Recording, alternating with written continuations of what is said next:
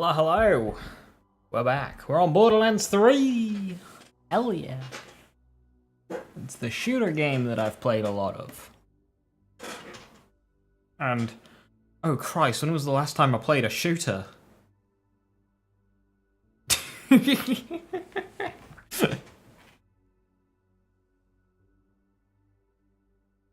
I last played a shooter.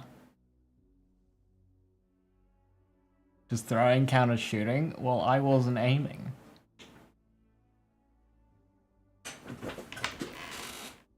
I mean, I played a bit of the First Descendant, but I don't really think you call that a shooter. Oh shit. I gotta be rusty. Thankfully, Borderlands 3 isn't a gun game, so we'll be okay.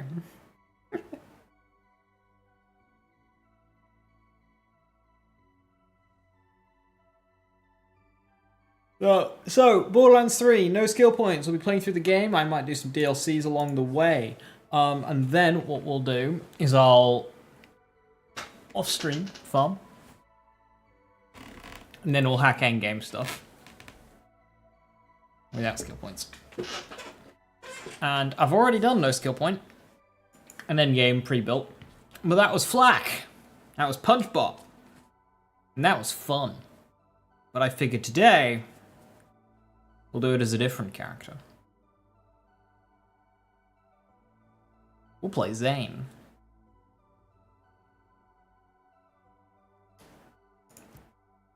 There you go, Shko. Thank you for the 30 bits. Much appreciated.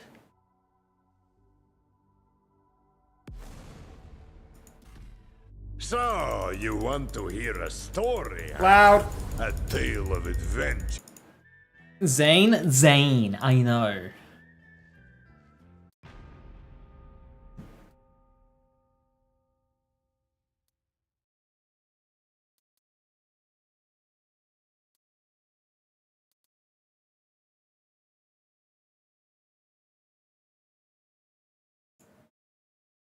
Surprised it doesn't have more information on the characters on this screen. I thought it did. I think that screen should just give you APG3 withdrawal. Yeah, it's been less than a day since I last played. You know, normally I'll go 3-4 days without playing between between Tuesday and Saturday. So. Nope. Sneaks up on you.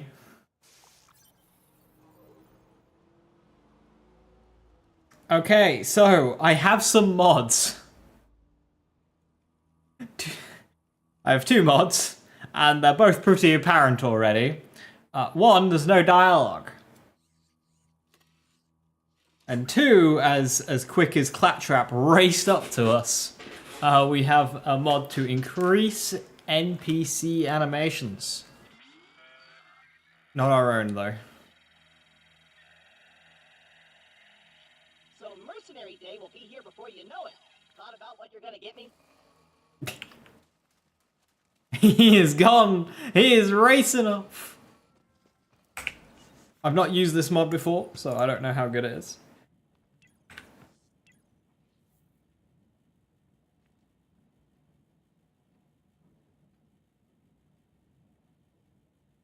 I don't know if it breaks things. I don't know if it'll like change balance anywhere. I don't really know.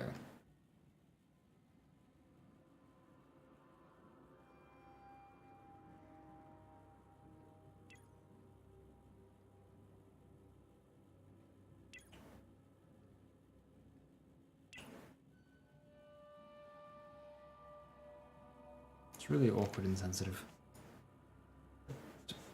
Move slowly.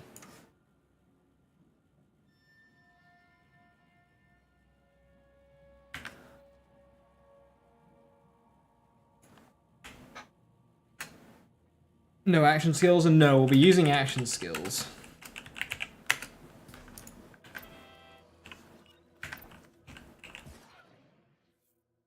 Yeah, we'll be using action skills for sure.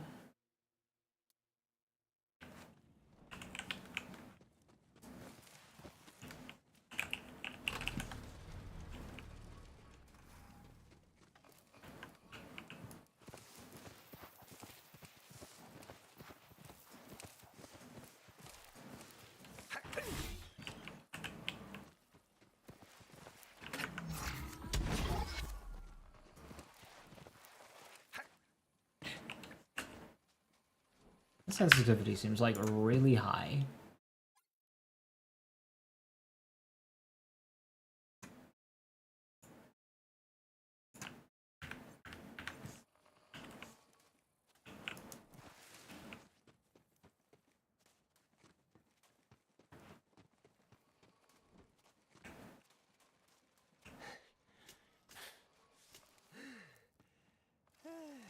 God, he's so much faster.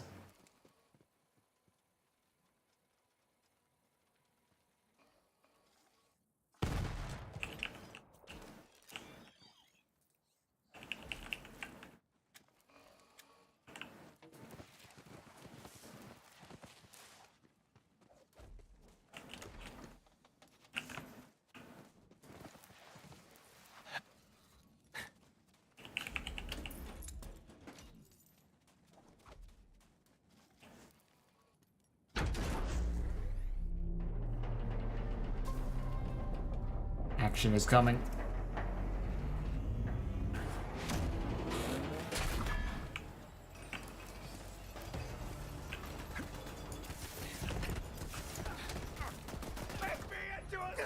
A new chapter in me saga. The grave is your reward! 86 those pricks! Not now! I become chaos! Take it down to... Very messy.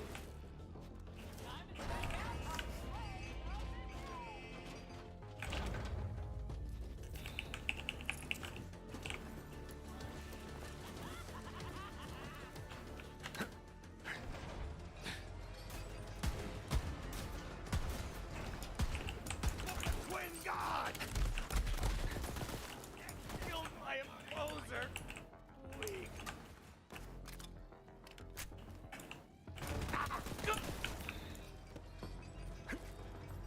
That grenade killed him.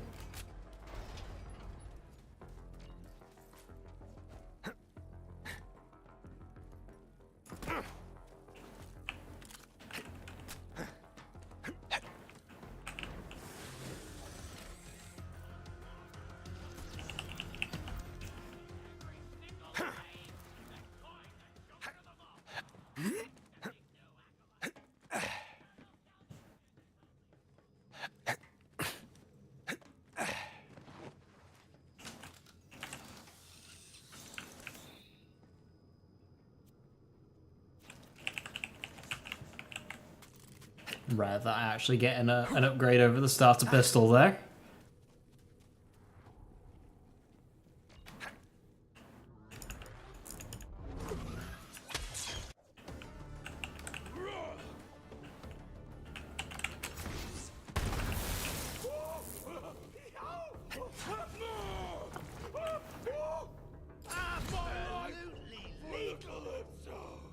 Ferocity is my middle name. Then Ferocity Flint. But this doesn't take a skill point. We're still at skill point 0.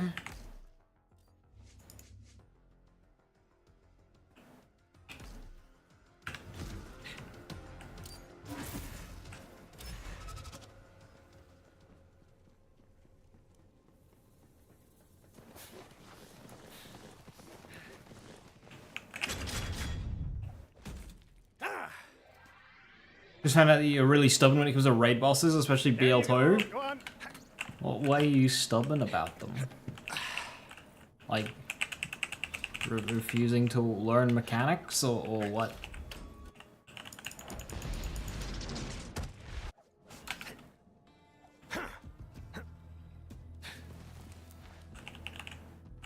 Pandora's a dangerous place. Grenade mod will come in handy. You Oh, should well. equip it before we get started. Let me know when you're ready. Maybe I'll equip it later. It's your funeral.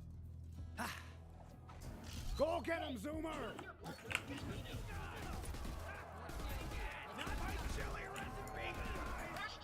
of them! Possible you picked the wrong battle. It's the Firehawk! The God Queen wants her head! Remember my name, which is... Nice fighting. Good OP10 Hatterax kill? Oh shit. Wait, what defines a good kill? Because to be honest, when it comes to Hatterax, Right, we got a foothold. I don't know, Hatterax, yeah. Turning our way. Killer, you're with me. Let me catch you up. A while back we found Like a one phase? led to vaults all over the borderlands. Dream come true, right? That's how big of a target it would make us. We got attacked and the map was lost. Looking for it ever since. This way. I was so focused on finding the map, I didn't notice that Pandora was changing. The bandit clans used to just murder each other for fun. Now they're all under one banner. A cult. The children of the vault. The thing about Hatterax is it's Right. very RNG on if you get like a good one phase or not, because it depends entirely on Slag. I mean, some characters get away with it without it, but Something called the Great Vault, and they've been slaughtering anyone who gets in their way. We heard a rumor. so interface is not too great for Hatterax. You want the conference call. Be the map. That's what we're here to find out. Perfect.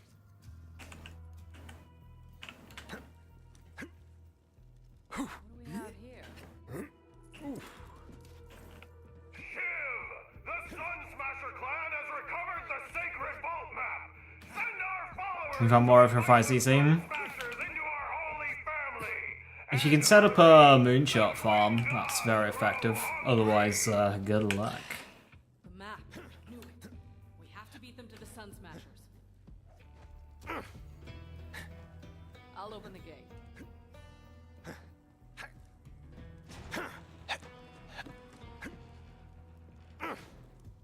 Come on, this way. She's so fast. I'm playing Vorak again? Yeah. I enjoy the Vorak fight. It's a shame they never fixed the health bug.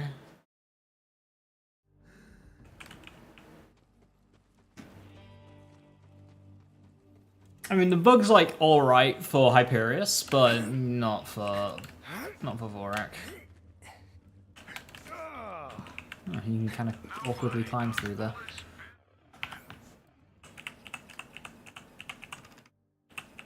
Just munitions. Bullets and bombs. That's got brimming.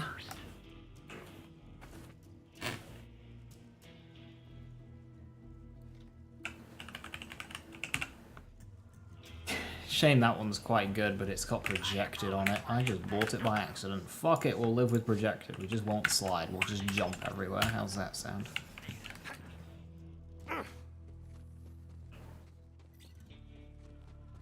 It's impossible to fight unless you glitch him or your Salvador. Objectively false.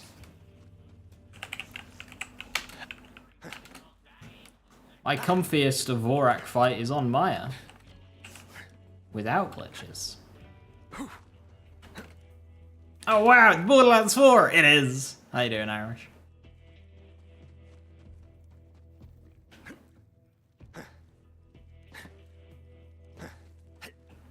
Oh.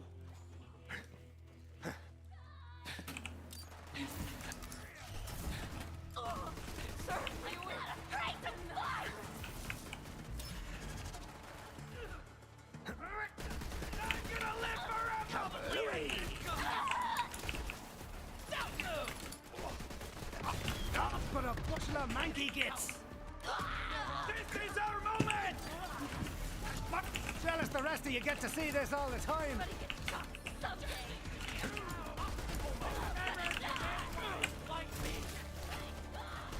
Normally wouldn't kill these guys, but I have level up bonus.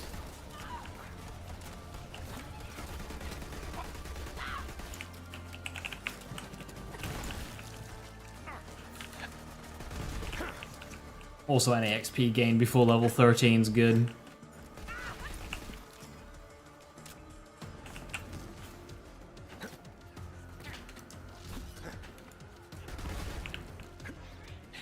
Only 69 levels to go? Only 69 levels to go, hell yeah. That's not. Victory for the Twin God! What are we waiting for?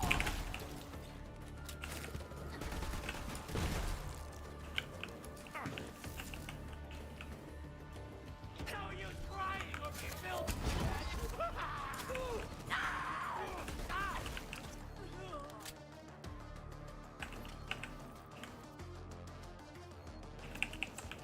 Perfection doesn't exist. Stop seeking it. Bam. Bang, bing, bosh.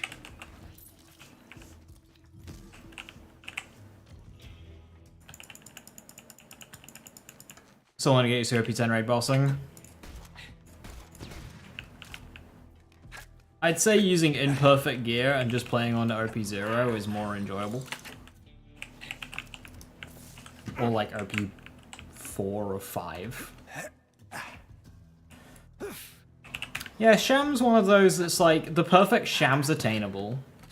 It's not too bad of a farm in the grand scheme of Borderlands items. We have to leave. So Sham's like one that you can actually go for and have fun with.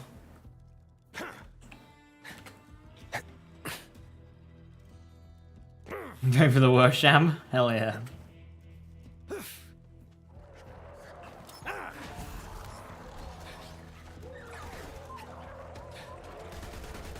I was made for this.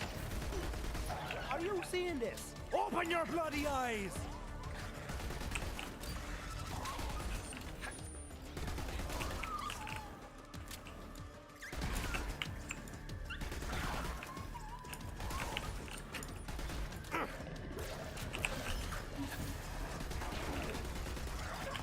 My standard rate, plus double.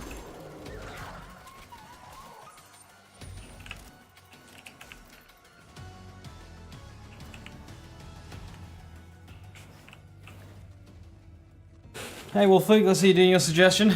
This is your suggestion.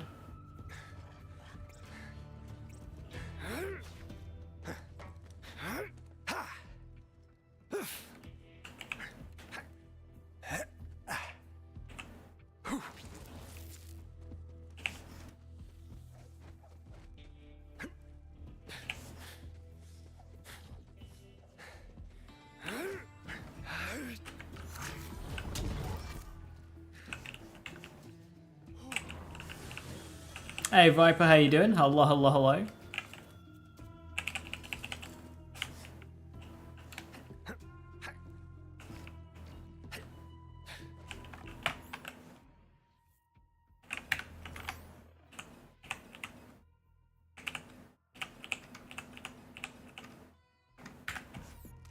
Gee, thanks, I guess.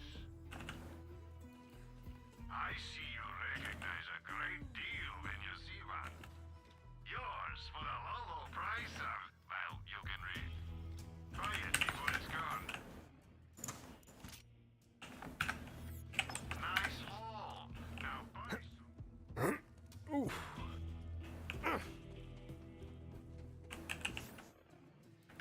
Okay.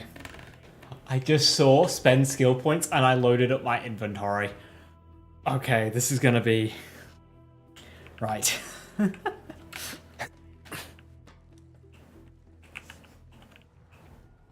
you worry about me. I got a belt. Net challenge, complete BL3 without getting skill points. So that's actually a category that some people have done and attempted to optimize. Viper. It involves you letting Maya kill the entirety of the Rampager health bar by herself without you contributing any damage to the fight, so you do not get credited for the kill. It's like a low percent run thingy, where you beat the game as a low level as possible, where you avoid as much XP as possible. And the Rampager fight takes like an hour.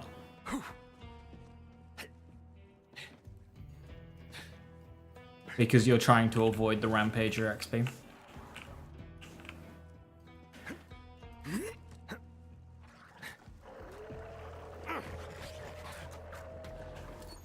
That man is dangerous. Get him.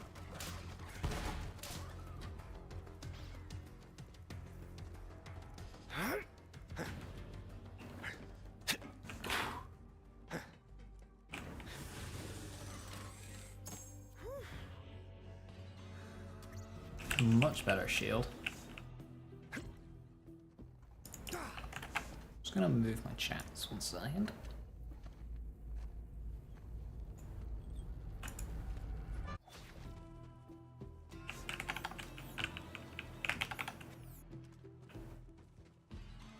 Ah, no, Wolfie.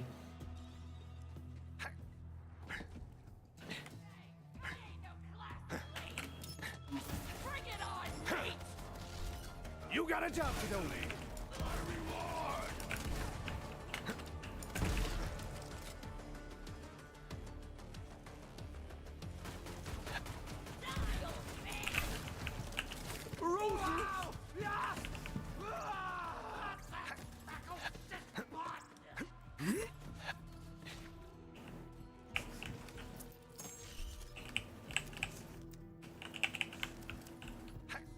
We'll need lots of money to buy SDUs, since our damage is going to be lower.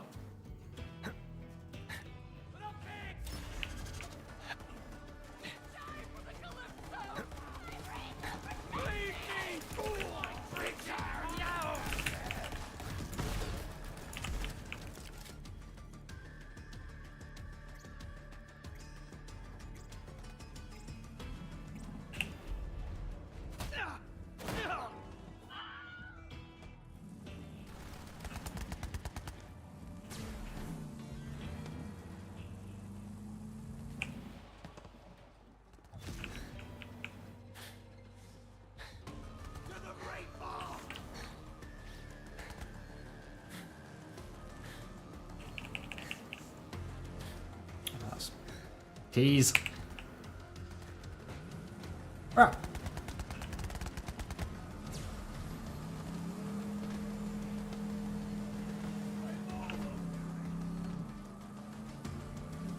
Now that's how you drive.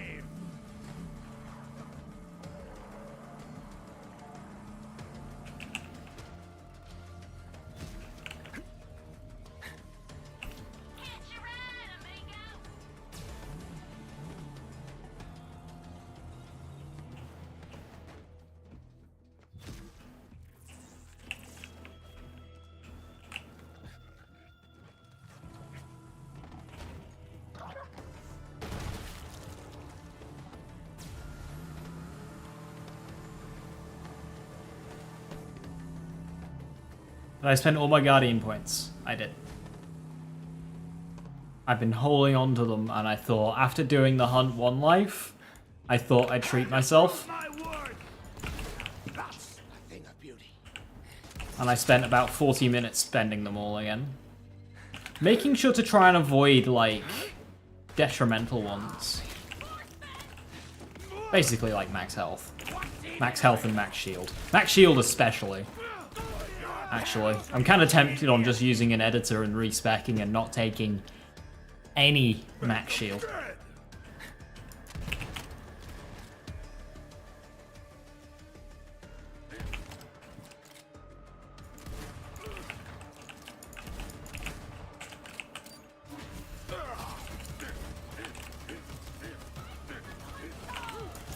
Throw me under fire. Not a good one. Not even sure if I want to use this.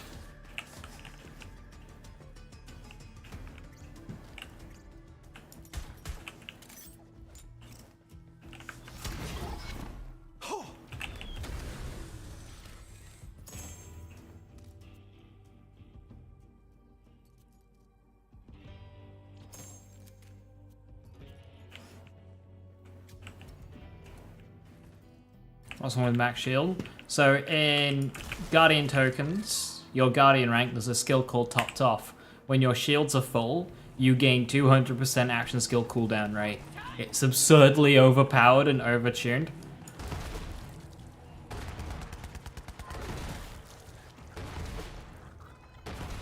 And if you increase your maximum shield without increasing ways of recovering max shield, it makes it more difficult to keep active. Yeah, max health, max shield makes it harder to refill, absolutely. Wanna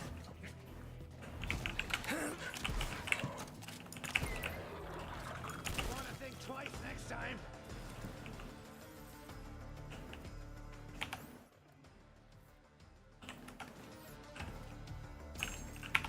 Wait, how full is my inventory?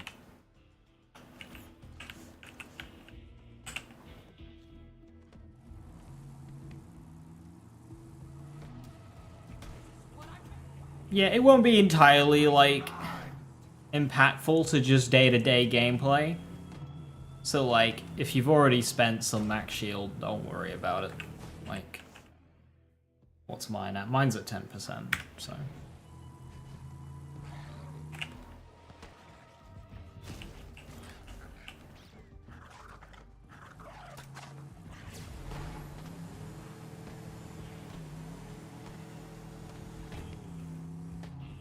Going turtle will do the same. Like turtle shields? Oh. There aren't really any top shields that have turtle parts. And the thing is I can't remember what turtle does to the recharge rate, because it might just come with recharge rate as well.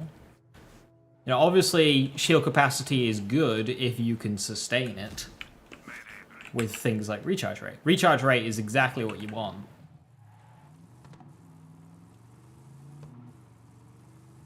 No, actually, we can do that yet.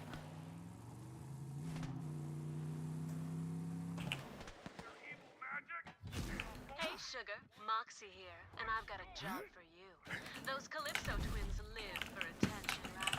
So I say we take it away by turning their own broadcast towers against them. You sure know how to turn a dial, Sugar. That hits. So if you can keep your recharge rate kept up along with capacity, it will just still make you tankier.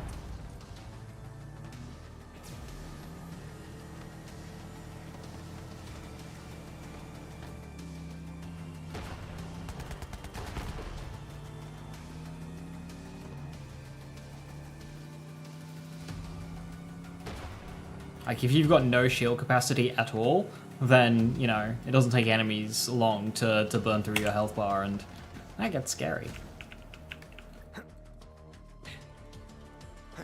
Raw shield or just increase your max? I don't know. Usually if you're doing that route. Like, okay, so here's the thing. Because if you're playing with Guardian rank, you have shield reboot, which when you kill an enemy, it starts recharging. Let me know. Over here. Trigger finger's getting tired over here. So, when you're stacking Phalanx Doctrine high, it means you're killing a lot of enemies.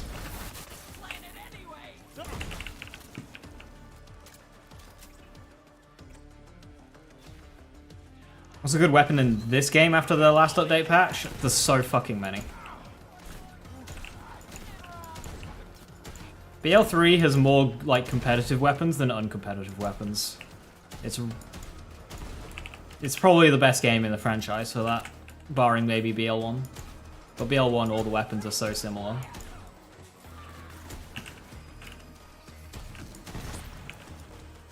Just when you thought I couldn't get any. Right now you're watching me walk around one-shotting everything with a Hyperion sniper rifle. Most people would tell you Hyperion sniper rifles suck.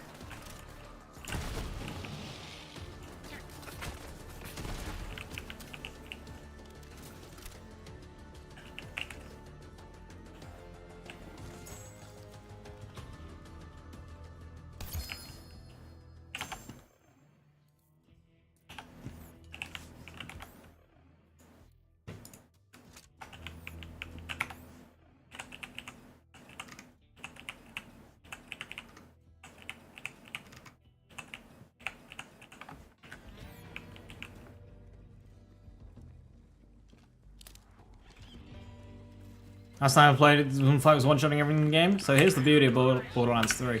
Every character has always been able to one-shot everything in the game. Barring maybe launch.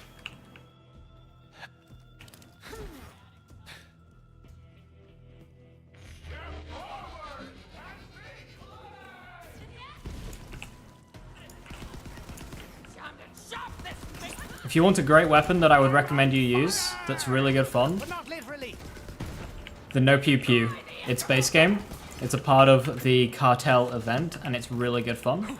Along with the OPQ, both of those guns are great.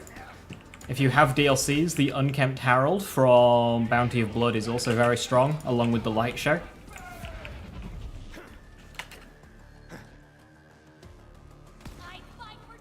Another very fun weapon is the reflux, especially on flak. That's base game. It's a Mayhem 6 exclusive from Genevieve.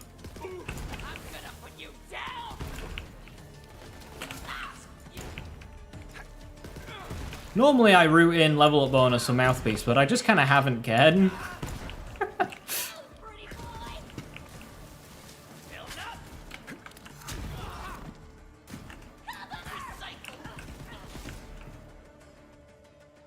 Nightmare can. Iron Bear's gonna struggle with one-shotting.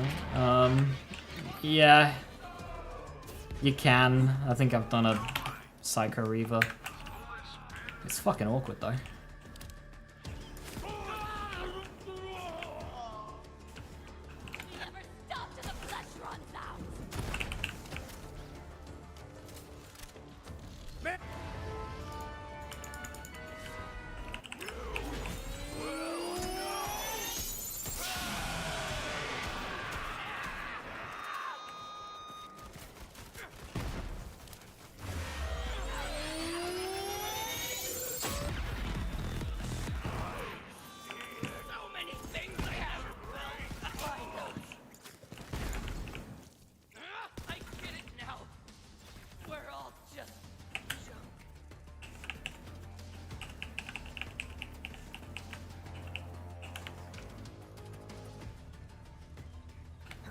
Ooh.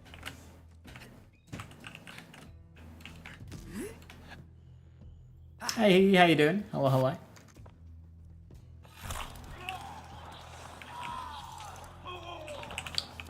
Since it's probably been a while since you've played this game, Strange Gamer, welcome to 2024 Borderlands 3 meta, where guns aren't a part of it.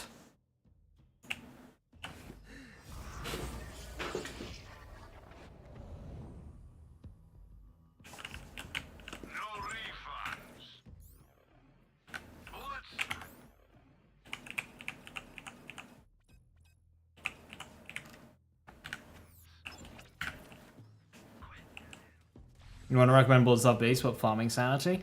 So the thing about Bloodstar Beast is, yeah, but at least once you get one, you're kinda comfy. Times 2, times 3 ultimately doesn't matter too much, and it always comes elemental. I am Sir Hammerlock, and I require you to hunt and kill things for me. You see, the Borderlands are full of rare and dangerous specimens. I will pay you top dollar for their trophies. That airborne abomination is known as a scrack.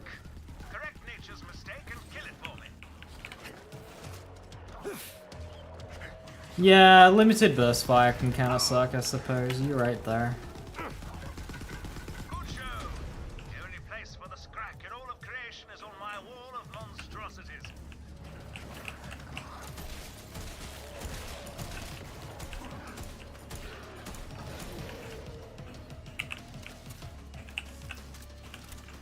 Is that an atomizer?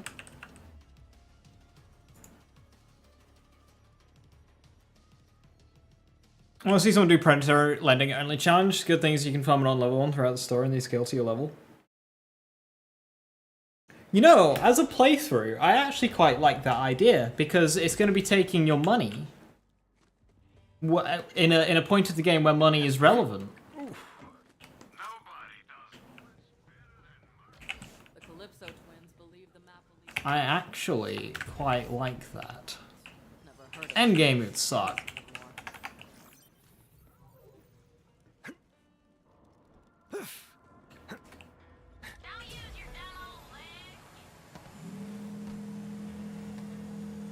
Grenades, action skills plus melee over guns plus darts over melee.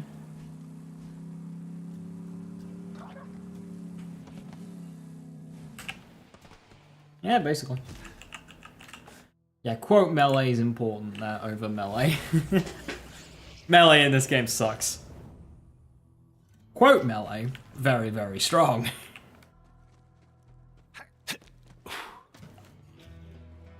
Upgrade SDUs or keep money for ammo? Well, you wouldn't need SDUs because you'd only be using one weapon. And that weapon doesn't use ammo capacity from your SDU slots. So all of your money would go into shields and bullets. And shields don't cost much. And you'd probably want to be buying anointed shields anyway, because you're using such a shit weapon. And they cost iridium.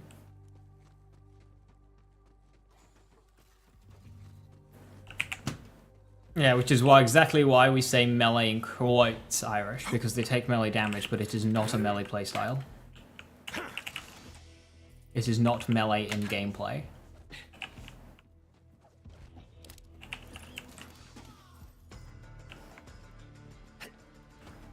I mean, like, right now I have 4,000 monies. So, like, that's 4,000 bullets. That's a lot of bullets. So it wouldn't be too much of an issue regarding sustaining bullets, especially when you'll quickly get up to, like, 30, 40,000 money. But not literally.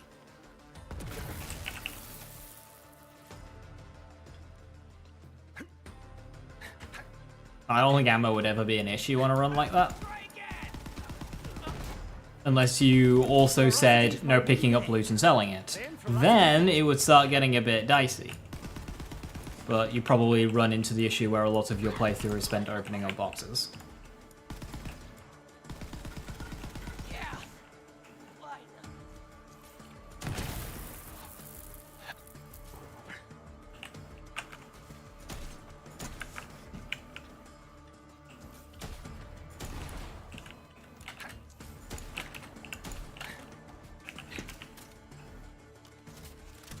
Give me an assist.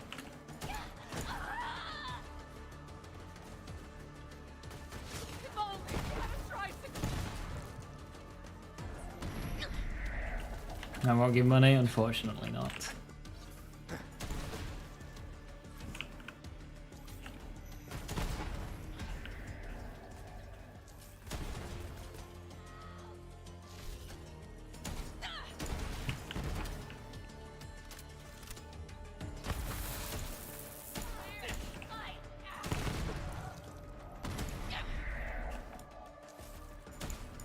Are you seeing this? Open your bloody eyes. Bandit in my sights. How long does it take to get Company Man and Phaserker? Phaserker you could be done in an average of 10 minutes. Company Man, you get one... You get at least one every single run. So we'll say for most players that'll be about 5 minute a run. Okay, maybe 10. And then you got to get the one that you want. So you're looking... an hour.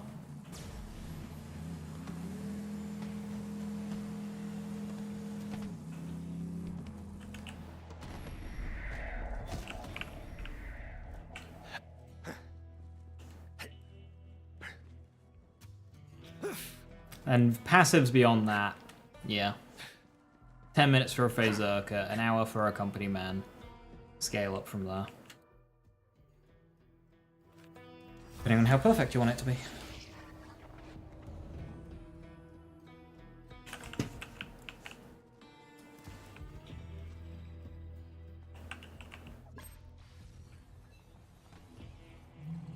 Like, for a Phaserker, don't even consider skills. I only go for passives. Company Man, I believe, has a reduced or a weird janky passive pool. Might make it easier.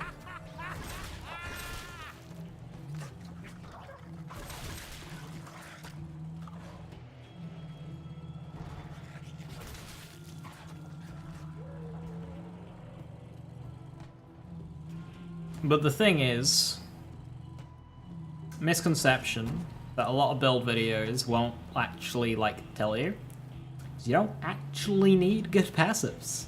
They are very helpful, but you don't need 3 out of 3. 1 out of 3 and you can be happy. 2 out of 3 and you're ecstatic. 3 out of 3 and you're buying a lottery ticket. Or not, because you've used all your luck.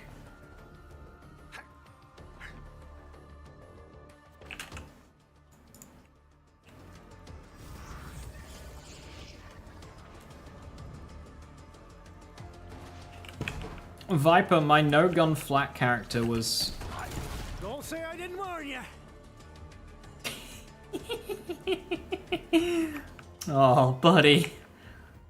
Oh, buddy. That didn't go too well for you.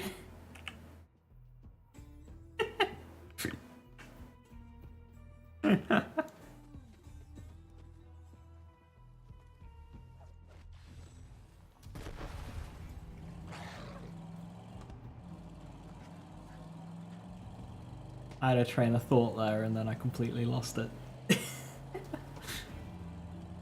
Oh yeah, AoE. Yeah, that no shooting flak run I did was no combat 1 life, and I farmed everything and did all the end game. I didn't have like super amazing passives.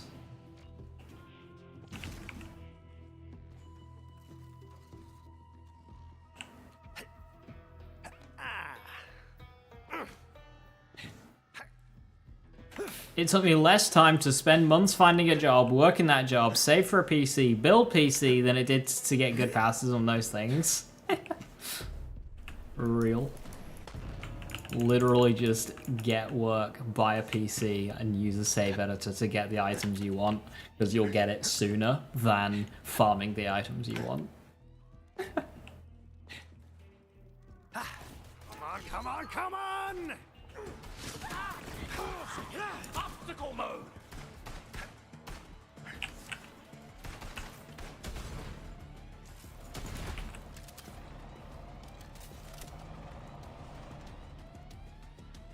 Skill spread or 1-2 substats is better. Depends on the class mod. But typically, stats. Woo! Still got it.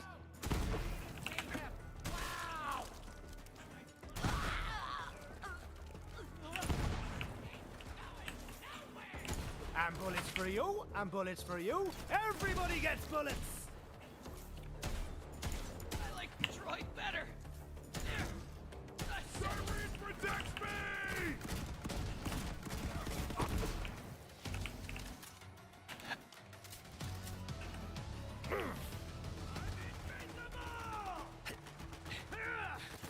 Sirens protect me! Getting better all the time.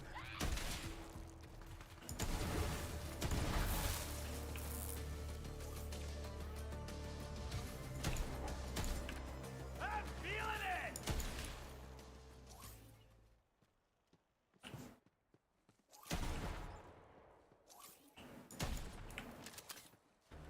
Hey, kitty can see. Hello, hello. You'll remember my name, which is... Ah, come on then. That would have been embarrassing for you.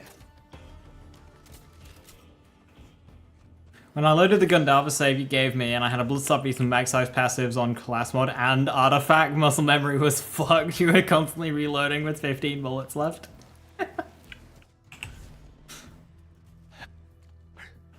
Having nice things.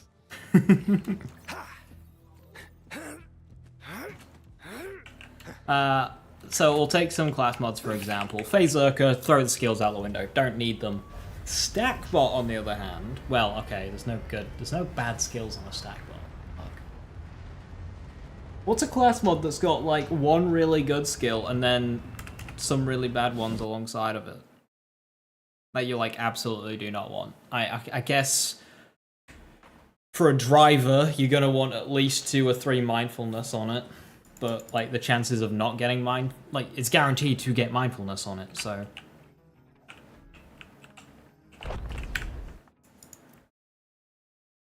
Fire in the Skag 5. Rocketeer, Fire in the Skag 5. Yeah, I'll give you that one. I'll give you that one. So if you're farming a Rocketeer class mod for Mers, you want as much Fire in the Skag Den, typically before passives. But like, if you get one with 3 and it's got some passives on it, then that's better than one with 5 and no passives. It's... yeah.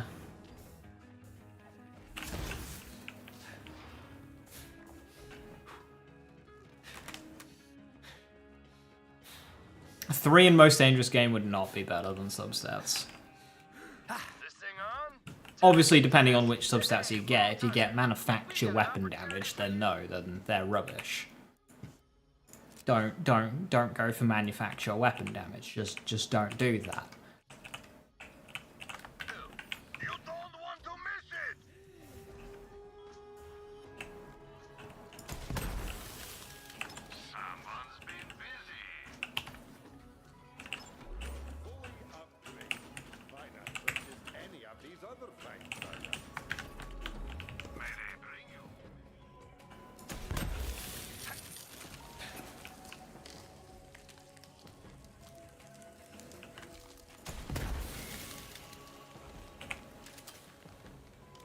10 out of 5 tool cross promotion is a must. I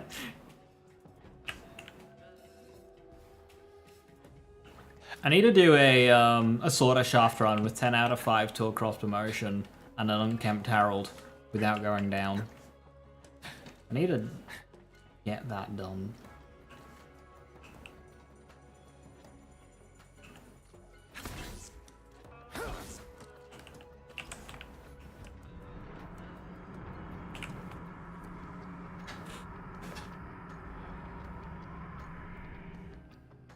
I want to talk across promotion so that Krakatoa makes down at St. Helens.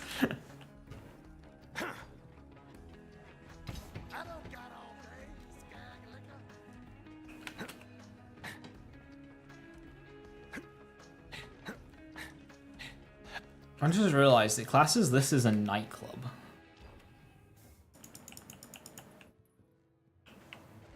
Hey there.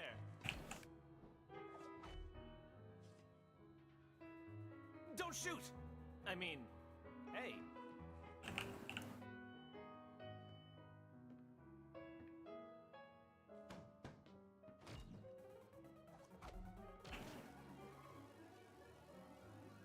Antifreeze. Yeah, some of the Zane class mods that can roll movement speed, skill, violent momentum.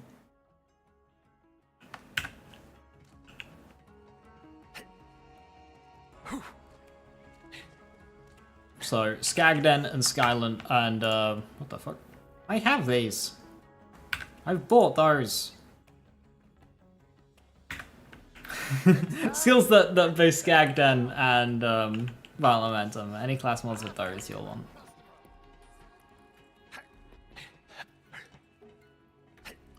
I can't think of any flak ones that you definitely want. Unless it's the purple class mod with Leave No Trace in, and you're specifically doing that. Which I don't think is ever, like, necessary.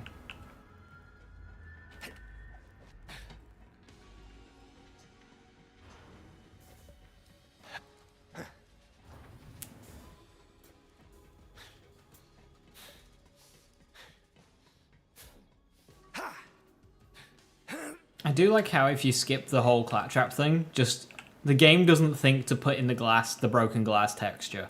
You just straight up don't have broken glass here if you skip claptrap.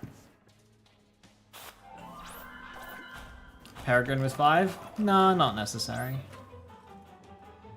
The thing with Peregrine is you just have good skills. Also, I don't think you can roll 5. You can only roll 4. And the other skills aren't bad anyway, so...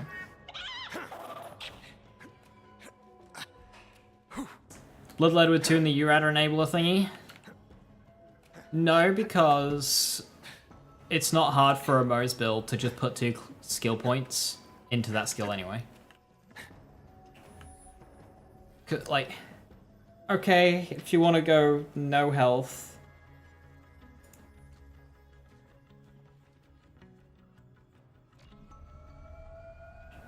But you can do the 3 skill points, get yourself up 40 and get your red anyway. And your other skill's Phalanx Doctrine, isn't it?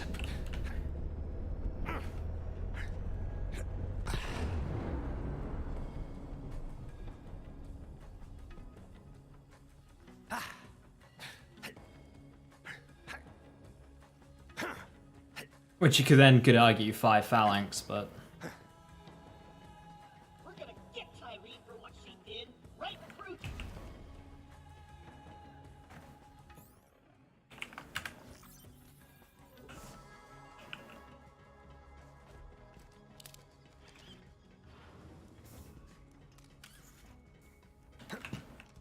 So nice, like, game progression is so much fucking faster with these two. Like, holy shit, we're at Promethea already.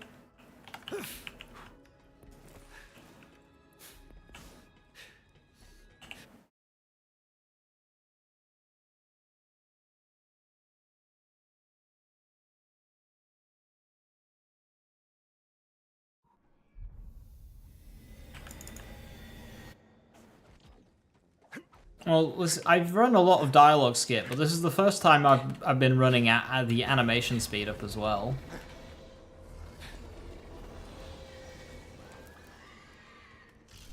Notice that there's no dialogue, Wolfie, or no story-related dialogue. I'm running a mod that removes it. No, not me. Shoot him.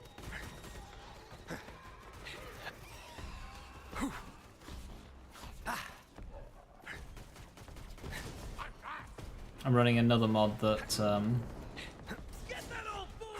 See, it's probably quicker to go get that claptrap here, rather than running back. Finally.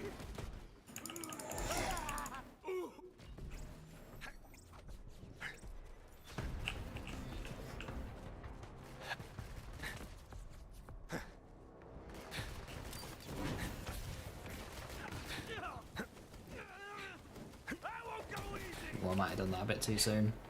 Oh no. Oh no. Oh no.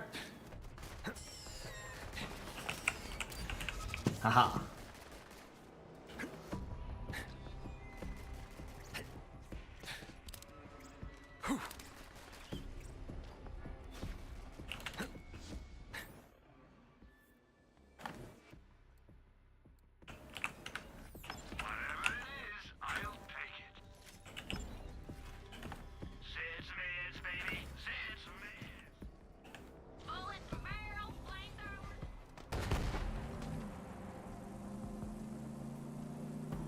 Death's Blessings, you need 3 out of 3 Remnant, 2 Atman. Oh no, oh no, oh no.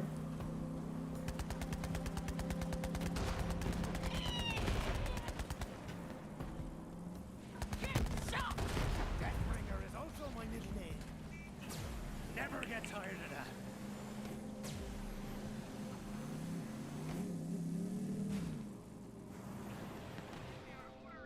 And go for black markets on the next map. What's in it? Now they'll have to spread their manure by hand and not over the airwaves.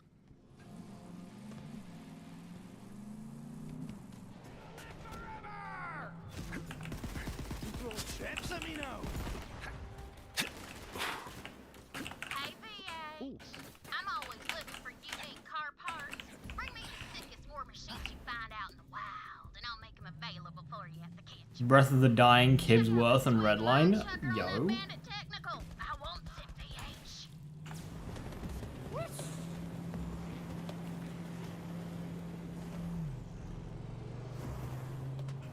Where is it?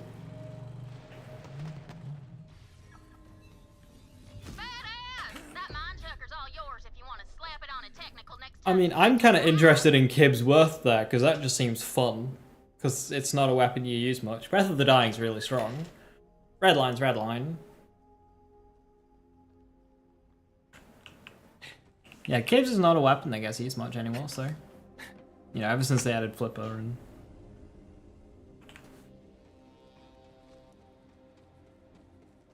How's the fight? Mo's Redline phase was funny as fuck. Dude. It was my first Hemo kill. It was the build that I took for Hemo. Wait, no. I did Iron Bear first, and then the second kill was Redline. That was so much fun. Hey there! The evil laughter. My gosh, she's so fast.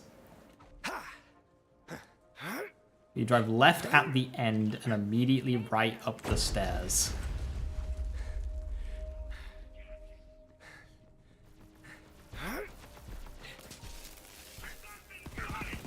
The end. I was made for this. It's a non-linear map.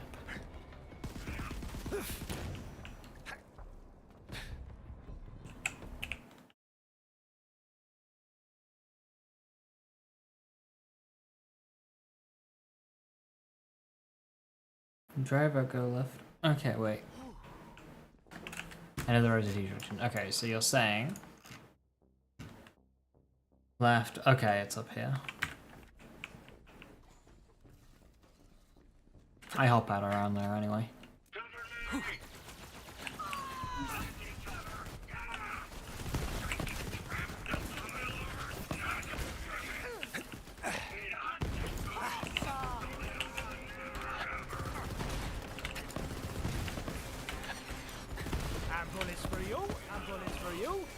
I don't know non-unique Zane class mods, so I don't know what I'm really looking for.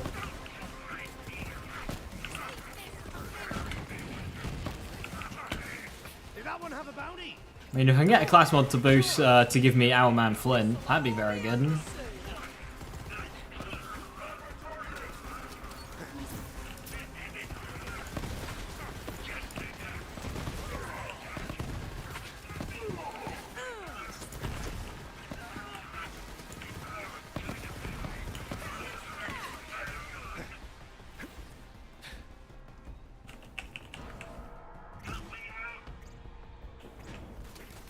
Well, the name of Michael size, right?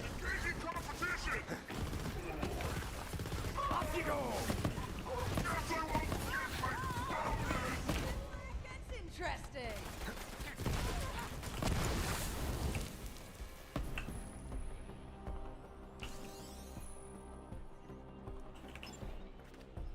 Firearms in every flavor at Marcus Munitions.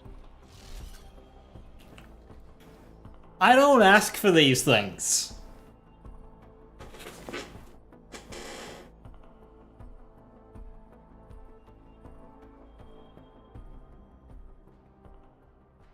I didn't ask for this. Simply don't buy it? I could. Yours for the low. I could simply not buy it. I've got 7 minutes. Always a pleasure.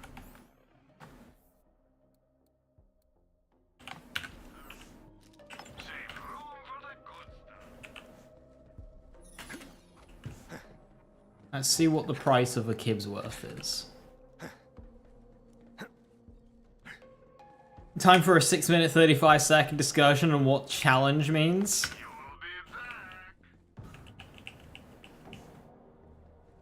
be back. Lorelei, where are you going? Oh my god. Buy it, just do it, make your dreams come true. Okay, so this challenge run is one that's going to get harder and harder as we go on. It started very easy because not having skill points doesn't matter at the start of the game because you're not going to have many anyway. But it is a Hell Shock. And a Hell Shock is one of the best base game weapons in the entire game. Laser dreams of buying a Hell Shock, we got problems. Don't say if you had the opportunity to buy a real life working Hell Shock, you wouldn't be a little bit interested in that. 24,000, Jesus fucking Christ.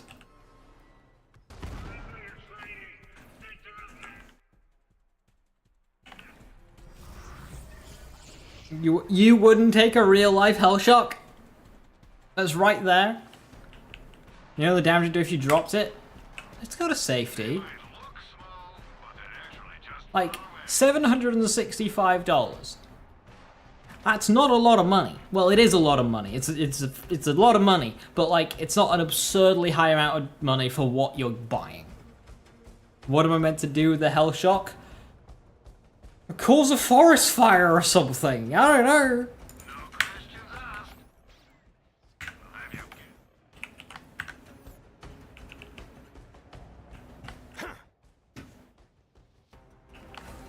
I don't want to cause forest fires.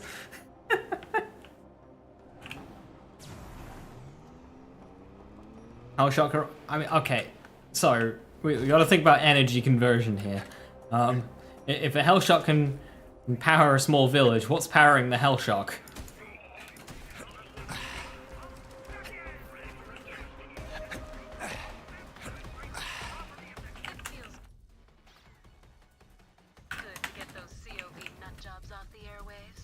Oh, the answer for class mods is very simple.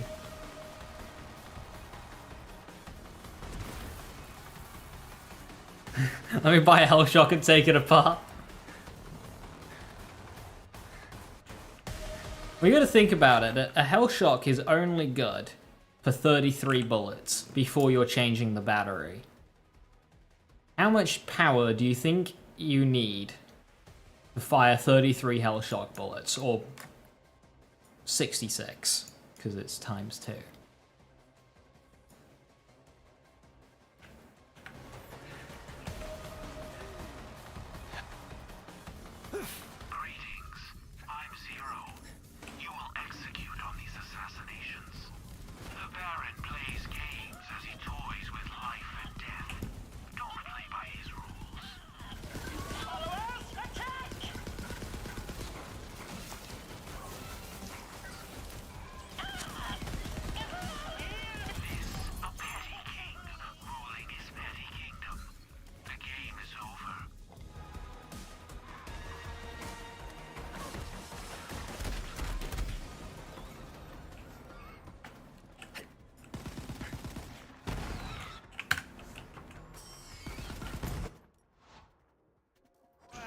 look at the state of you. Yeah, 24,000 at level 12 is quite steep. That's not very practical to afford a Kibsworth. That's a pity.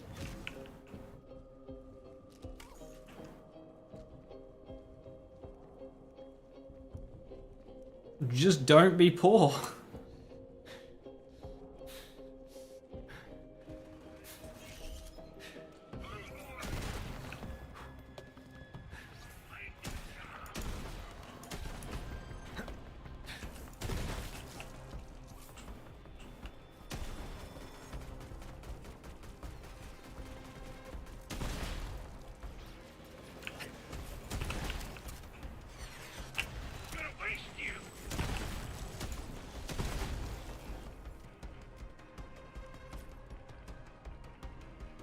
I'm fucking trying. Believe me, I'm trying. I've had an awful week for that. Choose wisely, suckers. Well, last week.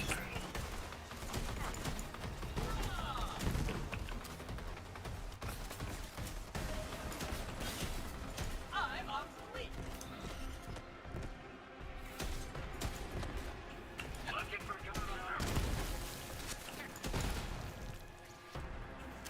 Who's the badass?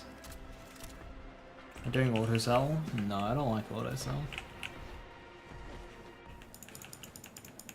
Although at this point I could probably do green. Because if we got like a cool green shotgun, I'll forget about it and I'll get rid of it. And I'll be sad. Don't worry about it, Sharky. You're good. You don't need to buy me games.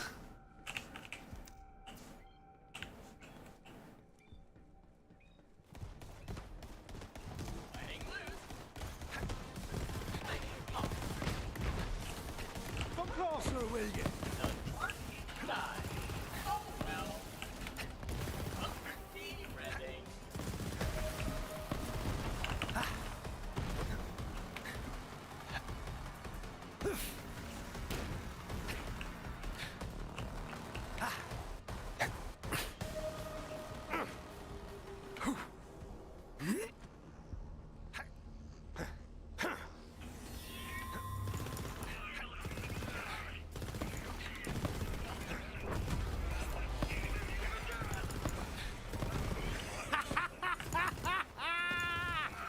Did that one have a bounty? No. You sure?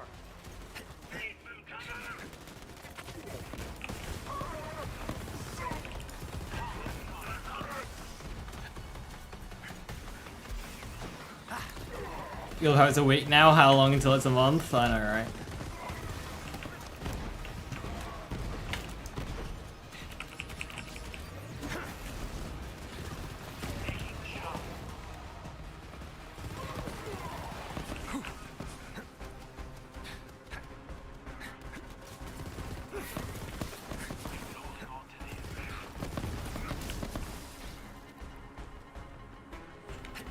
I say money you said it can't, but I fully cannot be bothered. You can't be bothered to set up a second monitor?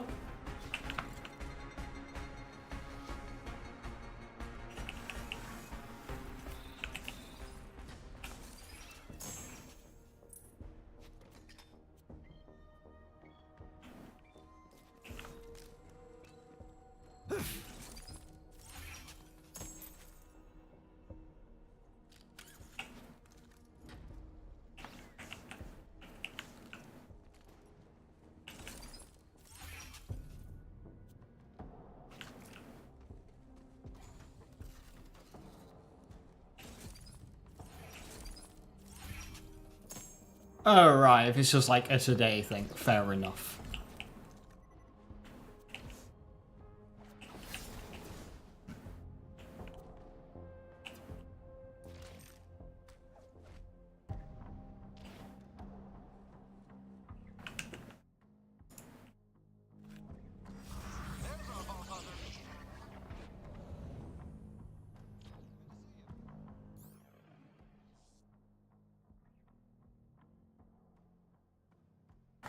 More than solving during sales. Yeah, if you make it a week, then that way you're not That makes for like physical stuff.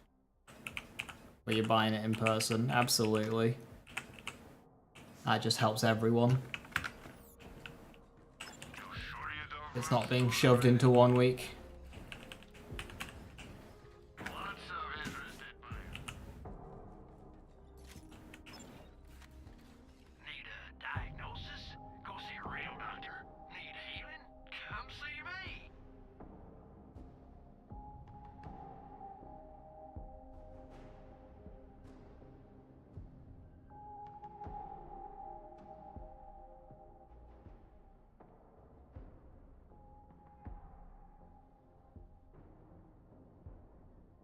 Hear me out.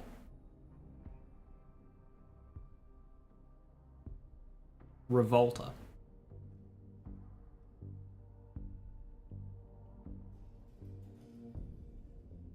anyone see my sandwich? It was big with a bite out of it and mine, and I wasn't done with it. I'd have access to Revolta.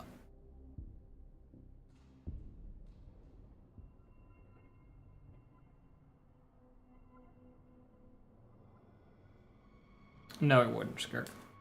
I'm not spending skill points. How's the fight? This is not spending a skill point. This is equipping a class mod. Figures the day I get to hang with the Vault Hunters, the day I leave my autograph book in the barracks.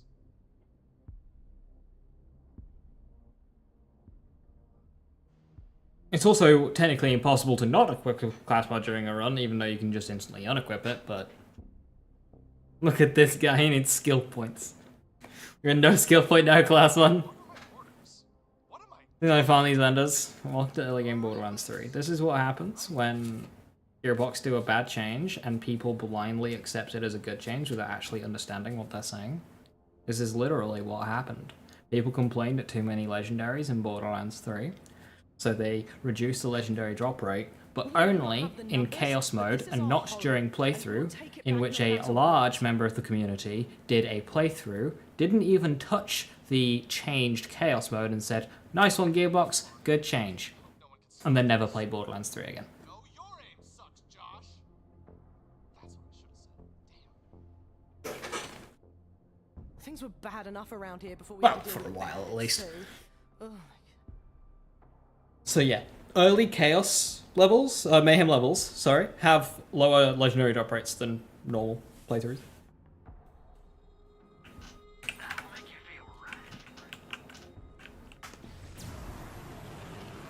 Chaos, yeah. Chaos, mayhem, it's fucking... arbitrary scaling on top of level. Same shit, different day.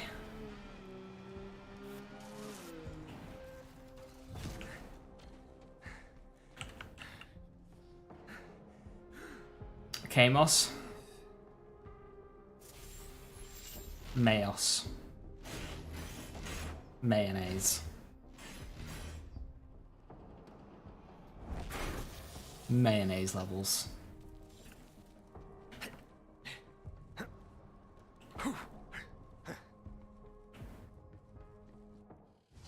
Mayo level sounds right. Viper is not a fan.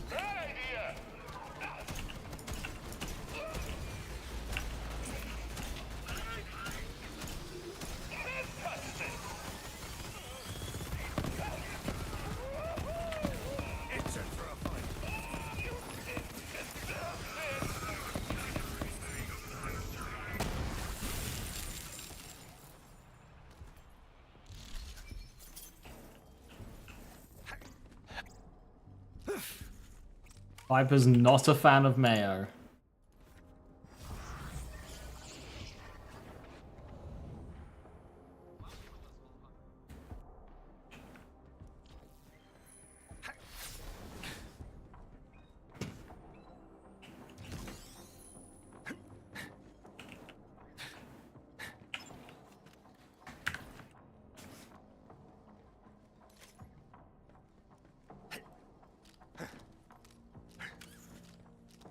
What's a fun to use weapon that isn't like really strong that you can farm throughout a story? I kind of wanted to say Nighthawking, but that one doesn't scale up.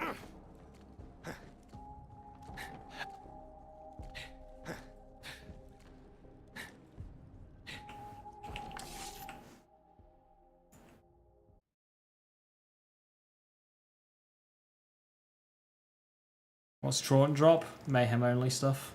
Tankman, Shield, and Chaosin. Nighthawking does scale up? It's a rare spawn, it's not a crew challenge. Do rare spawns scale? You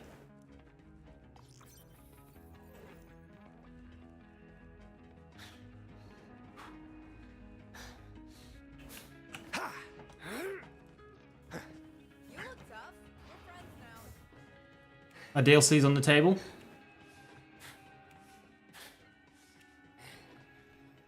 Yes.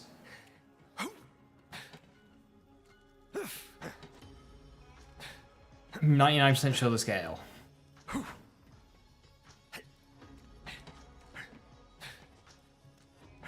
Unseen threat.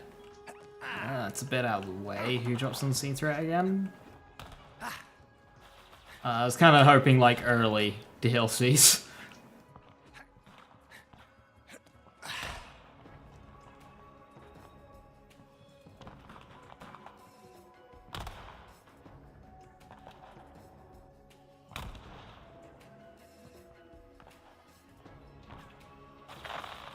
Dad just got a new PC and was playing Borderlands 3 through Steam Family, and he was really struggling on Ascension Bluff.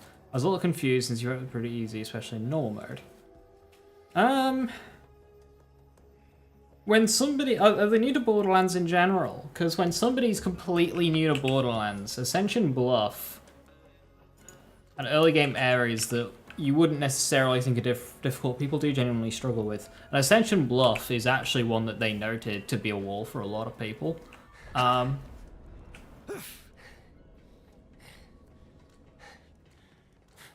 Unfortunately, it's so early game, you don't really have any advice you can give.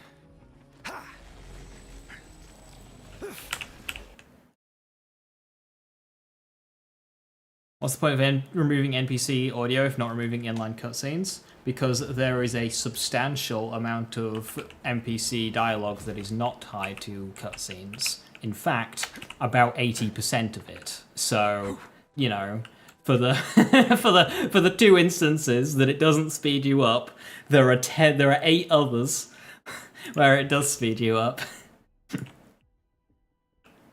You just one segment of the game where it doesn't speed you up. Oh, it's useless. A playthrough is considerably faster without dialogue than with. Yeah, equipping 2 Zane's action skills on Zane isn't inherently... I mean, okay. It's kind of on him, actually. There is a lot of words. When you look at these screens, you hover over stuff, and there's just so much to read, and a lot of it is largely useless for a player. Player doesn't need to know that a Hellshock has got a 87% handling stat and a 20% charge speed. Like, what the fuck is plus 20% charge speed anyway? And when you're getting thrown so many numbers and words at you, knowing which ones to read and spending time reading them all, it's easy for stuff to go in and immediately go out again. And, you know, when you're brand new to Borderlands, it's...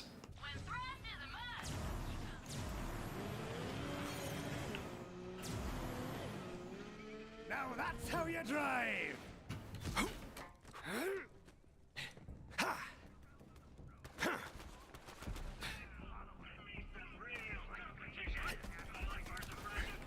You don't trust the cards? Well, when there's somebody who's completely new to the game, who doesn't even know how any of it works, they have no way of knowing what stuff is without the cards. They need them.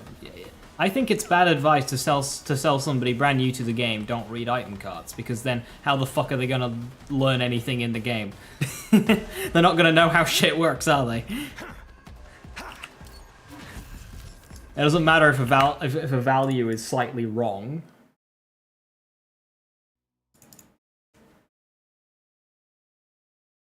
test them? No. I think that's also silly. I don't think it should be on the casual player trying the game for the first time to test the values of everything that they pick up. They just try to enjoy the playthrough.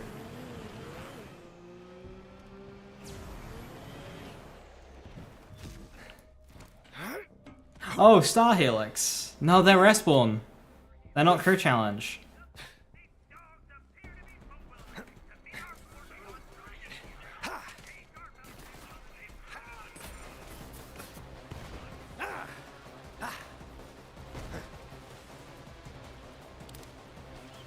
New Mexican, I'm sorry, but I'm just going to refuse to believe that you tested every single game mechanic on your first ever playthrough of a Borderlands game, whichever one it was, whichever year it was. I refuse to believe that you tested the values of skills to make sure that they were accurate on your very first playthrough of your very first Borderlands game. I will just flat out disbelieve that.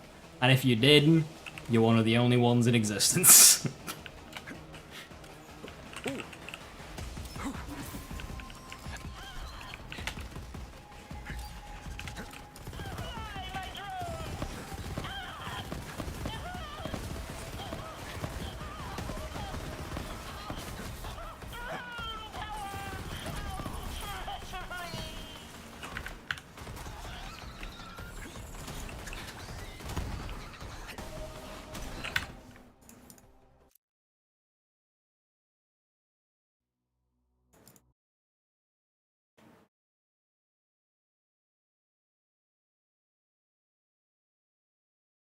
The Cell 72 monocle dropped, so they do scale. That's off me. Are the other enemies and chests around dropping level 5 or 6, Loot Wolfie?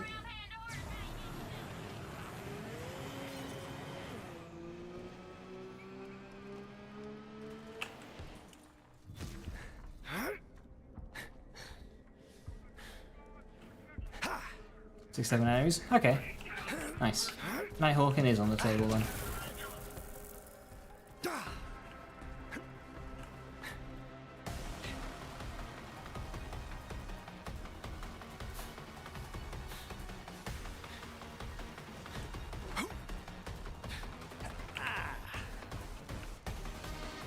Too bad SMGs? Yeah, SMGs being poor is not great.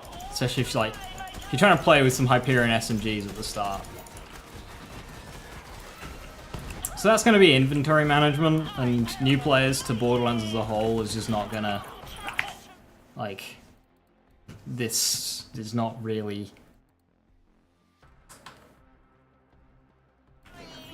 Okay.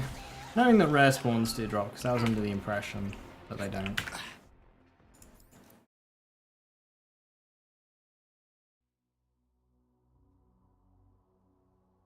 And yes, you had to read cards to know what was supposed to happen. Right, there you go. Read cards.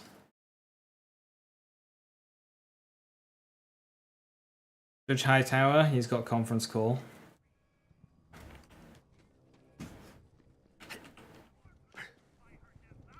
Conference call's a bit jank to not have like a reload speed from bonuses from reload speed and stuff.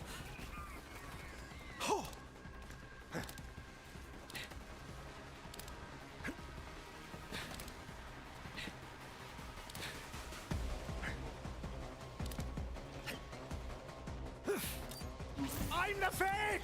I'm the fake!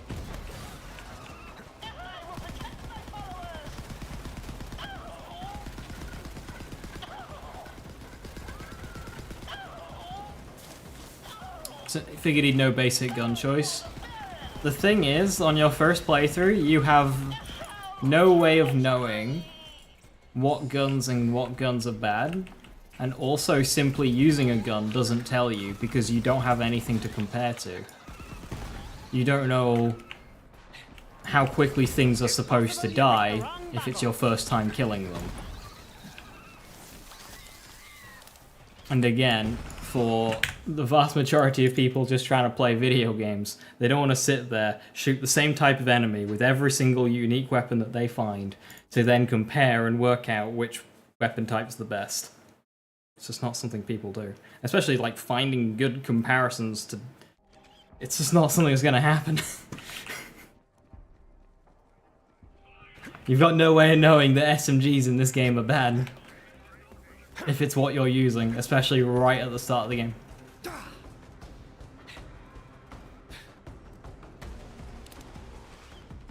Of all the different weapons that can drop at the start of this game, you can't expect somebody to know just use the Jacob shotguns.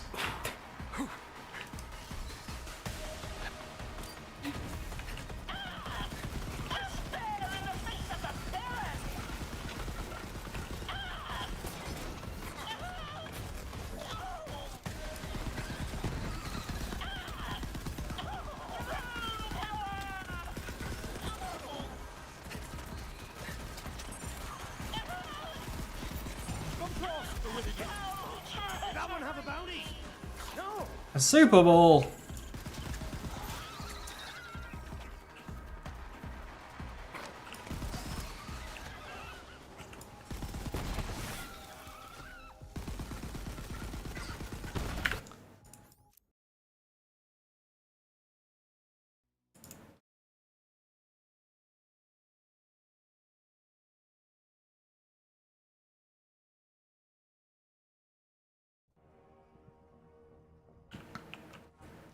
Nickname Mario. Yeah, Larsaurus. As with anything, if you're ever struggling on a game, just have a look at over what weapons you've picked up. And just try different ones.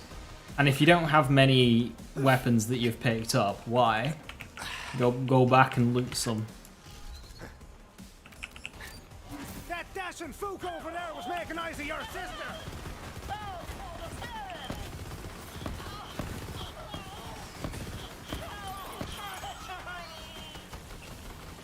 Ferocity's my middle name.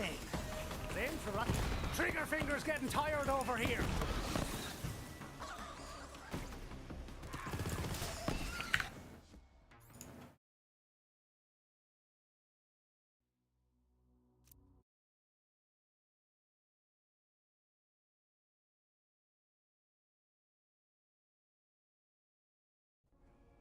You say that, Viper, but like...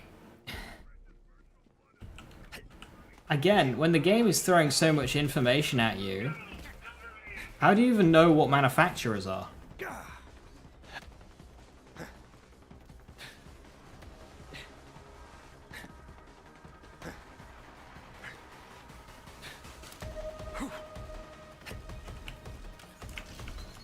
Off you go!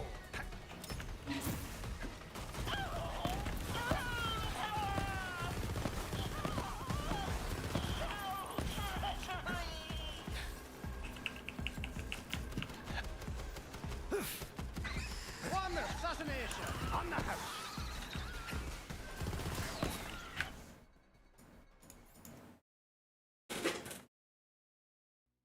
I mean, that works when you're going from one Borderlands game to another.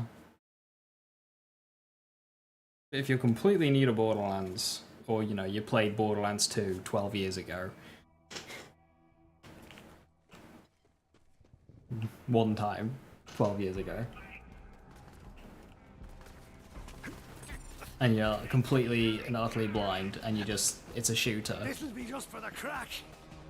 You have all these fictional weapons that don't even look like real weapons. That you can't apply real life logic to.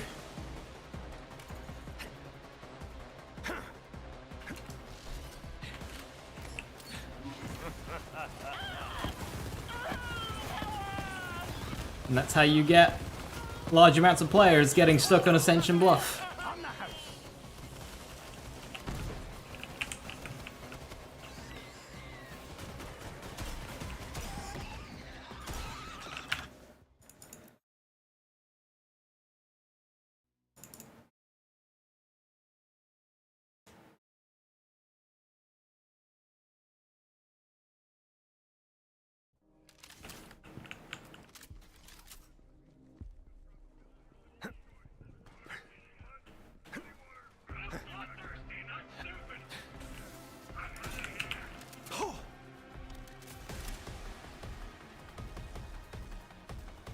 Now it's the first hour of the game.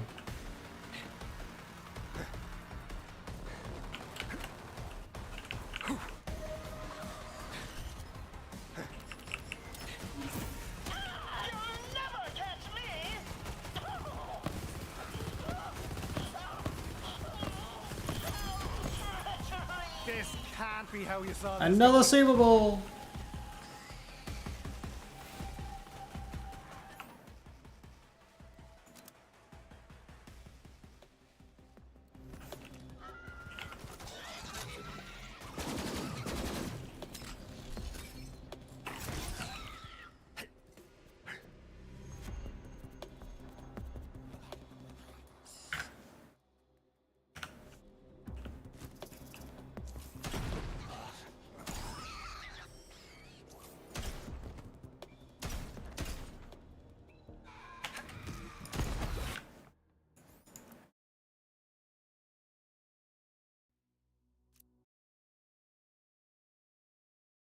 Two more ones that's got such trouble memory. Trying to do the 3 Moxie DLC event things, character around 18, go for trophy. I believe there's a fix.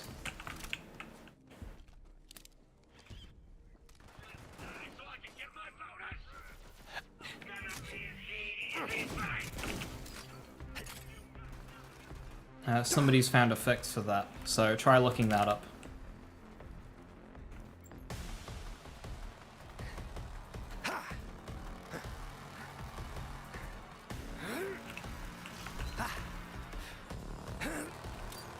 Get the new guy! Idiots.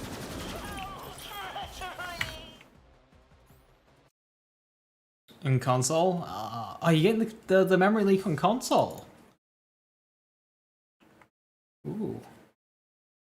Crashing on console sucks, because there's like fuck all you can do about that.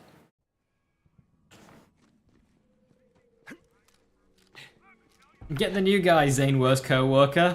Zane most realistic co-worker?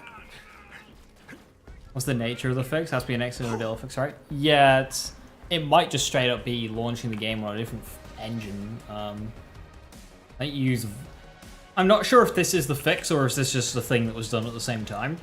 But I think it's playing the game on Vulkan. That's a good-looking bullet sponge.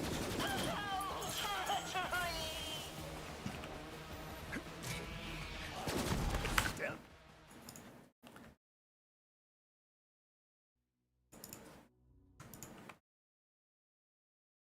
If he doesn't drop it this kill, I'm just gonna move on.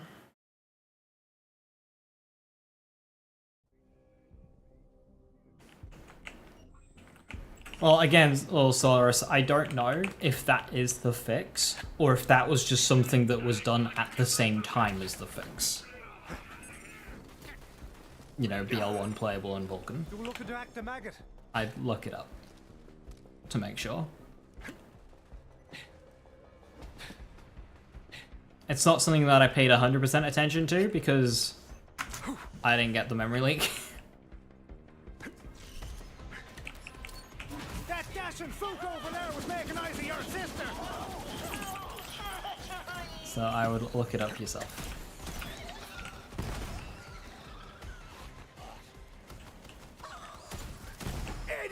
Those pricks. Those are just 2 events that happened at the same time, and I don't know if they're related or not. Somebody found a fix for the thingy, and also somebody had the game running on Vulkan.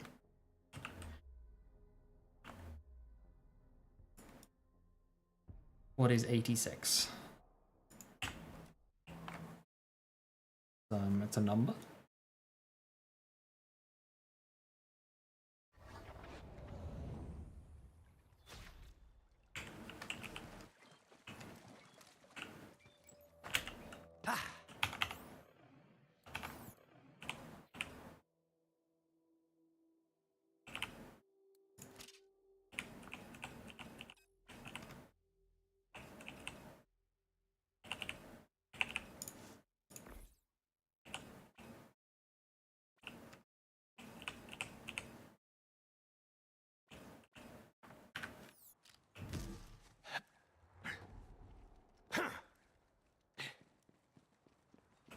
Yeah, it sounds like military code. If you want the skills to get the kills, you need a class mod. Don't get shot too much now.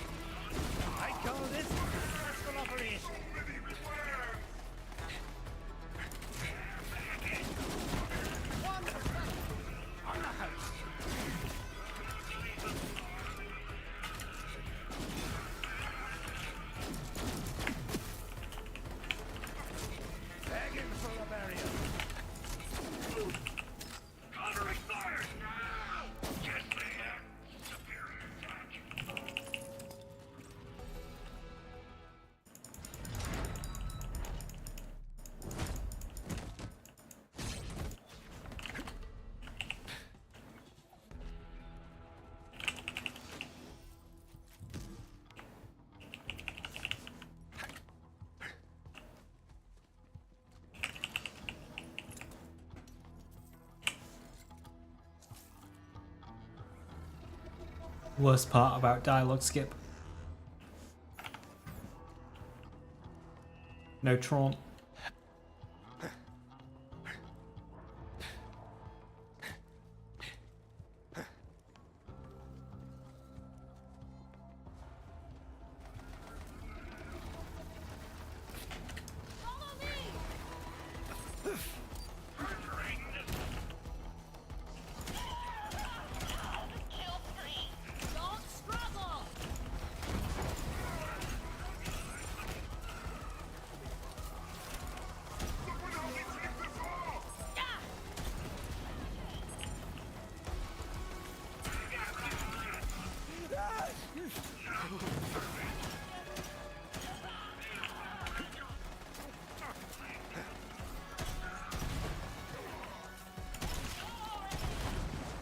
Got any more for the meat grinder?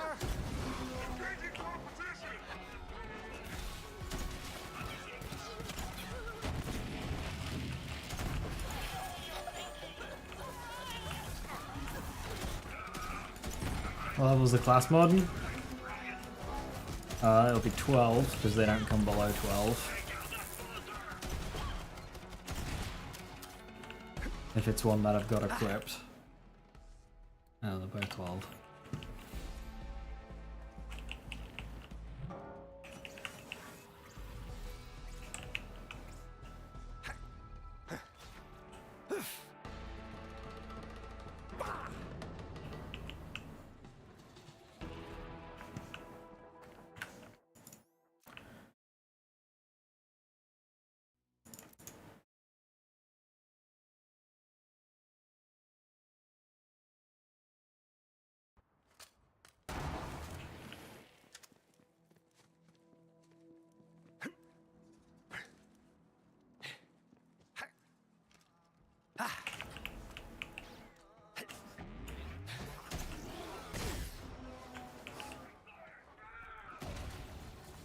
That wasn't so hard. I'm loading. now, was You'll it? spend my skill points. You don't know how the game tells you how at the very bottom of the screen.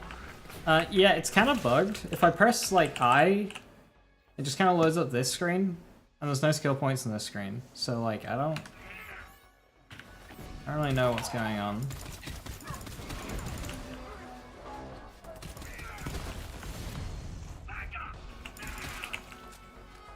Got a nade for him.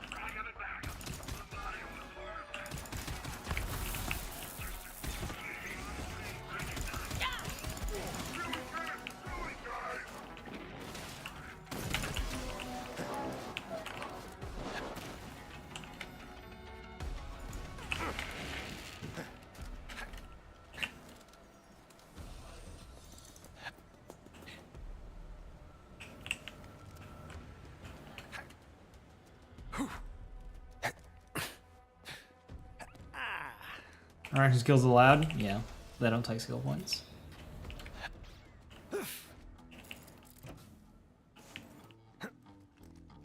It's just spending skill points. Like, even skills.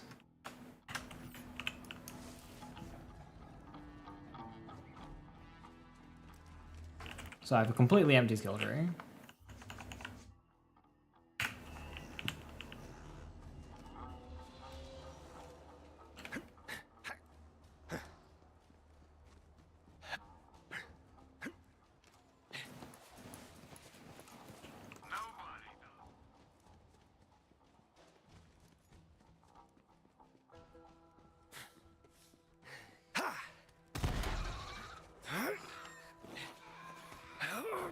I think Ava still has some passive dialogue.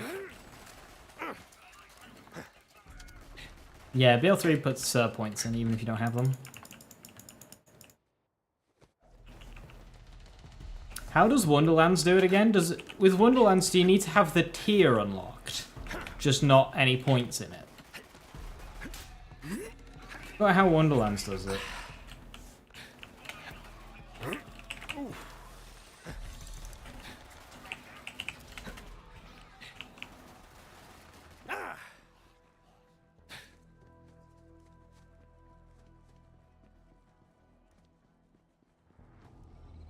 What, skills and class mods? Or armor for that game.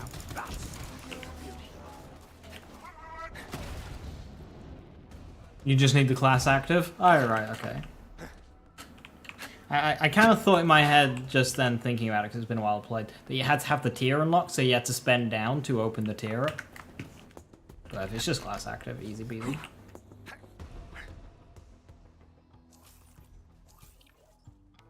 I'm not sure which method I prefer.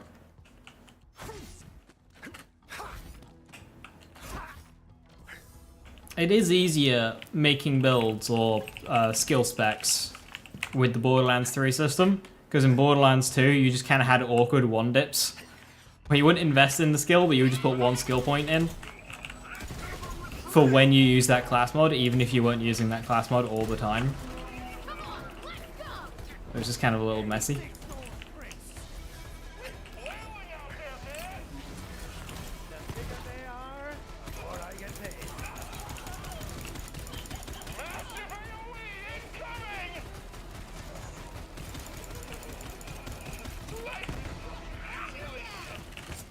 The system sounds awful. It wasn't bad.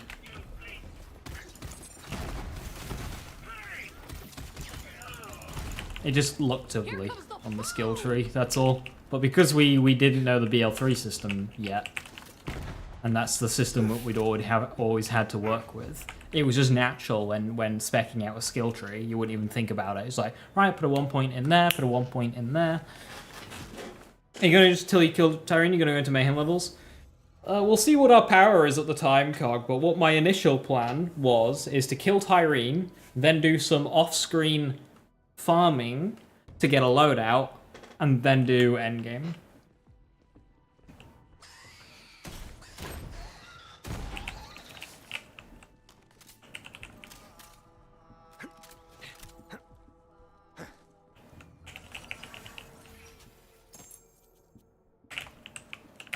Because most of this the power that we'll have for endgame will come in passives, and farming passives is just not enjoyable to do.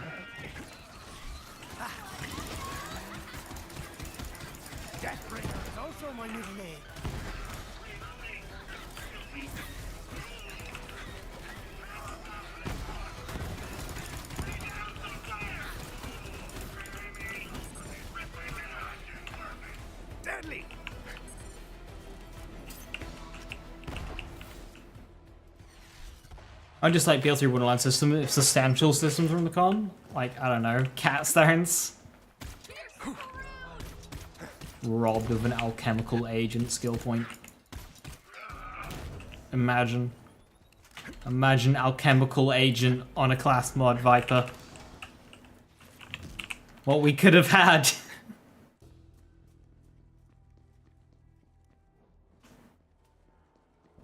We were dreading alchemical, because we believed that Gearbox would do such a thing.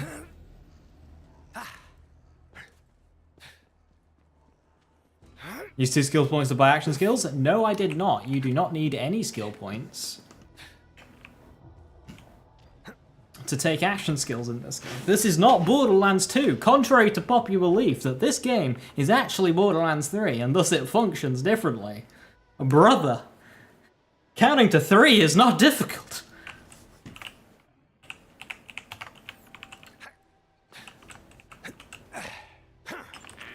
If you respec and you have 10 skill points, and then you activate 2 action skills, you remain with 10 skill points. It's wild.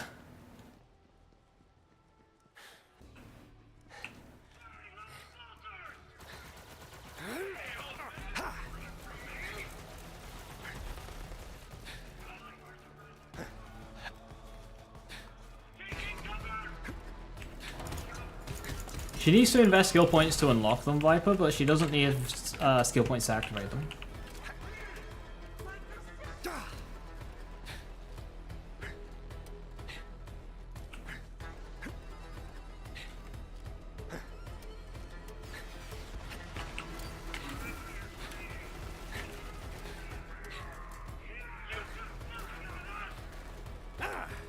Do some work, drone.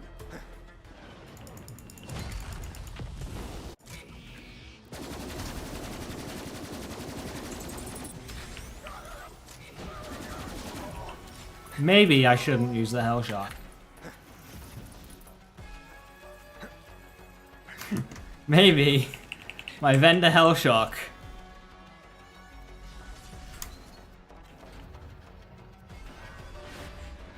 is a little bit silly.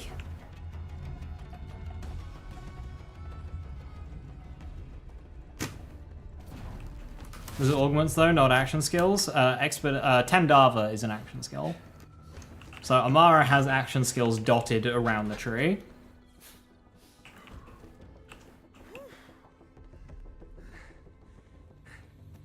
She's got both augments and action skills.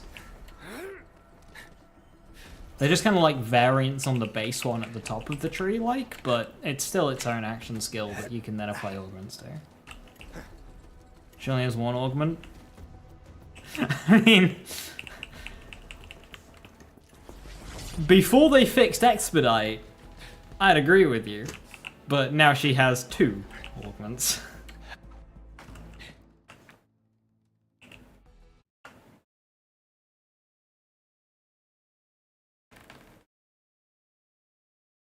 Yes, Soul Sap counts, even though it's incredibly inconsequential.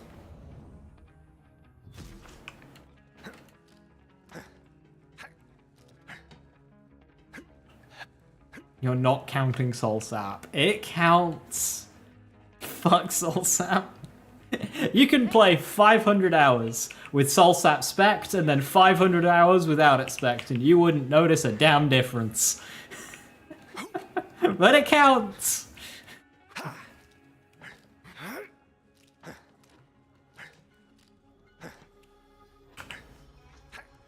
You would? Viper, this doesn't help your point. The point I just made is that Soul Sap doesn't do anything. If you're noticing the difference between Soul Sap spec'd and Soul Sap unspec'd, then you're saying it's impactful. I didn't say Expedite, I said Soul Sap.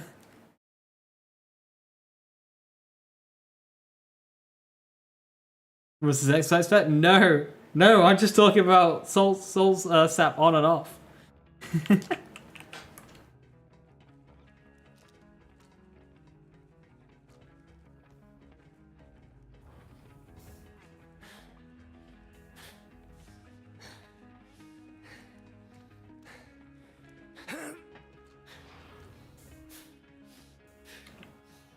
That gun, you're referring to Hellshock. Yeah, maybe I shouldn't use Hellshock. Maybe I should use the redistributor instead.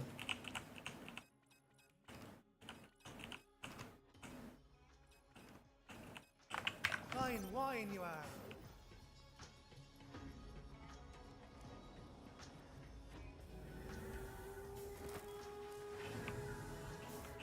Hey, drop by when you're free.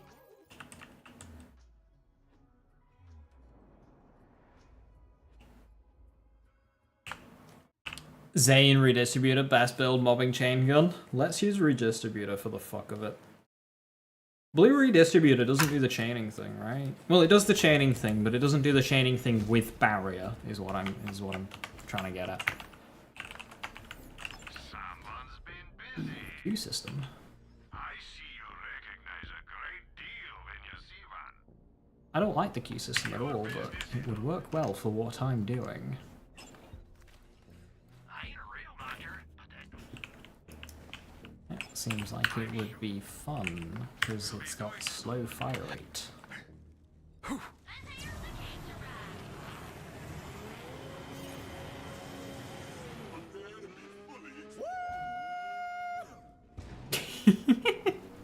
Hell yeah!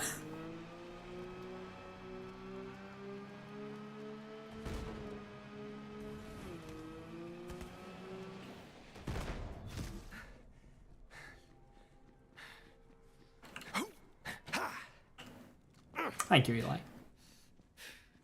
Shouldn't be too tough. This is mainly just kind of an excuse to showcase that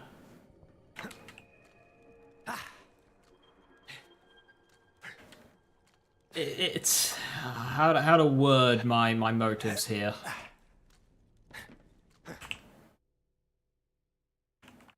Because it's got a very specific goal, but I don't really know how to word it.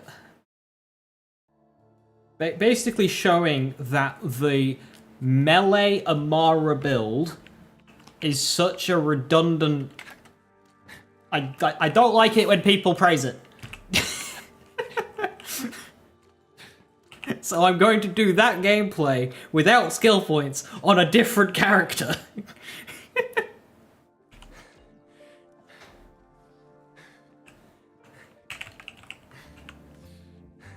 It's pure spite. Melee or melee? Quote melee. I'm talking fish, UTD, stinger, all that bollocks. I'm talking that. When people say, oh, Amara's strong because she has the stinger fish slap build, when she's the third best at doing the stinger fish slap build. Like, just stop. So I'm gonna do no skill point Zane.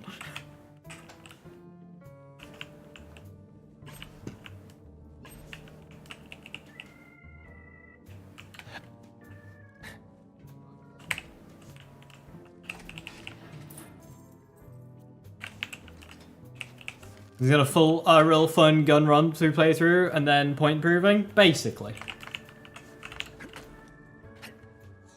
What kind of building going for? You remembered very quickly. Well, I am.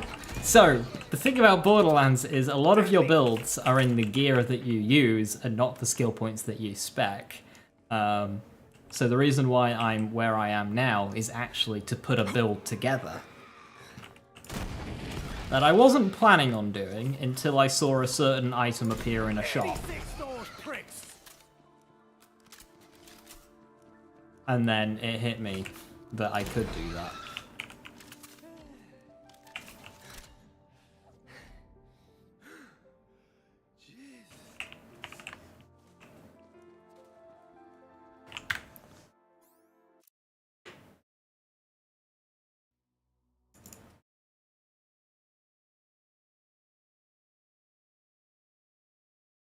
So that's why I'm here. Putting a build together.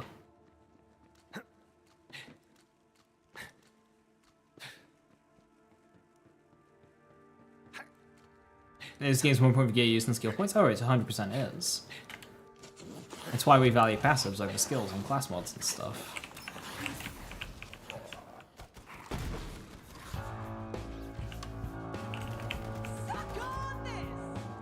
I mean, you did raid bosses, no skill points. Yeah, I've done this before on Flak with Punchbot.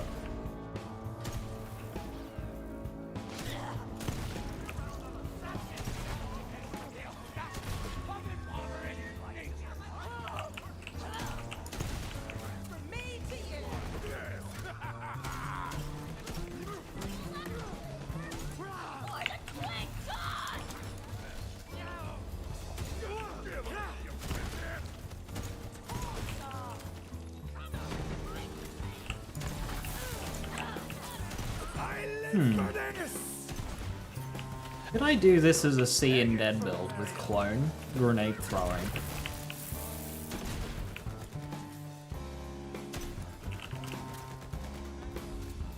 And just have clones spam the hell out of fishes. Fish slaps, fish slaps. You can't really shorten that.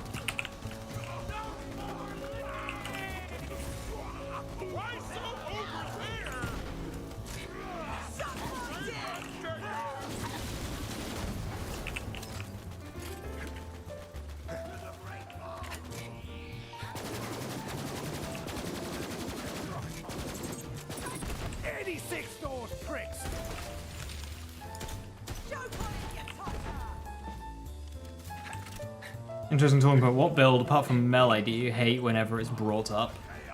For whatever reason, overhype, boring, but gameplay, bad build.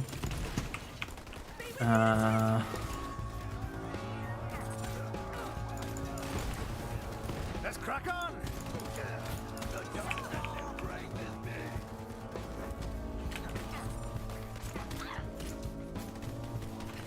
Shield Mose, I guess. What the fuck does shield Mose even mean? I mean, that's kind of same vein as Elemental Amara and Crit Flak, like. But shield bows is like especially useless.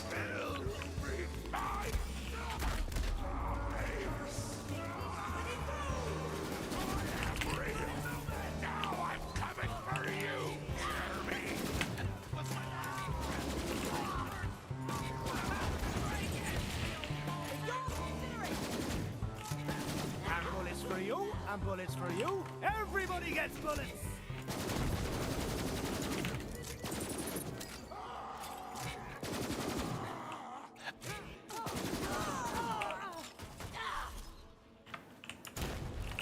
Yeah, Pet Flak's one. Because it's people trying to force a build when there kinda just isn't one. Like, if you're gonna try and build something that's a passive, it's not even an action skill. Like, it's just something that Flak has. It's like trying to build around that. It just doesn't really work. I mean, yeah, we have the tools to make it somewhat passable by endgame, but it's really fucking jank to do so. Not play the game. I mean, that's literally it. People... They want...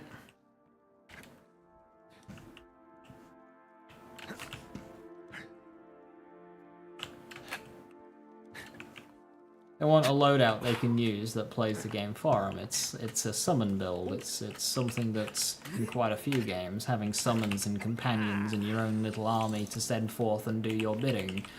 That's not uncommon. It's just not really a Borderlands thing. So when people see a character with pets, they want, oh, I want to put everything in the pets and make the pets go forward and ravage things, and it just doesn't.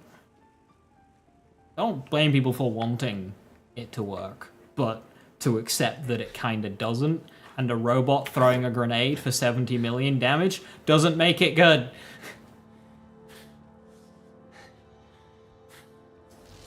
Fastball! Duck on this!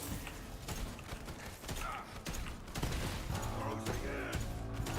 Trust me, and you're dead! Fancy that! Great!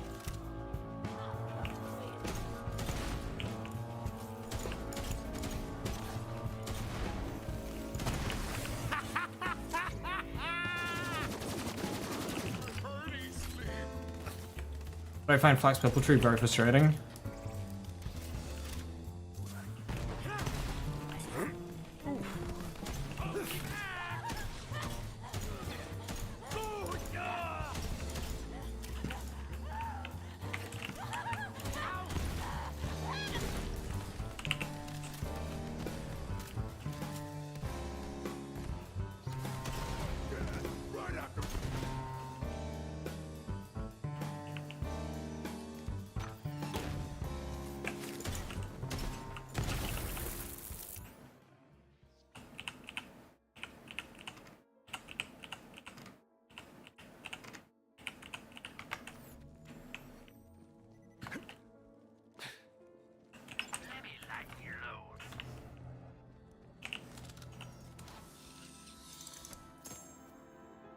Where are the ammo vendors?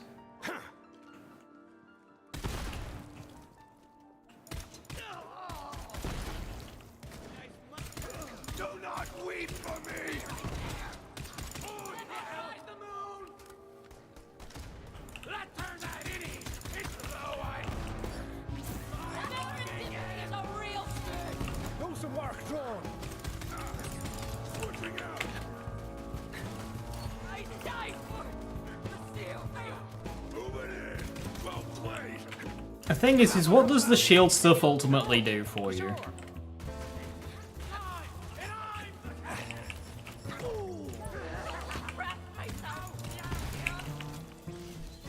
What do you get out of investing in shields in this game? With skills.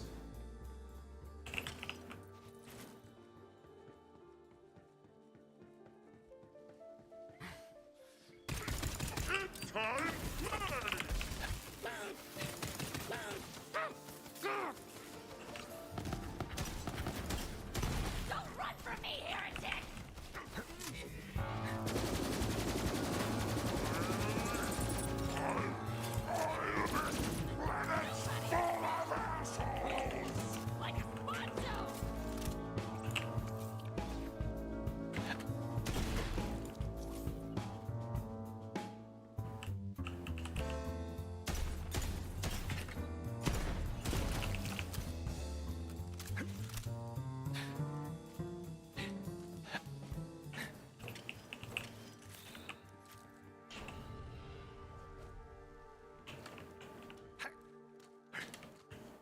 a big issue boils down to lifesteal.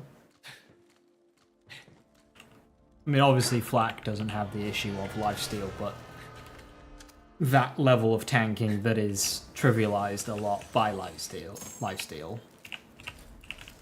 is the fact that health tanking is so strong, shield tanking is redundant.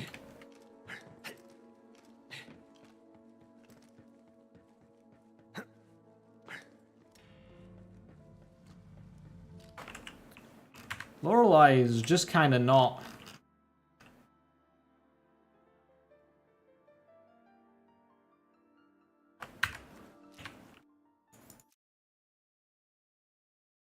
Real time with Borderlands 4? Well, realistic if they use the Wonderlands damage model loading. Because in Wonderlands, damage was rebalanced on, like, across the board, and it's so much better than Borderlands.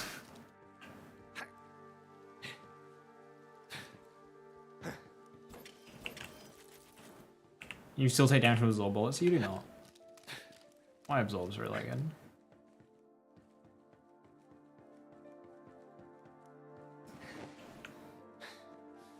Remember that it's only to bullets. Any other type of damage will go through.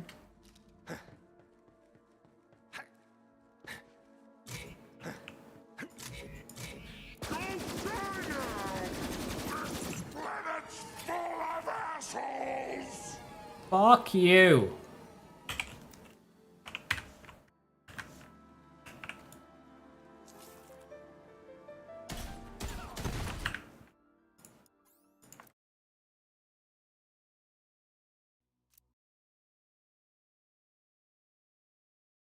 Still much to improve on, I think. So the thing is with Wonderlands is you could do loads of interesting tank builds, but then they nerfed the damage of bosses.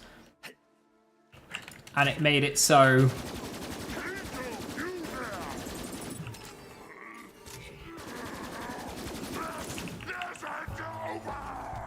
And it made it so making tank loadouts in Wonderlands was redundant. Not because of one mechanic that was super easy with no investment, but because enemies just flat out didn't do enough damage. But before they went and nerfed all of the enemy damage in that game, you could make legitimate tank builds through various ways, and it'd be really good. Like, genuinely good. Not gimmicky.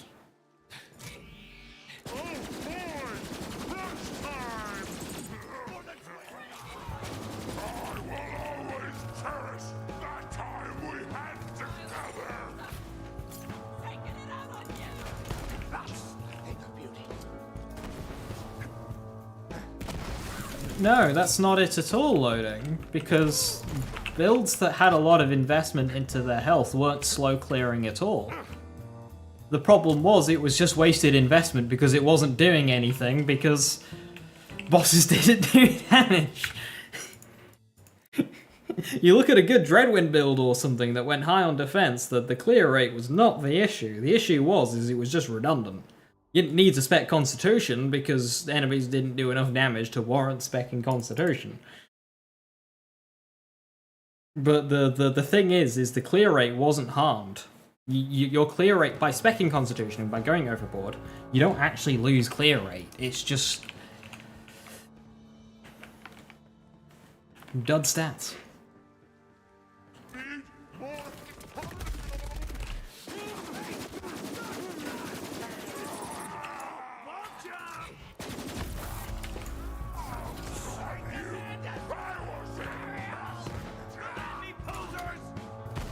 Let's crack on!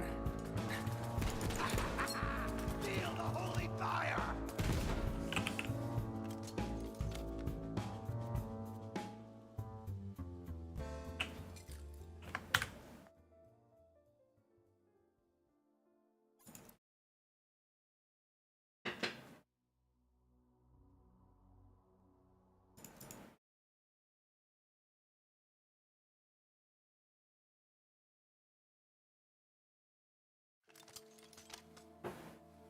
bodies are fleshly calamities!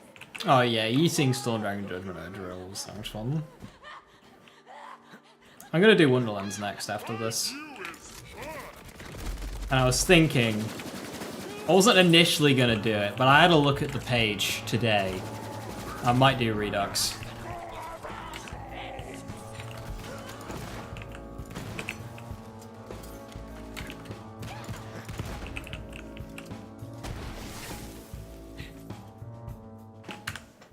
In this last one, you get purple skill, but nowhere else. The DLC 6 added both legendary and non-legendary class mods with purple skills. And you can get them in the DLC 6 area. Didn't even know Wonderlands had a Redux. So I didn't like Borderlands 3's Redux mod, but the Wonderlands Redux mod looks a little bit better. I don't know how it changes the Pillar Crew challenges for normal playthroughs, or if you're forced into the endgame versions, even on playthrough. I don't know if it's a choice thing, or if you're just forced into the endgame versions. And there are some changes I don't like, but on the whole, it does look better. And they give you movement options. They give you double jumps and dashes, which is something that I think Borderlands should just have.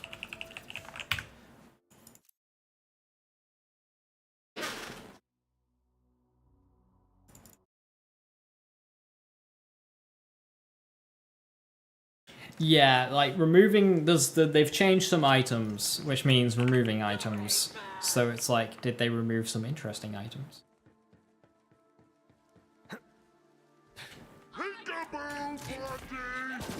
Like, I don't necessarily trust them to leave Tootherator alone, and Tootherator is one of the best weapons in the game.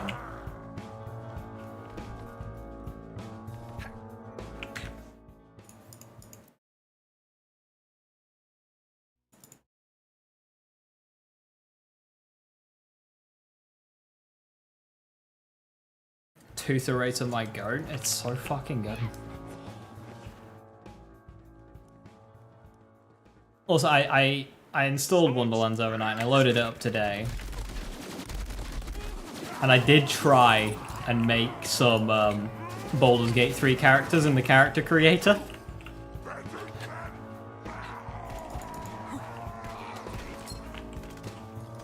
Tooth what now? Tootherator. It was a sniper rifle that fired teeth. These were reskinned crossbow bolts, basically. And they basically just made it so your melee damage against their enemy was really high. Who did I try? Well, I tried Karlach first, but there isn't a hairstyle that works with Karlach's. You can't have horns. You, of course, can't have a tail. So, Karlach really didn't work. Then I tried Astarion.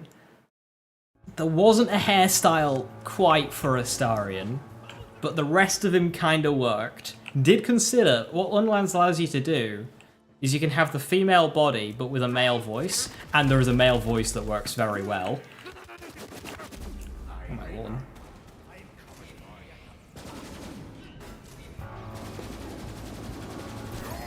But whilst also having a bit of a slender body.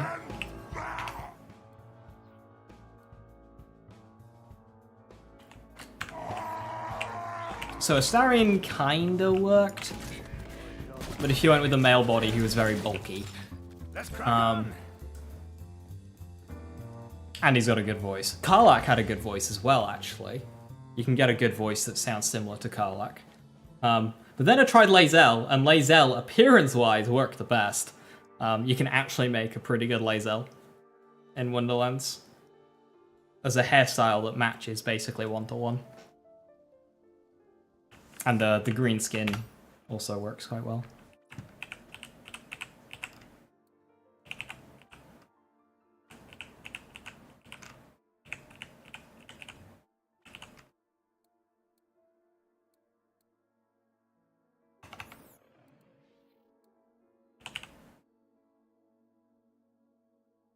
Some different names and prefixes. Why? BL2 prefixes in it? Probably. That's something that I can ignore. Scalawag? Scalawag, I believe, was the one.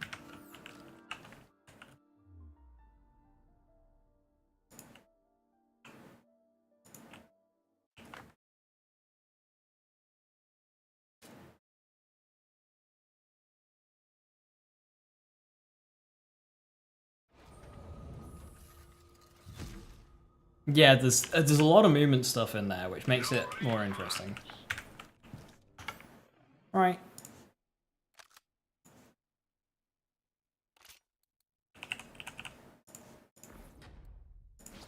Build is online.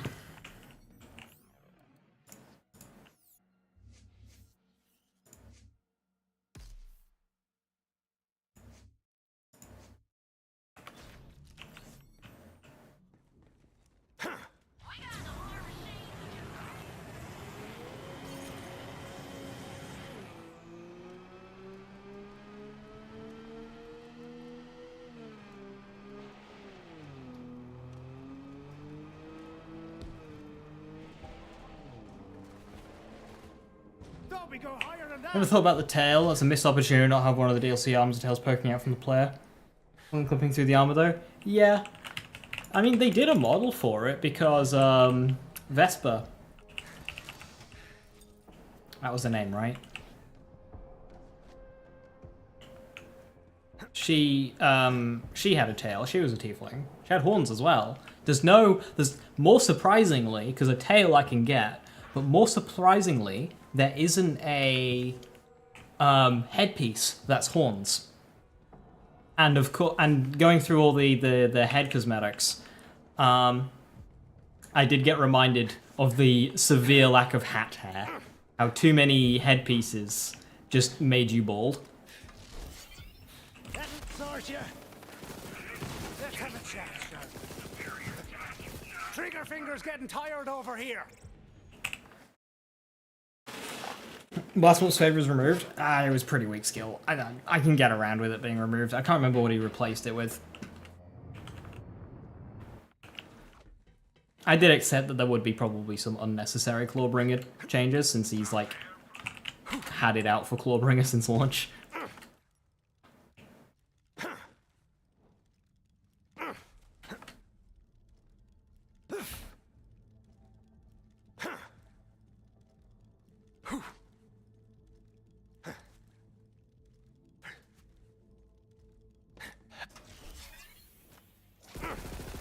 Take that, you ganky knob.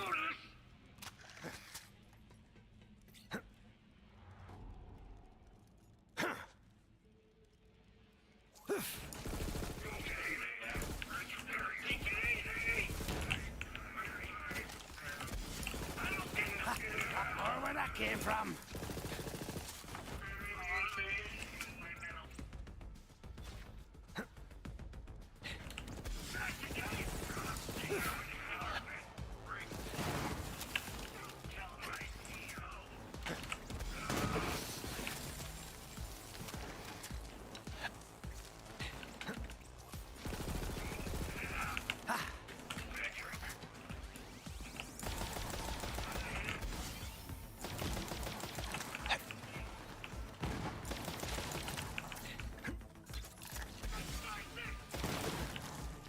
Go on then.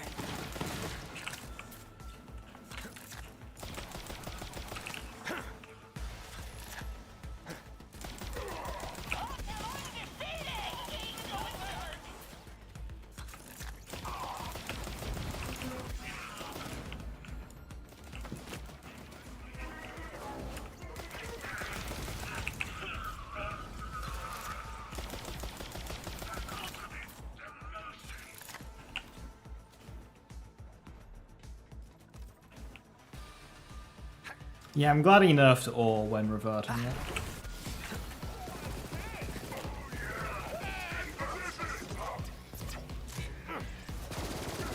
Oh, that was so unnecessary. I am so sorry.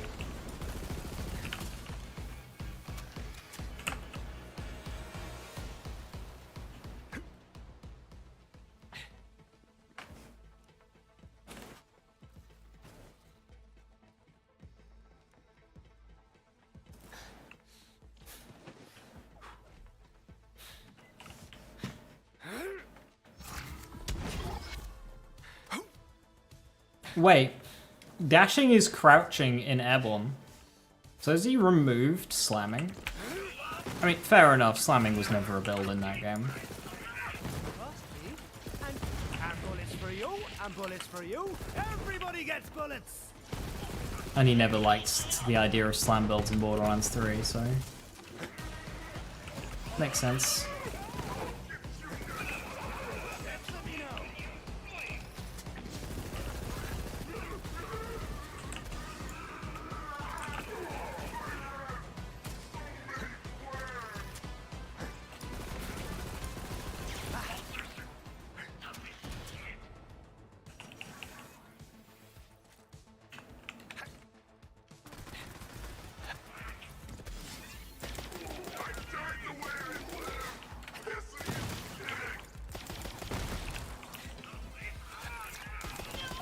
Yeah, removing the penalty on moving Ghost Blade is really good.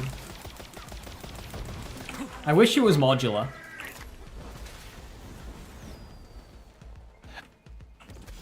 I can understand why it's not. But at least some basic modules. Like, all of the Clawbringer changes in one. All of... Yeah, something. But I know that's a lot more work to do and set up, so...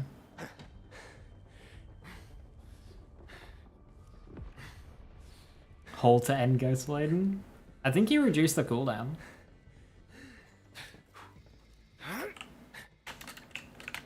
Yay!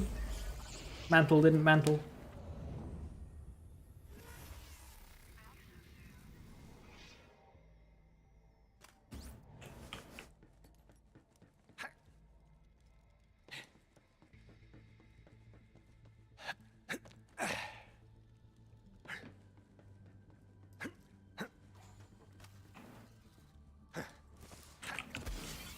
You got a job to do. Hands, I win!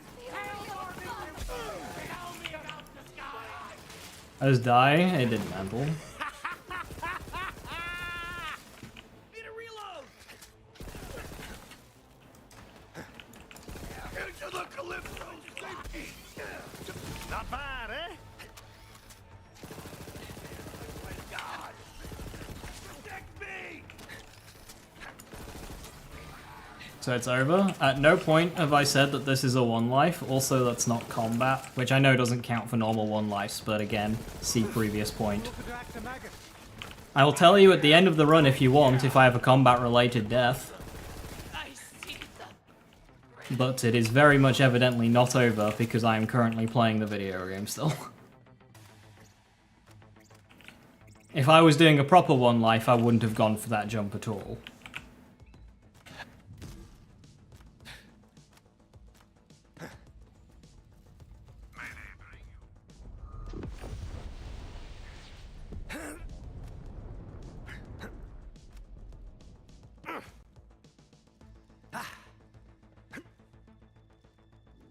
Since that is an optional jump. That is prone to not having mantle. Go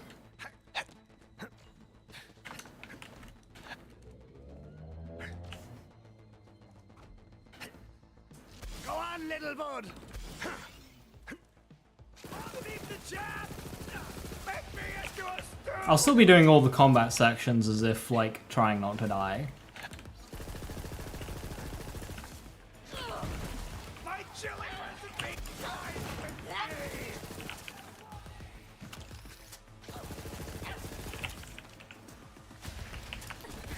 Trigger Victor's getting tired over here.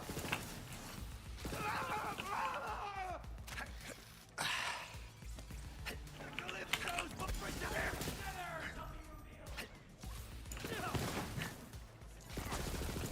the darkness embraces me. The Calypsos protect us!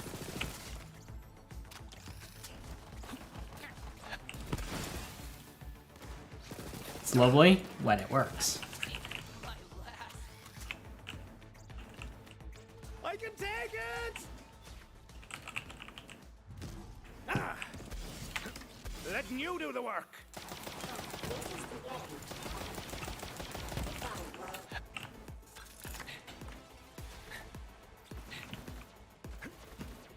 Hey Funk, so I'm allowing class mods because I'm not... Basically, I'm not speccing any skill points. I'm not spending skill points.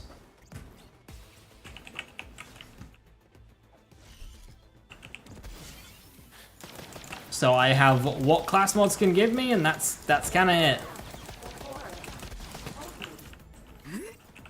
The point that I'm making with this is that the builds are all about gear rather than character. I've got a specific build in mind that I'm attacking. But that's endgame. Enjoy running through a story without a kit? It's fun. I mean, I'm trying to play this as if it is a one life, but you know, I'm not being strict about it, i.e. going for the risky jump. It's been a while since I've done the risky jump, so I just wanted to go for it. Because I've done a lot of one lives, I don't go for the risky jump anymore.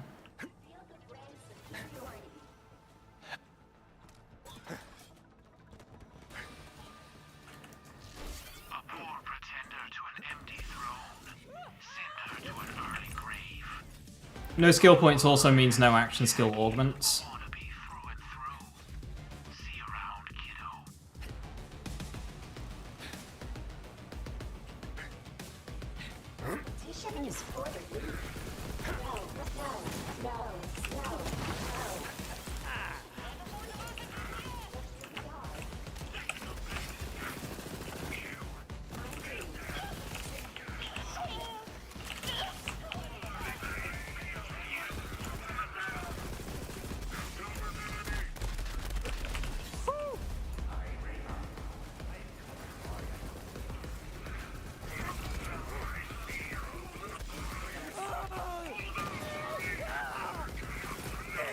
Those pricks!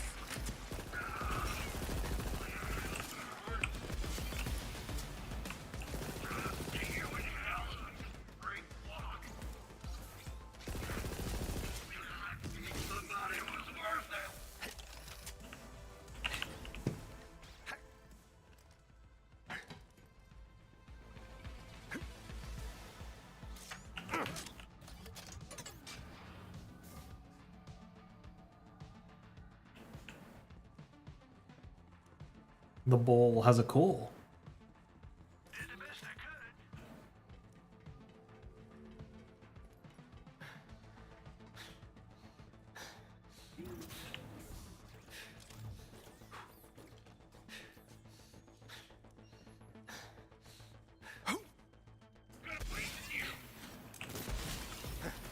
Bye.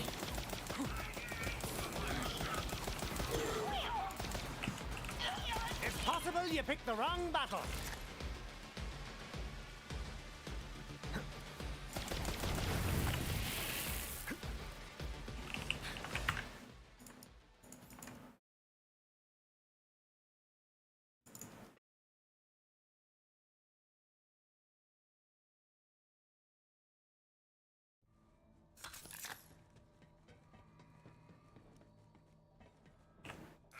I got rid of Skexel.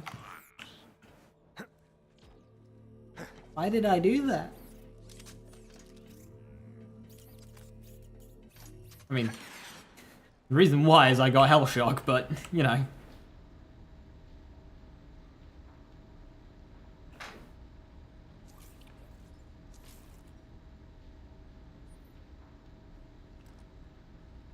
Oh, I forgot to set up green timer. I'm sorry. You couldn't hit the cow's arse with a banjo.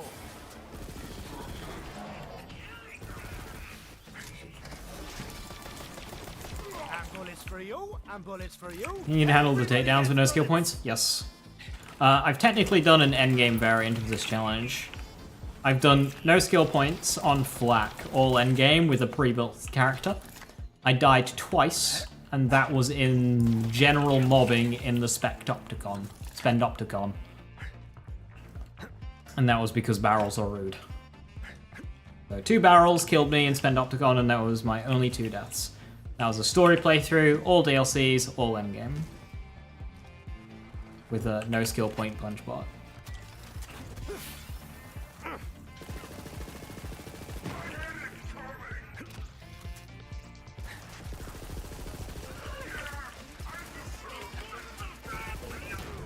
Deady drop locations are on card.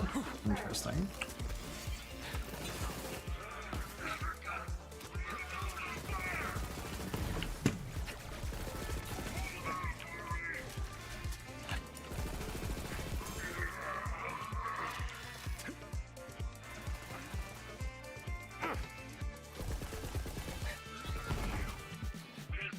True Hag no skill point on Zane? Very possible.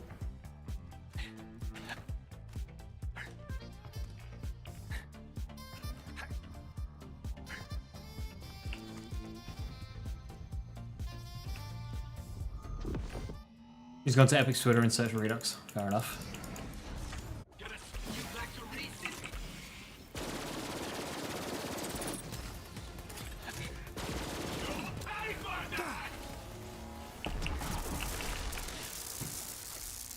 Brainstormer.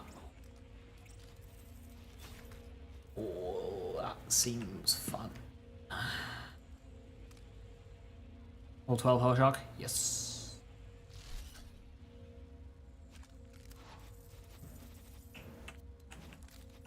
I've never used a playthrough Brainstormer.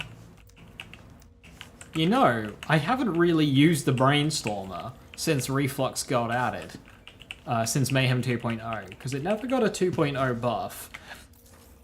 And it's always... Hyperion shotguns in general, this has always been the case. They're very clunky to use when you don't have good supporting weapon stats, like, you know, mag size, reload speed, handling. So, I haven't used the Brainstormer at all since, you know, occasionally one off and on, like, I fired it and killed a few enemies with it in, like, arms race and stuff.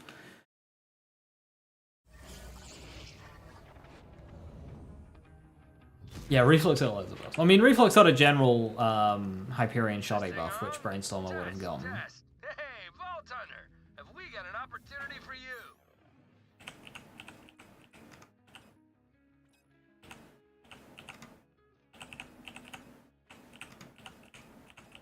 Black Hole might be funny. You don't want to miss it! You've got enemies, and I've got ammo. I'm sure we'll be doing this all again soon enough. Excellent choice, friend. Being a mercenary is like being a merchant. You won't last long if you can't stay well stocked. No! Don't eat me! It's okay. It was just a dream. Better buy up the rest, quick. This is very I had enough money to buy a Kibsworth there, but... You like the jackhammer? I'm not a fan of the jackhammer. Try Brainstormer on Fatal Flux, how good it was. Obviously no Reflux, but still good. Yeah, it loses a lot of things to Reflux. I just don't find the chains as consistent. I don't know why. There might not even be an actual difference there, because I very presume the weapon is a copy and paste. But it does less damage, and you don't get Flesh Melter. And you don't get Interplanetary Stalker Corrosive Boost. So it's shock is also a bit less desirable as an element to corrosive as well, with Revolter in play. So Brainstormer is just typically, in many instances, a lot less desirable than Reflux. Even if the damage was the same, Reflux would be the better of the two weapons. But there is also a huge damage disparity as well. That looks cool. I mean, get a... Okay. Hang on. Just to annoy you.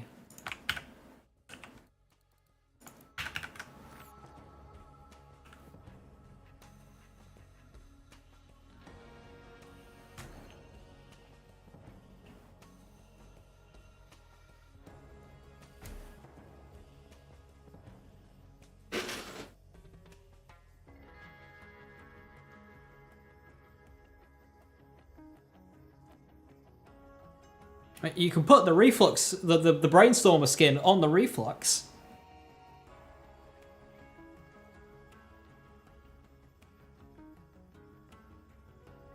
Shame it doesn't apply to the chains. That would look very silly though. We can't stop now. There's too much to do.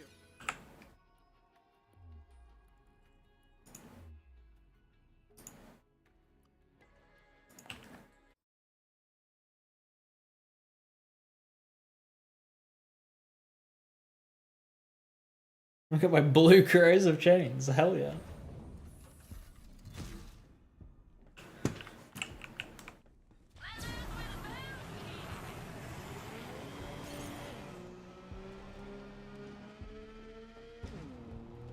Need poop skin on all skins.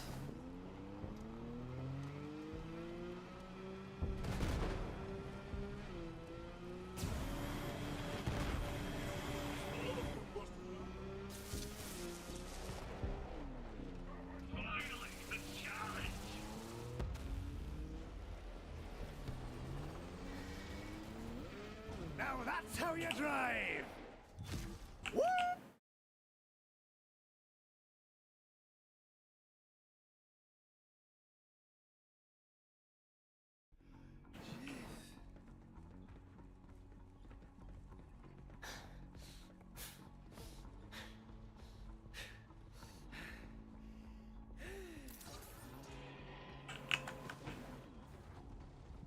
You wish they added a body poop skin and head.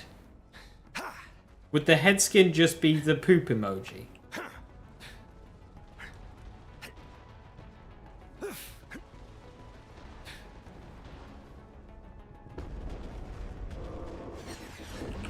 You know what? I don't. And you're dead! Fancy that! How can you say something so controversial yet so brave? Are you seeing this? Open your bloody eyes!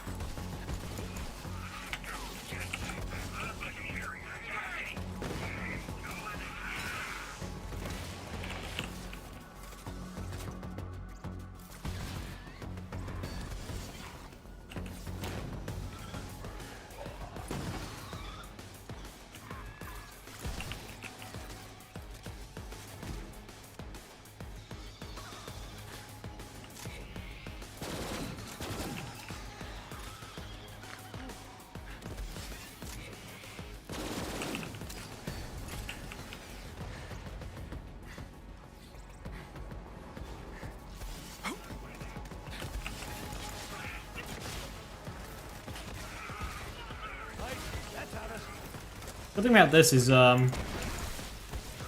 Hyperion Shield. I'm on fire! But not literally.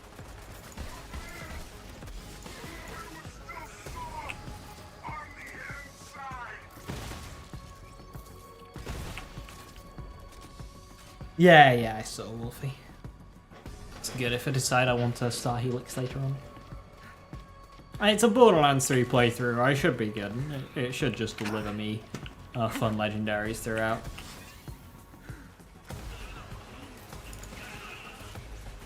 I was made for this!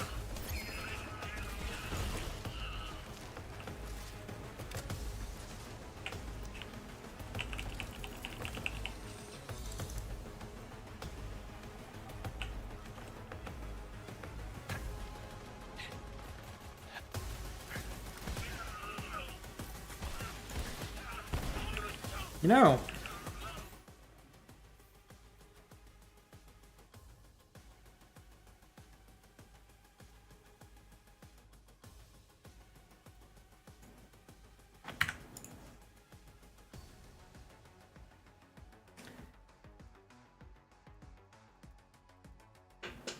I don't know if that works with Infiltrator.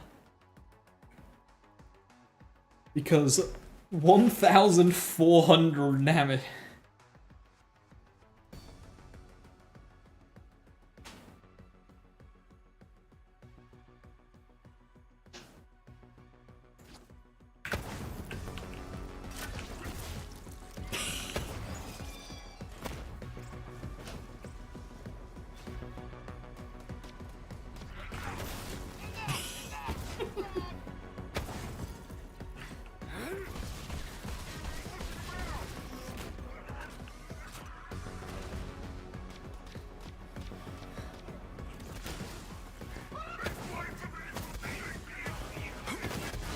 teach you how to fight!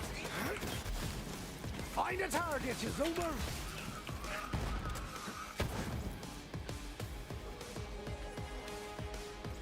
Soul explosion buff.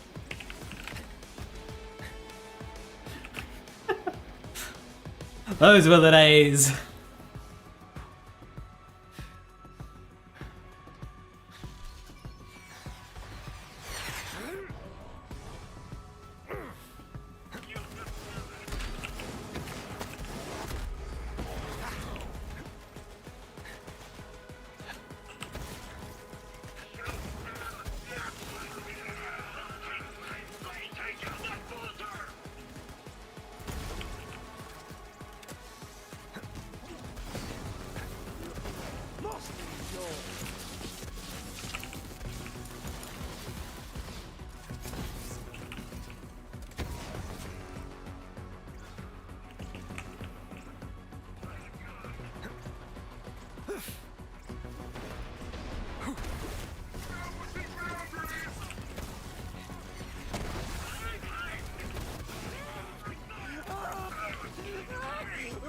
Not for a bushel of manky gits!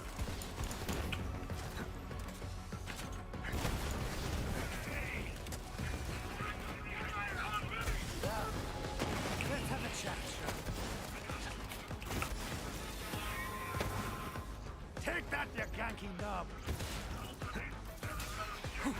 Sassy prick identified. Jackball mode. Oh my build, ah yes, the time Cecil's version, very good. I wouldn't really... So I never took away from builds that use the sword explosion for damage. Because what fucking options did gun builds have? For competent bossing. Like, to not use it would just be silly. You know, especially when you had the soaked mechanic on top. It's...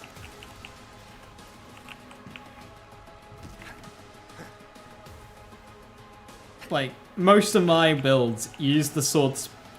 Because Wonderlands had this issue where enemy health and boss health was it had such a huge disparity that you could have a build that was fun in mobbing, but the moment you got to the boss of your Chaos Chamber, it would just take you an eternity and it wasn't fun.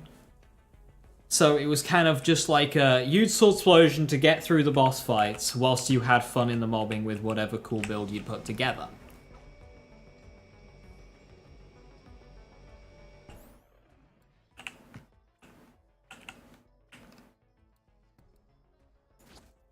Okay, had my fun with the Nova Burner there.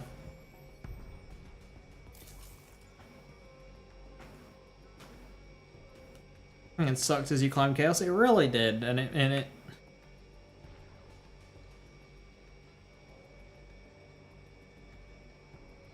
Now win yet? Yes. I got a Nova Burner. It was really fun.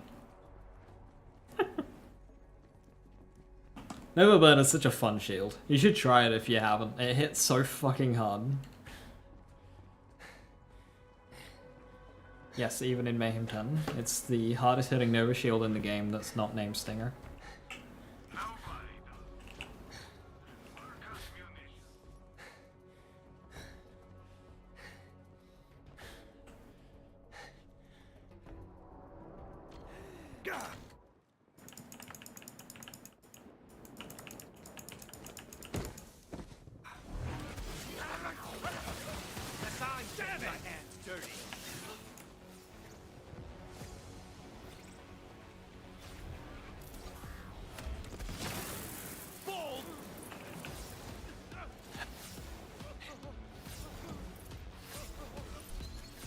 Stupid zero tech!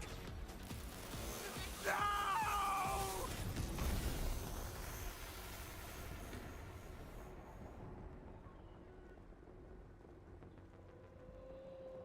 Oh, the Nova Burner is the highest damage Nova shield, but low radius. I wonder if it's worth it. Let me try. Oh, that's hard hitting. Oh yeah, it's so fucking hard. Like when you just look at the damage numbers on the Nova Burner compared to other shields like the Frozen Heart, it's just like, oh my god.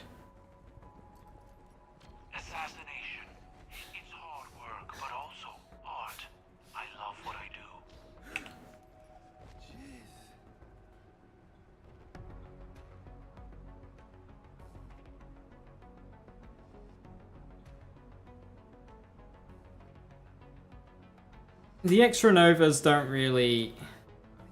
It's just like, are you talking about the Nova part? Like, the Nova part, that rolls on any fucking shield that's like kind of meh. But yeah, it exists.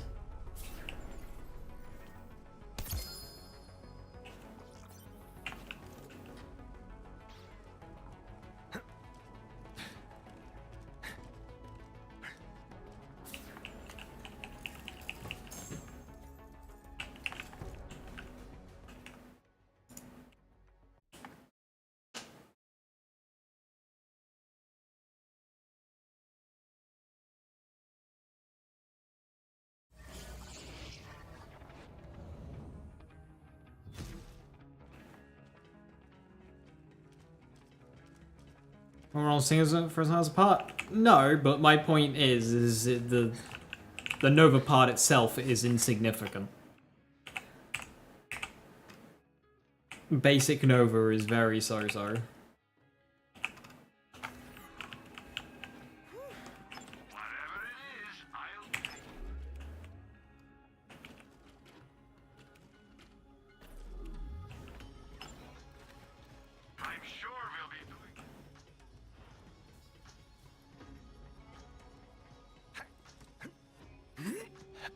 Even if it could roll on them, you wouldn't particularly want it to.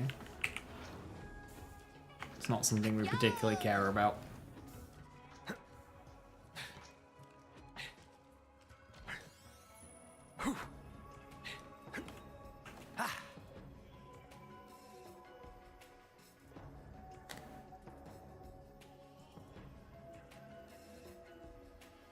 Void Rift or Black Hole?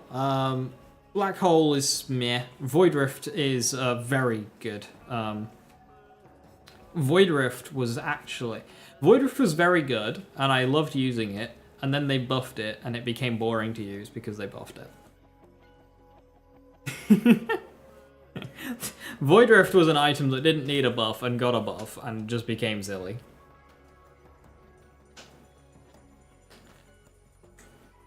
If you want some... Okay, so a loadout I used to use...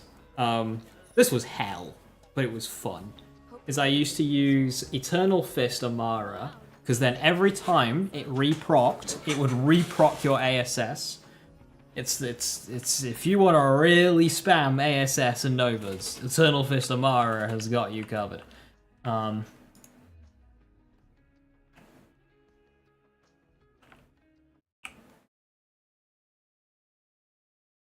And that with Void Rift in Slaughter Shaft.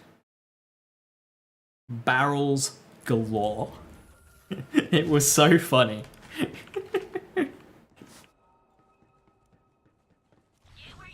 Used the Eternal Fist build recently, took my file, level it up. It's so funny. It is. The amount of Novas that you get, they all start overlapping as well, because the Eternal Fist is proccing faster than the Void Rift's Nova action.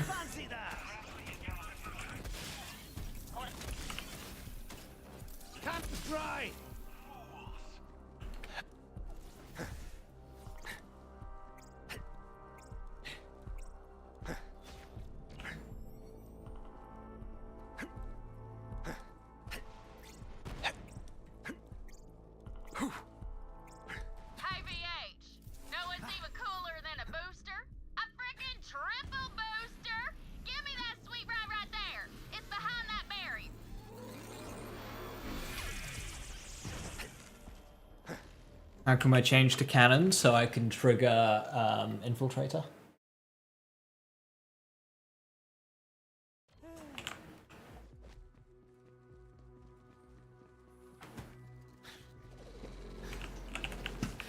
So the reason why she doesn't go straight to double booster is because that's what they used on Sanctuary 2, and they don't talk about Sanctuary 2. So we just kind of skip double boosters and go straight to triple.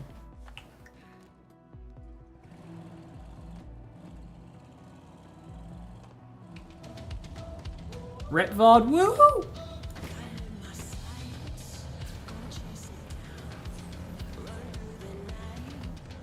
You want to talk about Sanctuary? We don't talk about Sanctuary 2, Viper.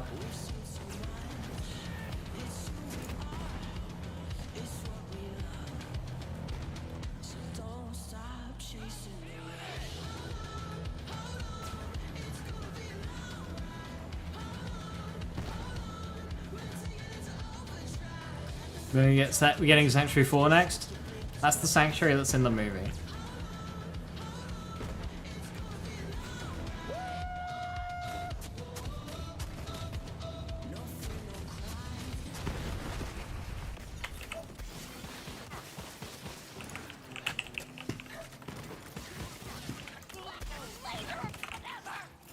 It just means are these vehicles all a lot faster than normal.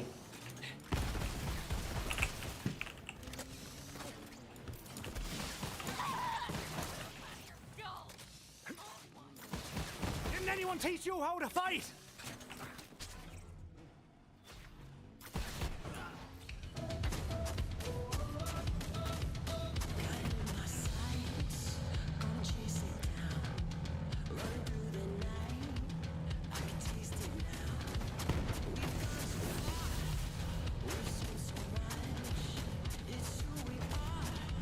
I don't know why they gave Maya this ability to pick up mines. It's so useless. I just throw the fireballs.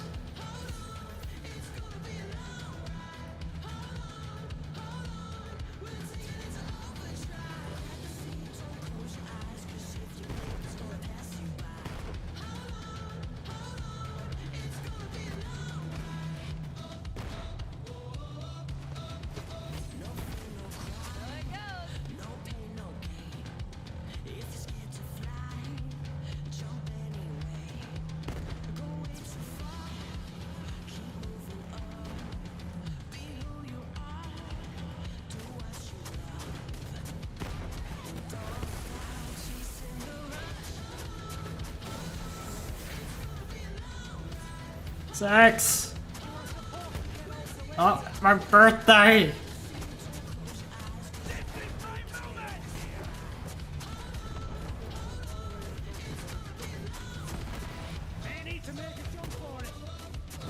How you doing? Hello, hello. Welcome, welcome. Hey, the Hawk. Hey, Killer. Hey, Vic. Rita, how you doing? Rye. Oh god, it's gonna be very difficult to do. This vehicle is running away. Come back. Where are you going? Hey, Adams, how you doing? Not. Now that's how you drive.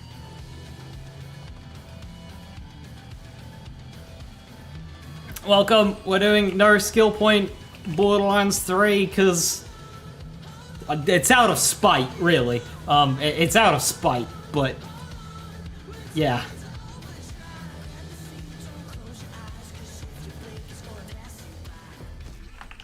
So I'm playing, I am not spending any skill points. I'm allowing class mods because, you know, the idea is you make builds without skill points. And a class mod is part of a build. So we're allowing that, but I'm not spending any skill points. Literal skill issue. As viewers of Killer 6, you are familiar with the case. Hope you're doing well, Six. How was your stream?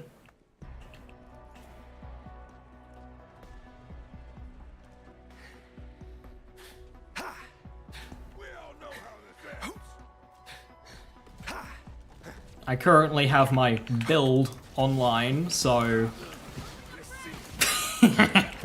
gear-wise, it's no issue whatsoever. Are you seeing this? Open your bloody eyes! You're gonna be wrecked. Bloody hell, you reload this thing. You think you build through the ARs and no guardian rank? Hell yeah.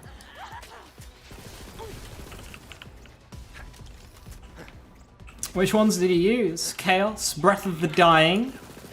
You get some clairvoyance action in there.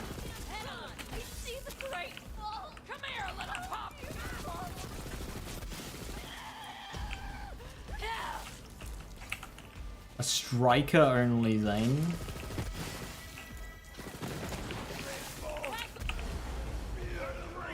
What exploded?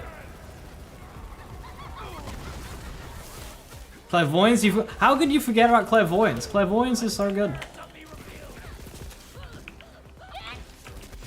Breath of the Dying, Claire, Rowan's Blade Fury, mostly for ammo regen, Rebound. Rebound! Yes, I approve.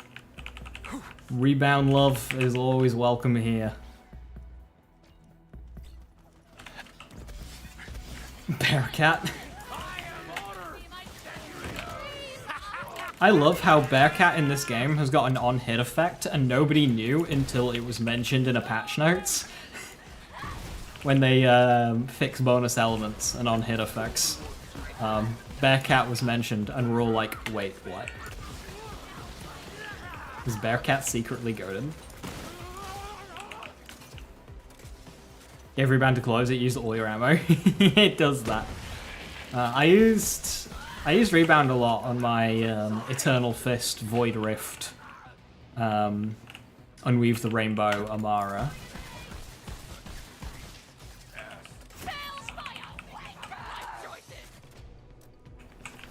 That was a lot of fun. Gotta run, some of his friends going to get to. Okie dokie, thank you for stopping by, Six. Enjoy the rest of your evening. What does the Bearcat do then? Disappoints is a good answer. No, it drops grenades when you hit an enemy, and when bonus elements was a glitch issue thingy, it would just mass spawn grenades in the just ridiculous quantities. But yeah, it has the Kablaster effect built in this game. So when you were spamming projectiles with a bunch of bonus elements on top, it was still rubbish, but it was funny.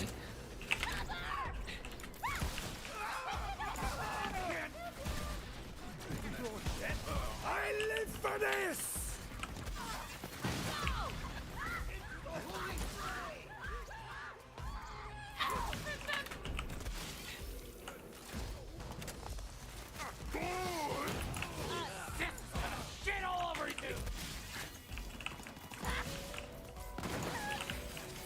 Soul, thank you for the sub. Much appreciated. That helped me so much. Thank you very, very much.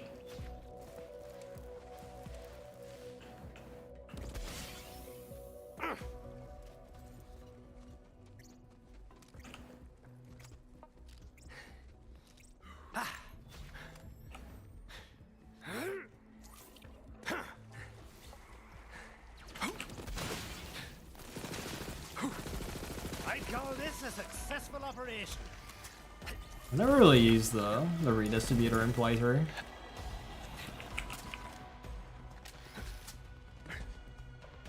No skill points. I have a class mod, so that's giving me a point in Like a Ghost, 2 points in Supersonic Man, and 2 points in VM.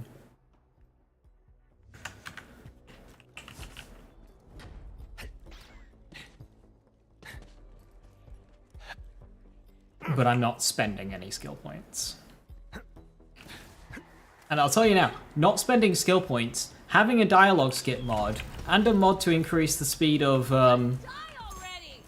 NPCs, you fly through this game really quick.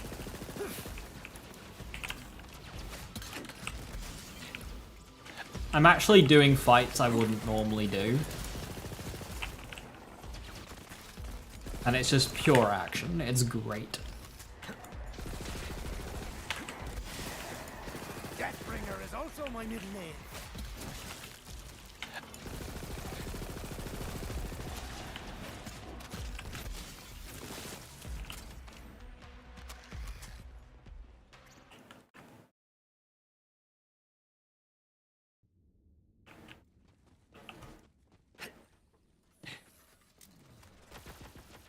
This, for me, is one of the more chill challenge runs I've ever done in Borderlands 3.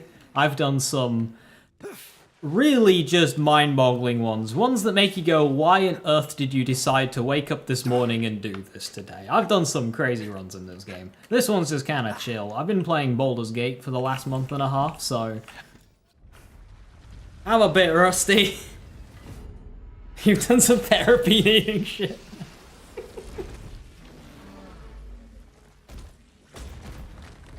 I mean, you know who else is gonna need therapy? This poor fucker. Hi.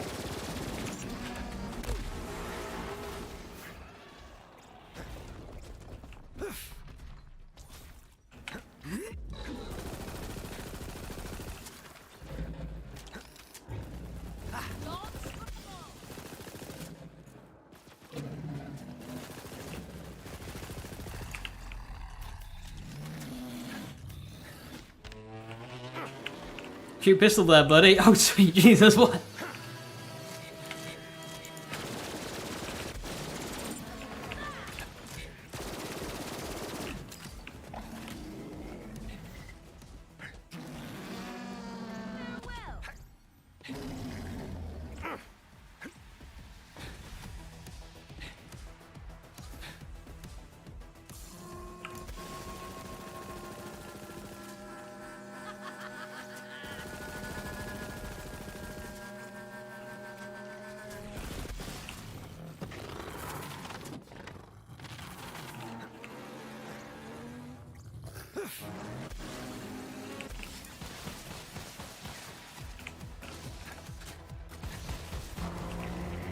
I'll go ahead and take that. Off you go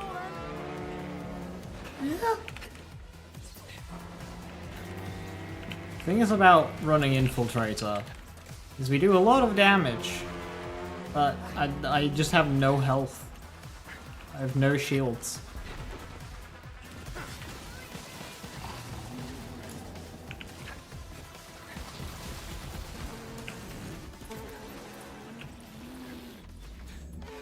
Oh, hell, good internet is glory. Hell yeah. What internet speed you got? Speaking of the Bearcat!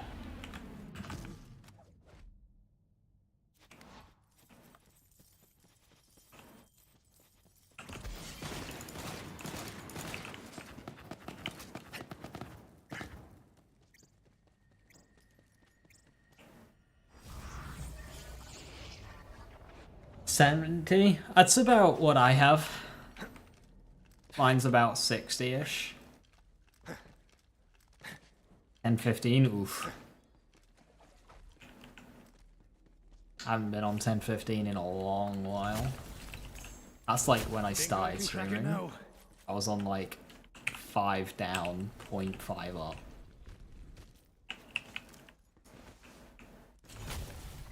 You're in 480p for a while, yeah.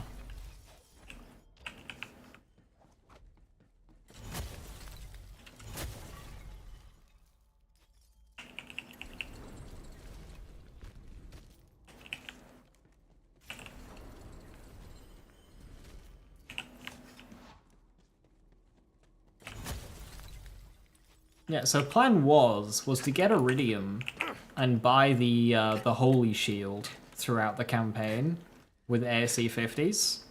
That was the plan. But then Vendor delivered me Infiltrator, and then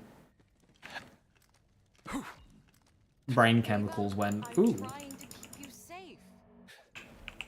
Silliness.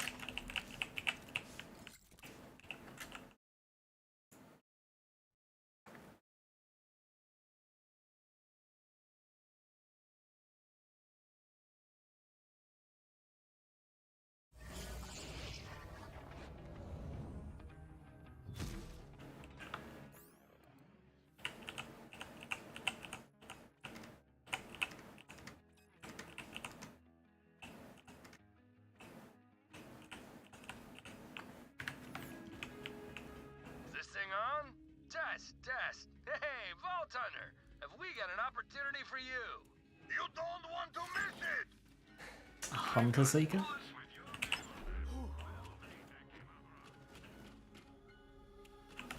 I don't really need. You know, Hunter Seeker would be really funny here, actually.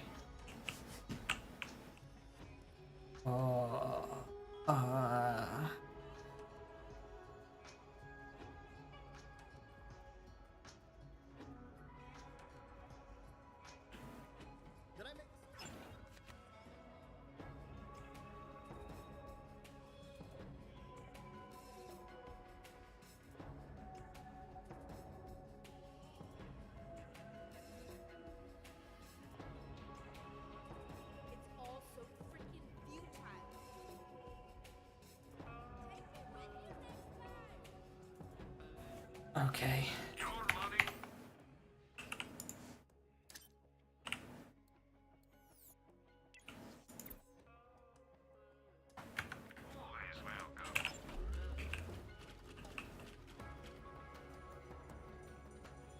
Why did I buy a grenade SD? Ah, I thought I'd have 8, but I've only got 7. Oh, by the way, when I get artifact slot, it's over. The moment I get a spark plug or a hot drop, it's over.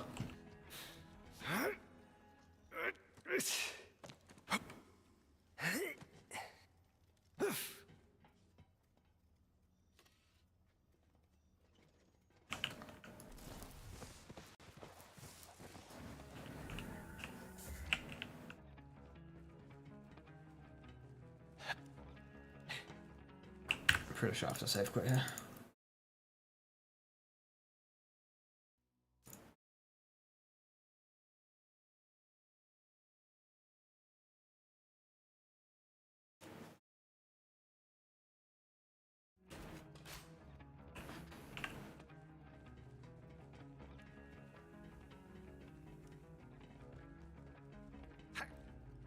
Oh, wow. Hi.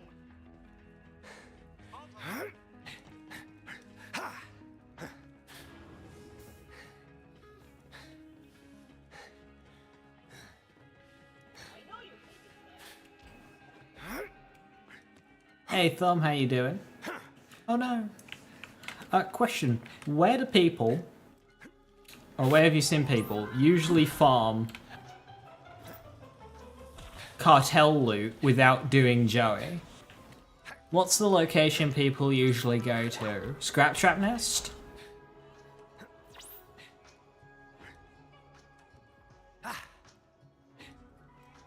You know what I was also going to do for this run?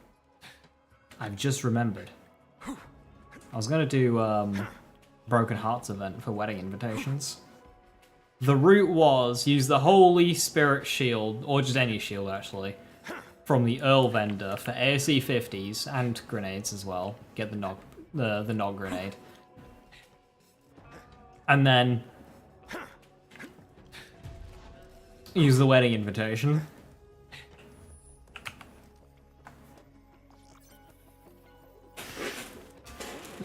That was the plan.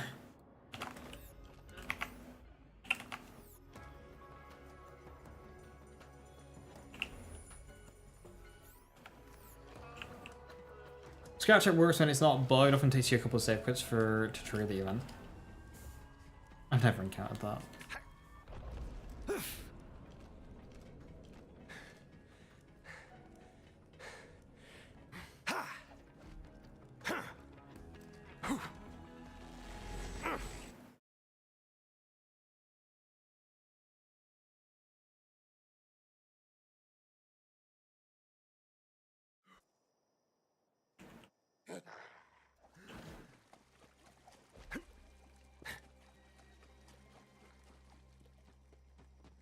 Guardian takedown cartels is a funny time.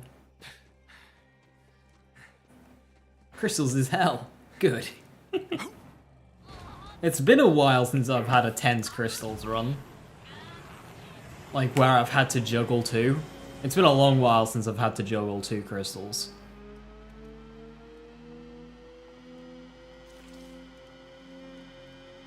Blessed be the bandit!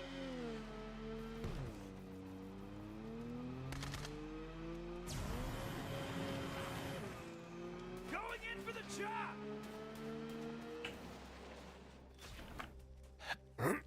Oof.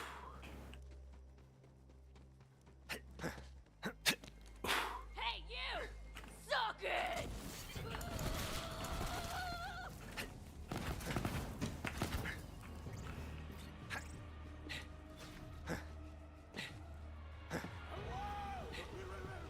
Don't get between me and my gun!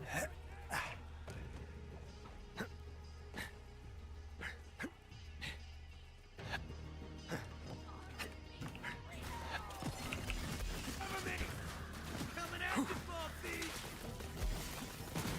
Hunter Seeker, you couldn't have been more useless.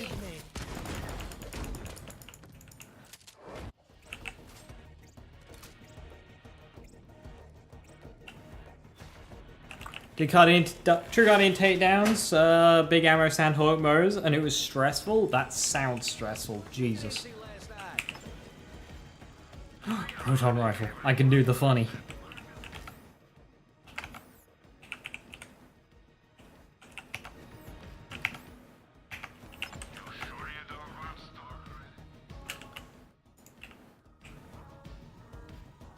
Am I winning? Hey, forever to thee.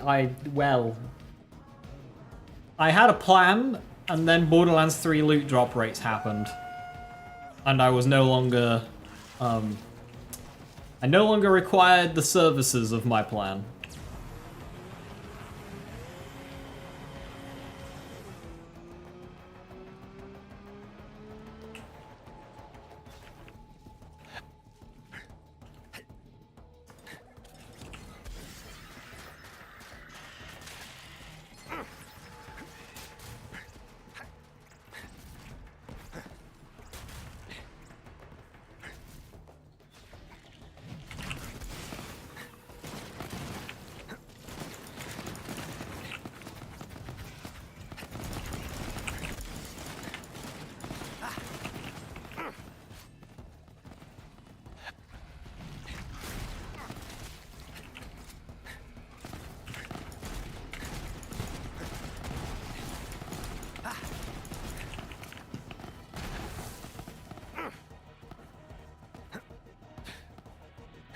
Show me what you're made of and take out that chong stomp monster.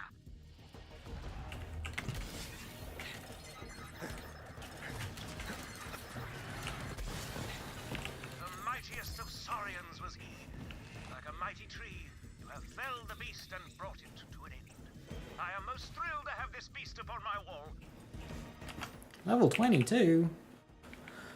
That's my first playthrough Garcia in so long. I always swing by here for a kill just to try and get a Garcia because it's a fun weapon.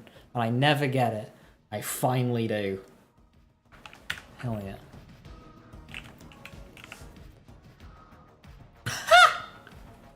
Wait!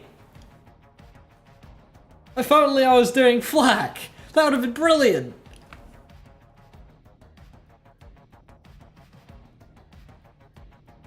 This has endgame viability, specifically a low-level version.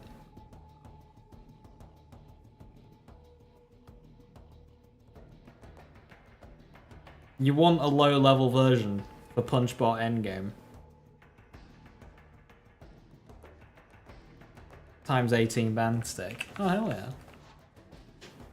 Shame we don't need it on Zone. That's a super rare thing to get. Stop giving me fun items!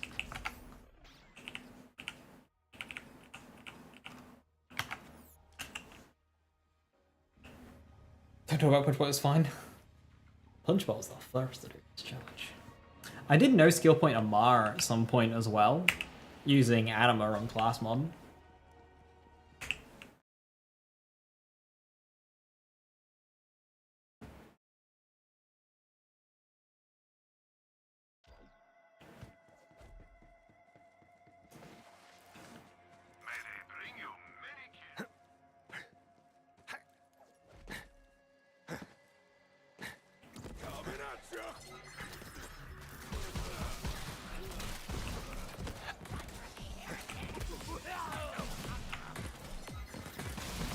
That wasn't so hard now, was it?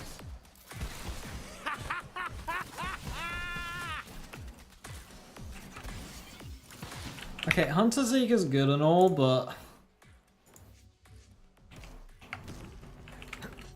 I don't know. It's just its tracking isn't being too nice right now. You know what? I just remembered you saying you give me anxiety by saying TikTok for 2 months. TikTok. Good times. You will laugh, you shit. TikTok.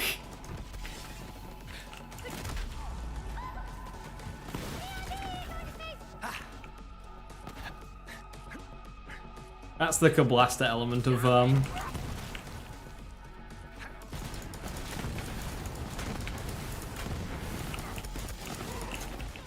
Bearcat there. Deathbringer is also my middle name.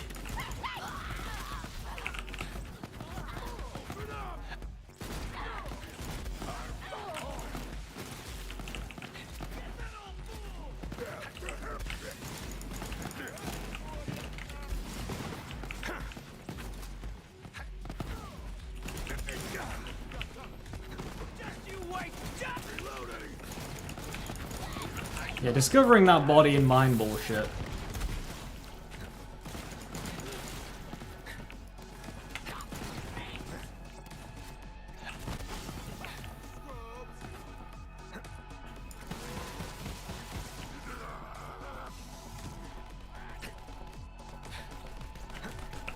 You got a death wish?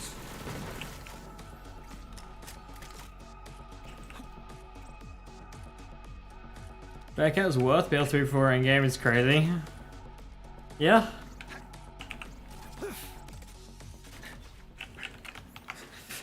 And BL3 after endgame is crazy.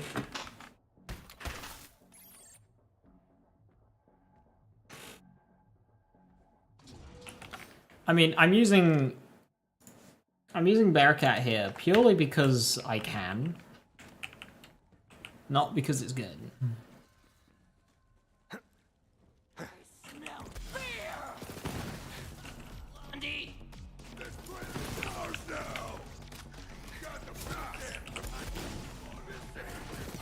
Shooter spent. You'll want to think twice next time. One little bun.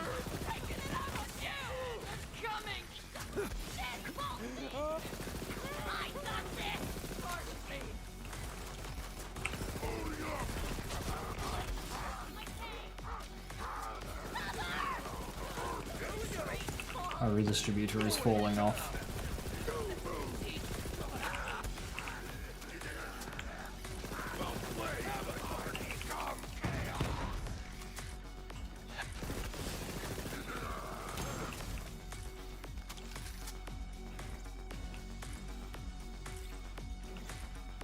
I heard a pipe bomb. Pipe bomb hasn't been relevant for 5 years.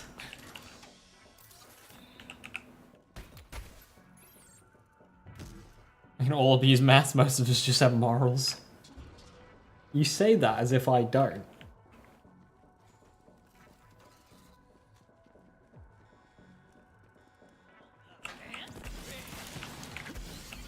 Man about town.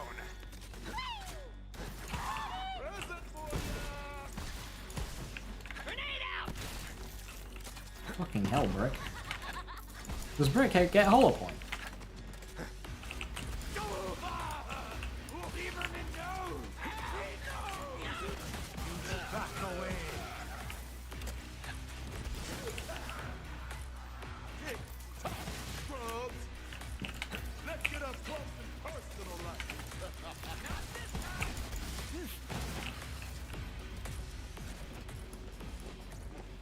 Everyone can acquire the knowledge and the world's your oyster. Remember, this is a 5-year-old game. There's not going to be many people willing to like really go hard on the in-depth mechanics of Borderlands 3.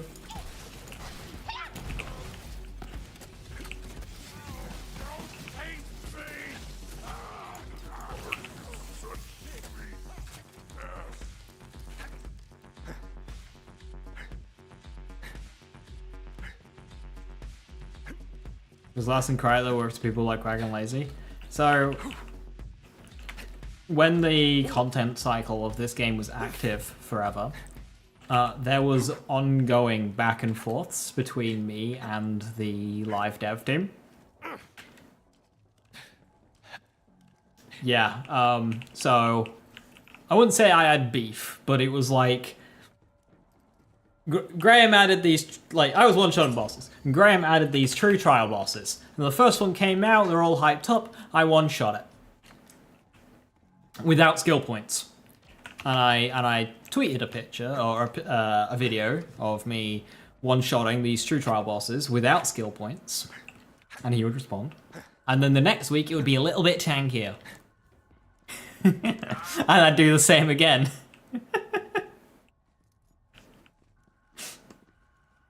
And then when True Hag came out, and it's ridiculous amounts of health, and and everyone's just like, no, this is too much. They had to reduce it an hour later. I one-shot that one as well, without skill points. That one wasn't as easy though. That took me an hour.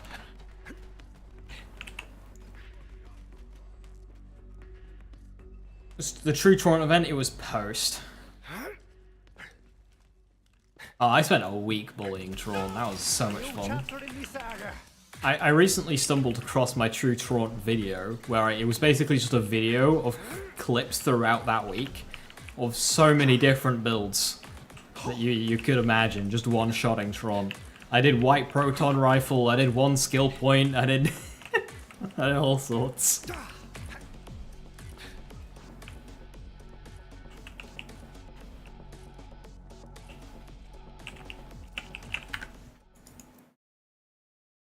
Moral of the story, it's always his fault. Basically. No, yeah, the devs are familiar with me.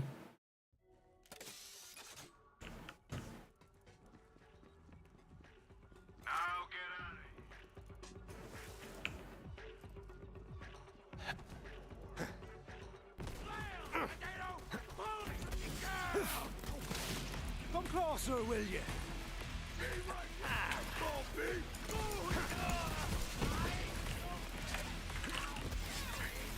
Did that one have a bounty? No. You sure?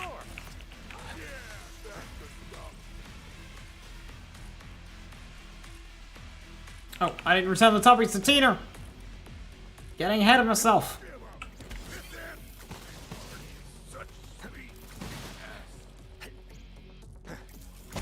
86 those pricks!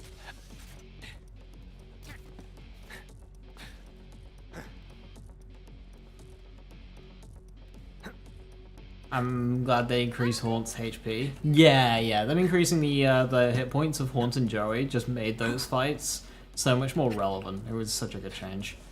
I like the True Haunt, actually. True Joey was a bit excessive for general gameplay, but True Haunt, that was a fun time. That felt like a good raid boss.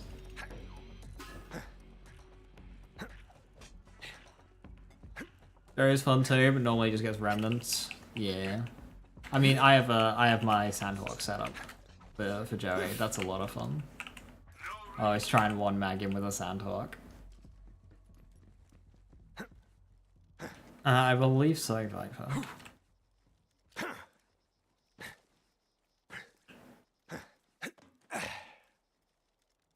I really hope Borderlands implement a difficulty system similar to the Division. I think just having it be in your menu affect the world, kind of like Mayhem, but like less tiers that are a bit more pronounced. And then having a co-op specific one. So the Division has a difficulty tier that's specifically designed for co-op, and you're a little bit silly if you play it on normal, play it solo. But the tier below it is like just fine. Like reward-wise, the difference is the tier below it is like the big one. I want Borderlands to have something similar. To have quite a high peak that's balanced for everyone to eventually get to, kind of like Mayhem 10. Chaos 50, OP 8. But then to have one beyond it that's specifically balanced around multiplayer.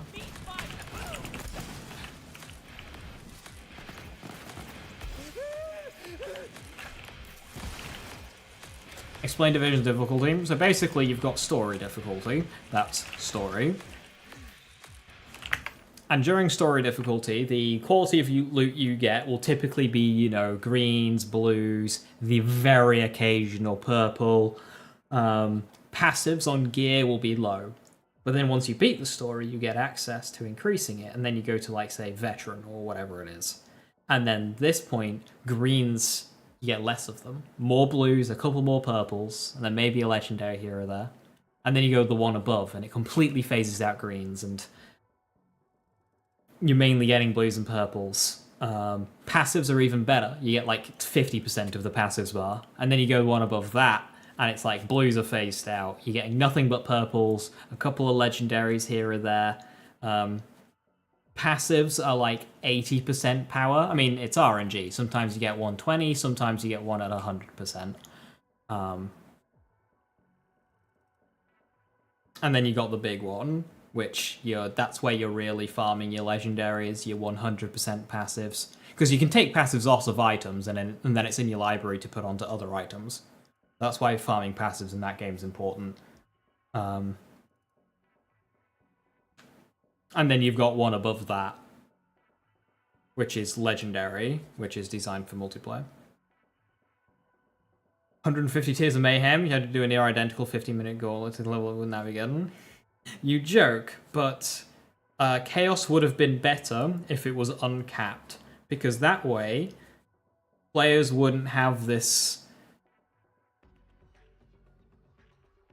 They wouldn't feel the need to go to Chaos 100. They wouldn't need... There isn't a ceiling there to go for that they feel compelled to do. They just go until they get bored. Or until they start getting stuck. And the great thing about Wonderlands is Chaos 50 is kind of like where the rewards start capping out, especially Chaos 60 and 70. Beyond that, there's no point to do it outside of difficulty. But the fact that Chaos 100 was the cap, people just see, oh, 100 tiers of a 15-minute thingy, it's terrible design, when actual, no, you only had to do about 20. Which is a lot more reasonable, considering that was your endgame, and it was different every time, not the same. But it didn't present itself as such. The presentation was poor, even though the content was okay. And it being uncapped would have... You'd have had less people go for Chaos 100 if it was uncapped versus a cap of 100, because a cap just makes people want to go for it. But if there is no cap, people just go until they feel comfortable. People really want to hit their head on ceilings? Exactly.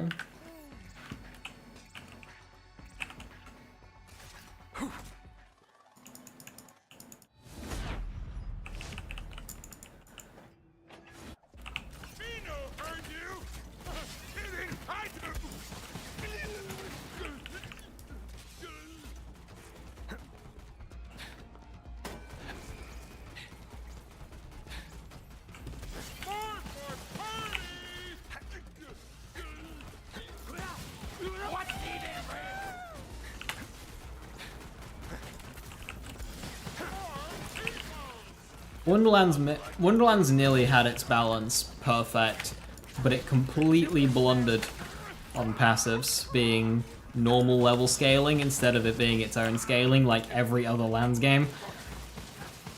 It did something different and it did not work.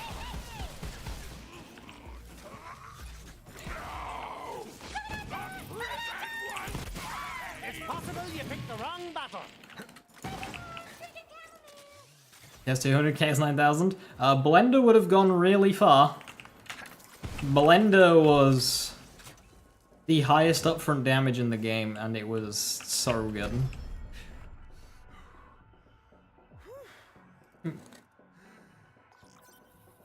Chaos 8 is always further, Chaos 9 is boss rush, Chaos room set, PS 10 is that kind of deal.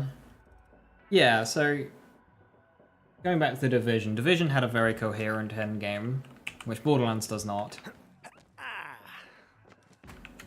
It's because it's annoying, but Gearbox devs don't value their endgame, but the players do.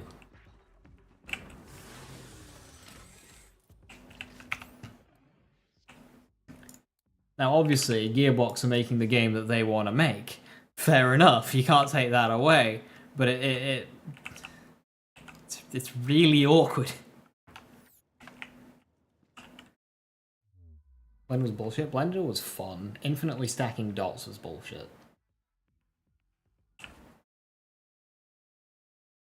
Which video is that? There's something yay for experimentation. I don't even think it was that. I think it would have been less than that vibe, because like it wasn't strictly a new system. So the way it worked is you see this passive here, this 12% Hyperion critical hit damage on this class mod. That's the Maker Kill, nice. I think that was 1.3 seconds, right? Eventually I did sub 1 second. I don't think I ever uploaded it. This 12%. In Borderlands, this will go up by like 0.3% of a level. So by the time we reach level 72, this will be a nice reasonable like 30-odd% or something. Nice and balanced. When you get it at the very start of the game, 12%, that's reasonable. When you get it at the end of the game, it's quite good.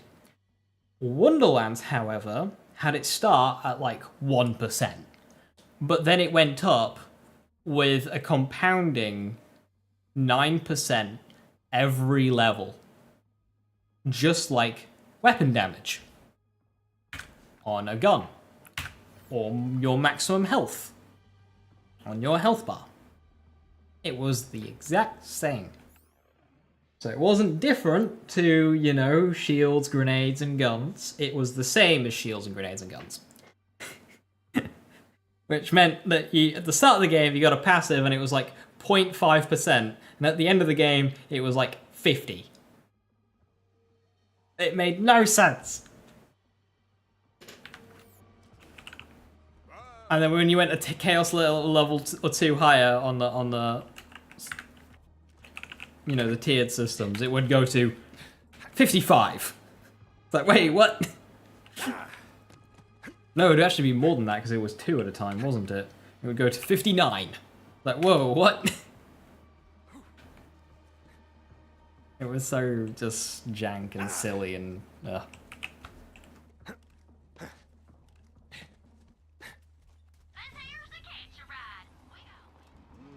things that, well, you'd want them to go up anyway, though, Viper. Same reasons, same kind of system as the Division.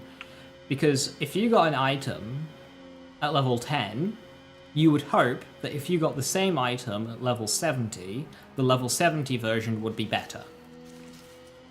That's why you have them scale with level. It's just not that much.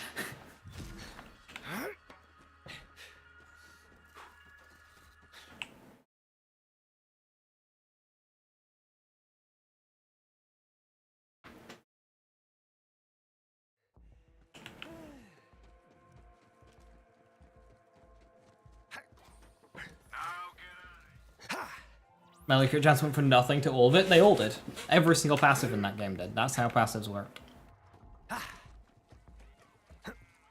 You'd start at 0.5% and you'd end up at 50, gaining 10 a level.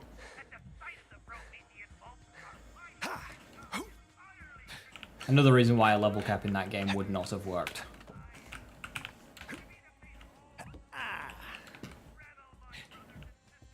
How do I climb this building? I think I've done this weirdly. I'd rather listen to an all-rack metal band than those propaganda pushers. Thanks for giving us a moment's reprieve, Sugar. Hasta luego, compañero.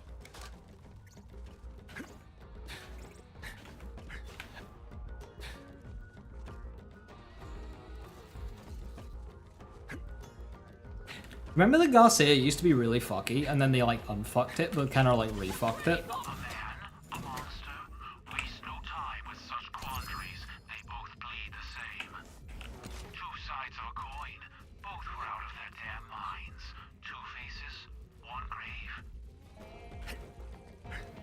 Like the firing pattern in Garcia was like really buggy, and it went through several changes.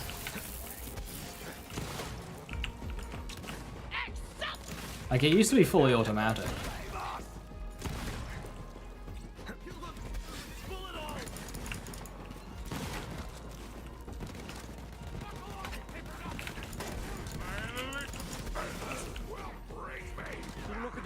Which version of the lob was my favorite? Semi-auto spam cannon. I think that's the current one, right?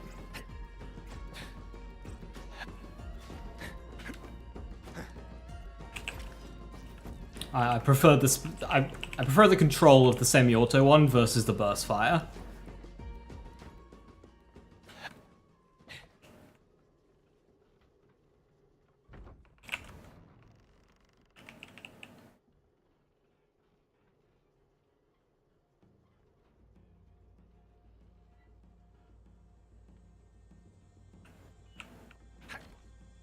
Yeah, I definitely did go to sub 1 second, because I remember going for it.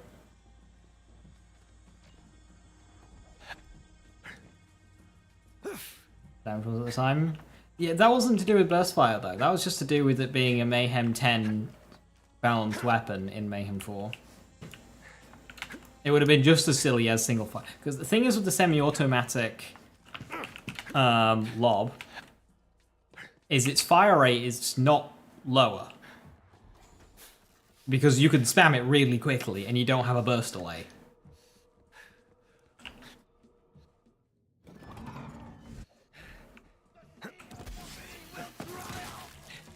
Into the holy fray! Interloper! 86 those pricks!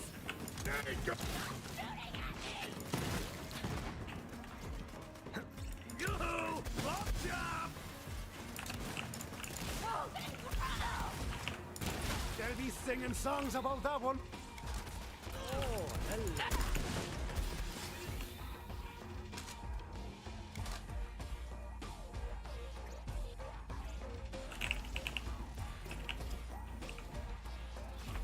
Like, you could now just take a Mayhem 10 lob, take it to, you know, Mayhem 5,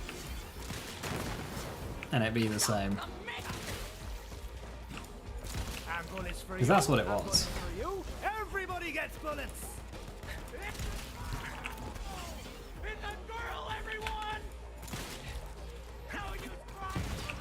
What did he say?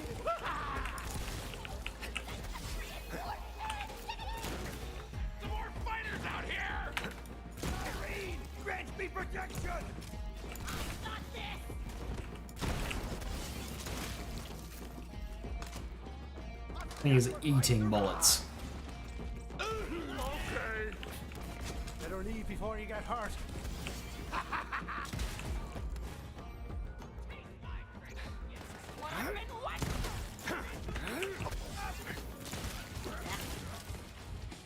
Favorite shotgun was the inside second only to kill stack full auto Hellwalker. Turning Hellwalker to a machine gun is one of the most just fun things.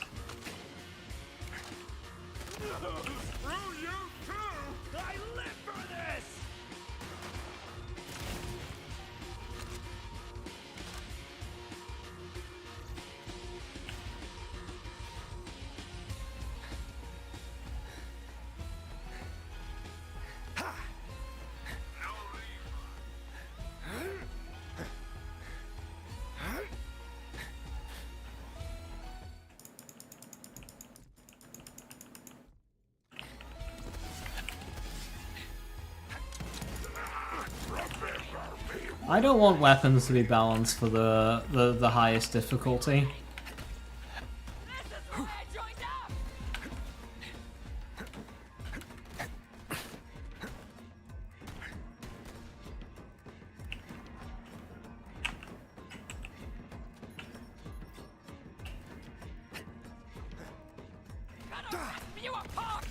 Death wish granted.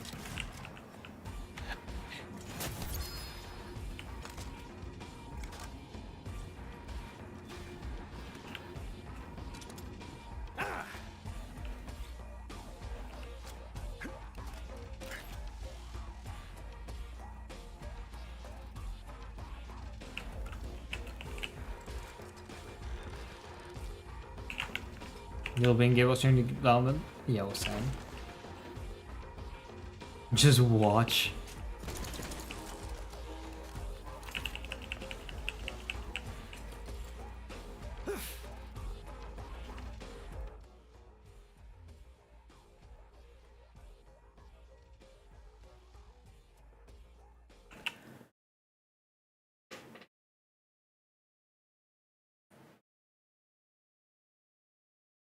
Like, cause they gotta have meetings about mayhem levels. Like, that's so cool.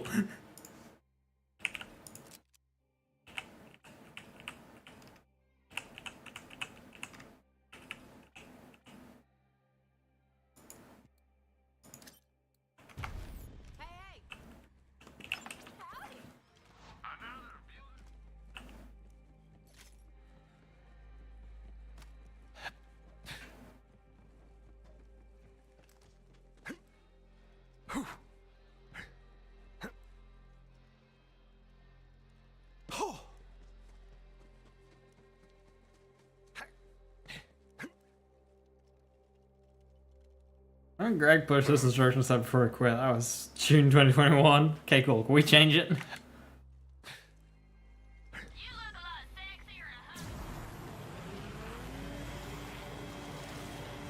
Because I work in a kitchen, and kitchens, they're notorious for running through staff so quickly. But I've been there long enough now that basically it's a completely new set of people working than there was before. So it's interesting seeing them run into problems that like the previous set ran into that have already worked out, and then it's like, it's weird seeing people make the same mistakes, but it's a different set of people, and it's just like, wait, I've seen this before. You're the old hand? Yeah, I'm the old hand now. We got a new head chef, and then he brought in a bunch of chefs that he'd worked with. So to them, it's like, I just kind of came with the kitchen.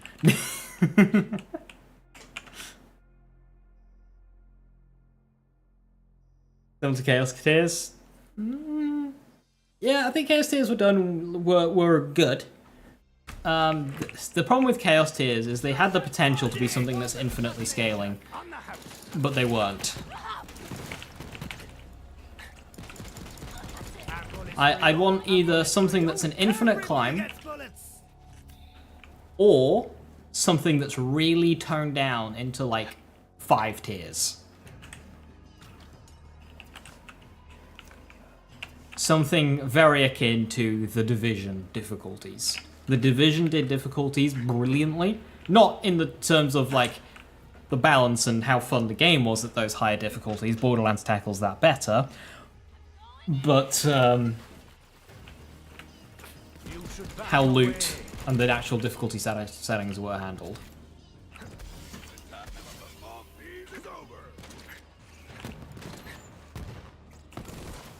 Oh god, Hornet.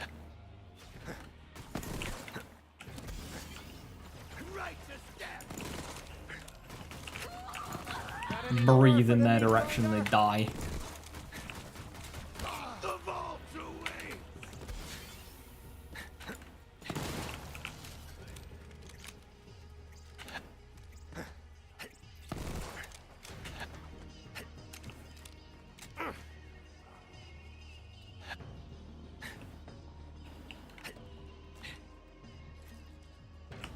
No one knows why the test exists. But that's the thing, they go, why is this here? Let's remove it. And then they run into why it exists.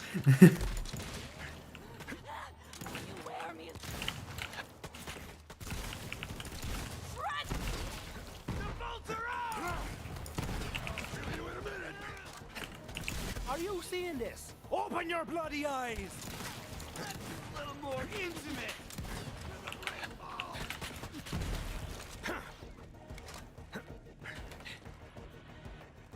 Hi Ruka, how you doing? Hello, hello.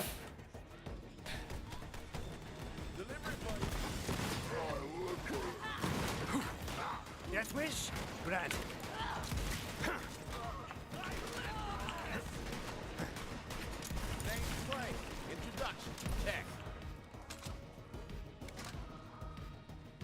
One thing that was funny that kind of happened recently is I called work to call in sick. Not a pint, but it'll do. And the voicemail for if somebody didn't pick up the phone was somebody who hasn't worked there in a while. It's like, wait a minute, this person doesn't work here anymore.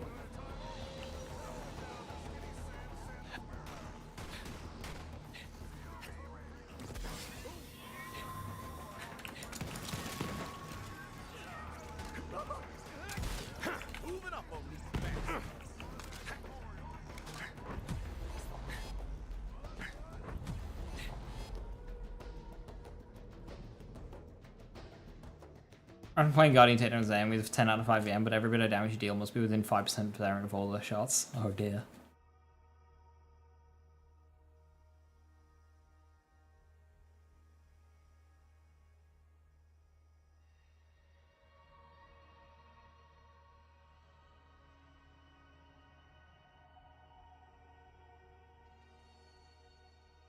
Massive or challengingly complex? I mean, I like challengingly complex. Could do more with that. I also want a smaller gap between a unoptimized build and an optimized build. I want less reward for my build crafting.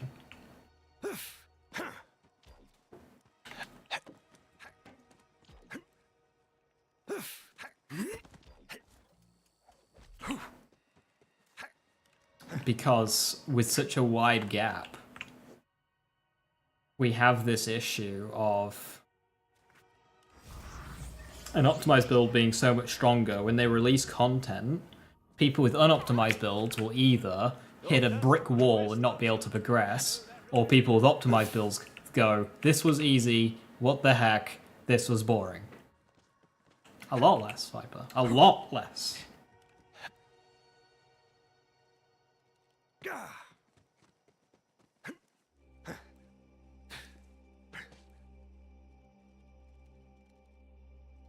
I can make Amara walk around, effectively one-shotting everything with an SMG, but somebody else could put 200 bullets into somebody and them not die.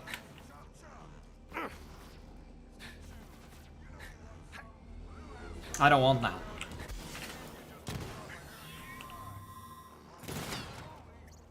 I live for this! You'll want to think twice next time. Feel the holy fire!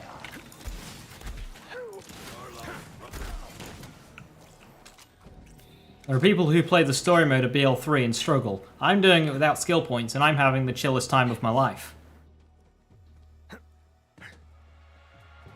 You can? What SMG? Crit. The moment that thing touches an enemy's head, they implode.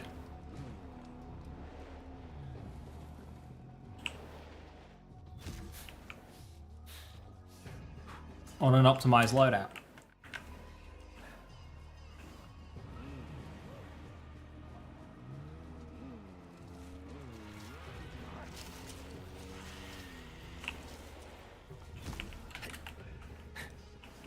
And whilst I am somebody who supports nerfs, a nerf doesn't fix the problem here, because then I just use the next weapon and the next weapon.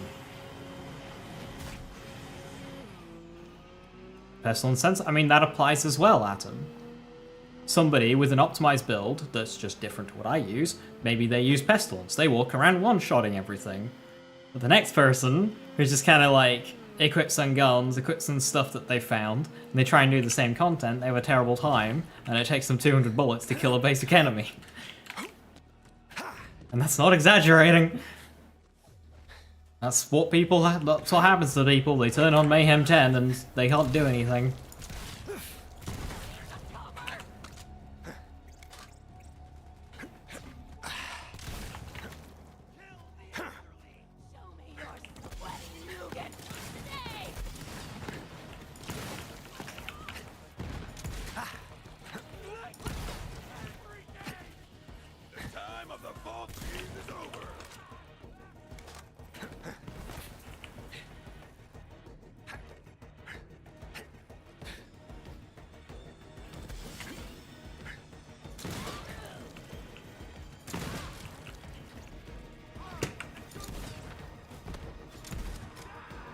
I call this a successful operation. That wasn't so hard now, was it? I got this! No! I'm invincible! Stop this! I'm the face! You're the mule! Hell yeah!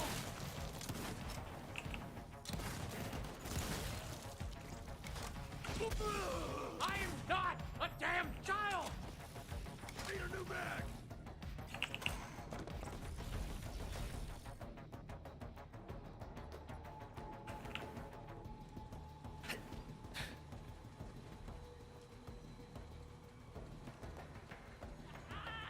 Fresh meat for the stew!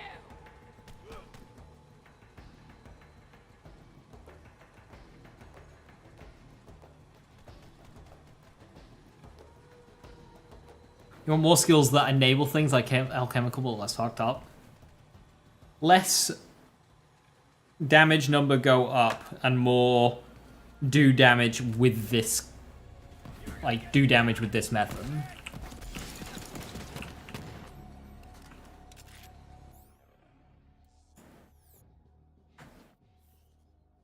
Yeah. Less violent violence, more... Zane's probably a bad fucking example here. But you get what I mean. More erasers, but not eraser. More drone deliveries. More seeing reds.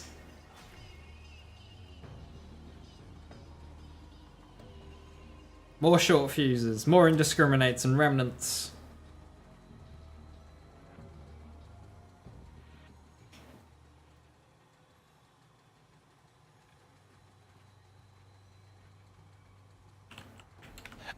And the thing is, a lot of these are very strong skills, but they wouldn't be as strong if we had less just stat increases. If we had less stat increases to double dip, then they wouldn't be so overpowered. Got more where that came from. We didn't have plus 50% V1 from Frenzy, another 30% from Interplanetary Stalker, another 20% from As Fast As You Can, or whatever it's called.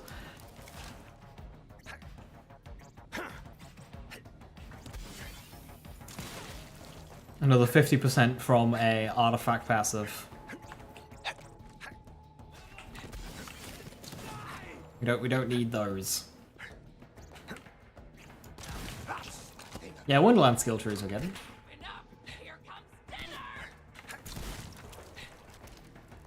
I don't think the overall balance of Wonderlands was as nice as 3, but that's mainly on guns lagging behind in that game. Not for the bushel of manky gits. Just.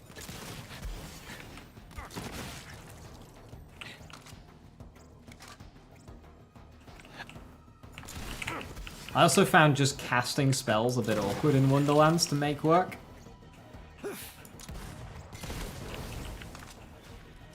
By endgame, you had to put like so much effort in to make various spells work well.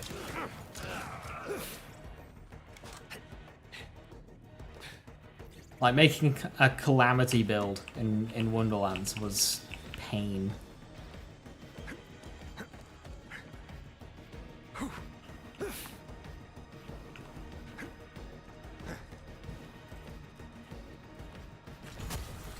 And you were basically, to do that, your guns were shit. Your melee was in... Well, they made sure your melee didn't do anything.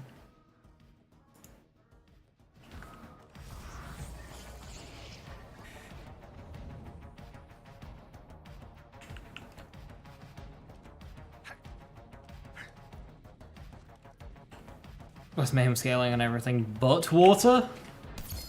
What do you mean but water? Also, that just sounds funny, but water. No, less water.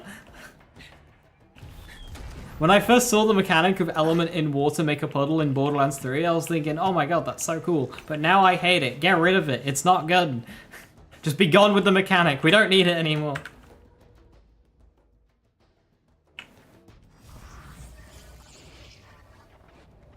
Yeah, that's around where mine was, Viper.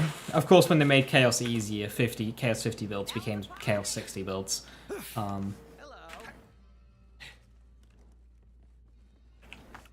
Good show, Vault Hunter. You certainly gave those bandits a walloping. Walloping!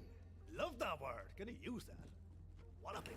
One thing that I hated in Wonderlands, I despised this, is when we got a new cap and we got access to a new tier at like a 1% drop rate. So like Chaos 50, Ascended, 1.4% drop rate. And then you'd have build video after build video that would have every single slot be Ascended. And it's just like, these items are not balanced for this difficulty. And it's been out for half a day and you're showcasing builds with full ascended kit. It's so disingenuous. It's so disingenuous. Because it's over-leveled, essentially, is what it is. And it's incredibly unrealistic for somebody who is watching a build video to have access to that level of power. It's just not feasible. I'm drunk. Make your content relatable. I'm drunk, and I'm scared, boy. Those zealots are after If you're the genuinely boat. trying to help They'll people. come for ours. Only a matter of time. So listen.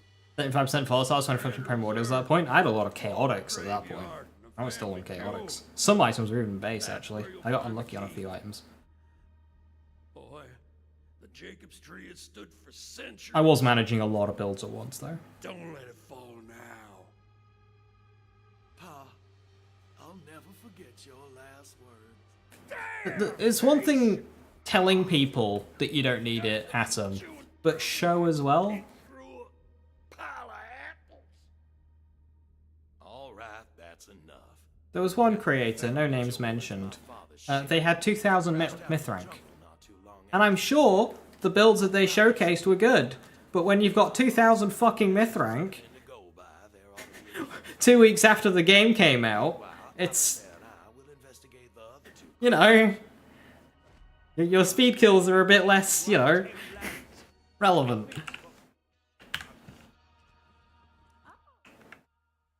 Where's my car? Oh, it's all the way over there. The 2K myth rank guy, who also, you know, promoted gear selling sites. That vault open, will ya? It was super nice to have my dinner waiting for me last time, you know? Later, Grendel Humpers. They get it, Troy. Walk around Pandora's how you get. Went on to South Africa. Yeah, I got an email or 3 from them. Look, Ma! No gravity!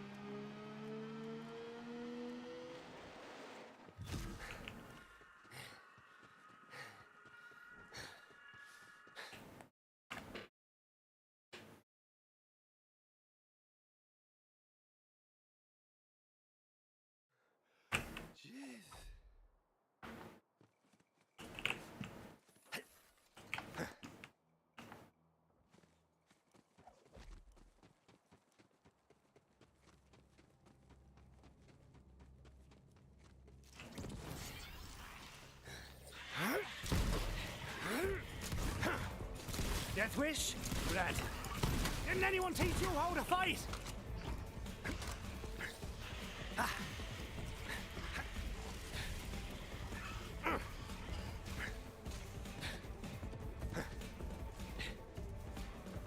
Does every endgame build of yours get through True Guardian Takedown? Yes, that's like kind of... That to me is a baseline.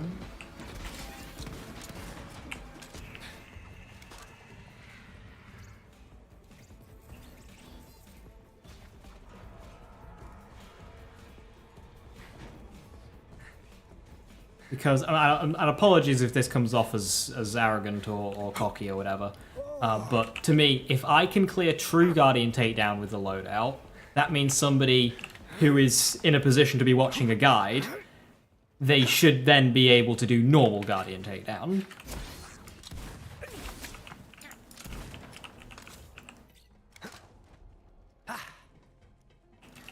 But if I can only prove to myself that I can do normal Guardian Takedown, then should I say, yeah, this is good for somebody who was just picking up the loadout for the first time to also do the same thing? So I try and go one above.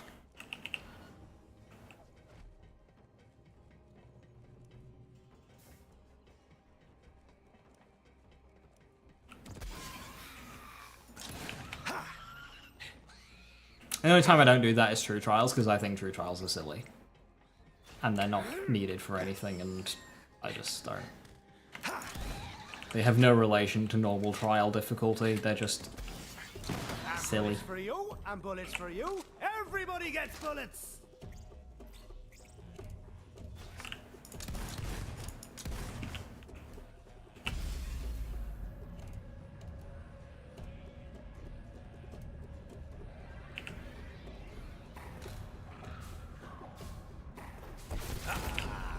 good to be back.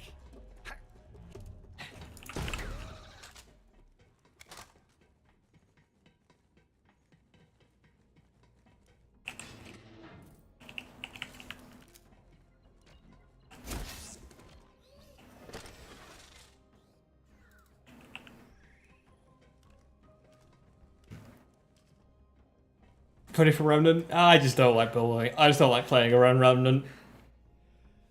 Too many times have I set up my damage hit and only had the Remnant Ball just go off to space and not target the boss, and it's just like, bruh. What was the difference between True Trials and normal? Absolutely nothing, except the boss's health went from, you know, main story boss difficulty to the tankiest thing in the entire game, but not having a moveset to complement it. It's just a big ol' health sponge. It wasn't designed to be a long fight. True Trials was Proving Ground Trials were specifically designed to be a short encounter. So when they take the health bars from like a couple 100 million to 20 billion, it's a bit silly.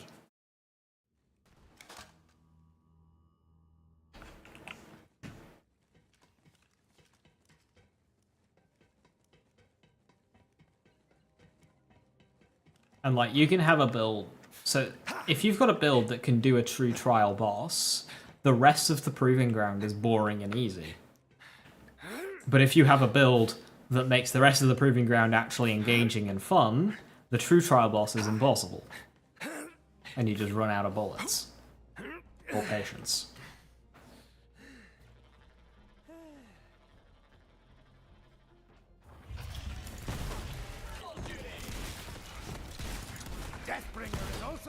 I'd rather prove True Trials have done what the takedown ones do and make it so you get 4-player spawns and actually affect the rest of the Proving Ground.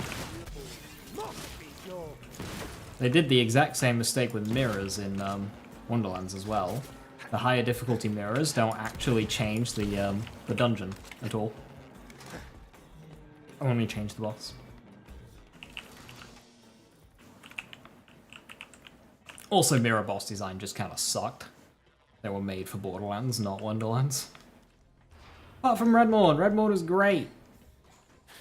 We love our giant dragon with the best designed boss arena in the entire franchise.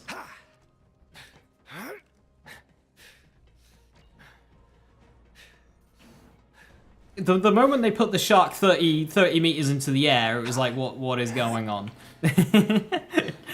Tier 3 shark was fine.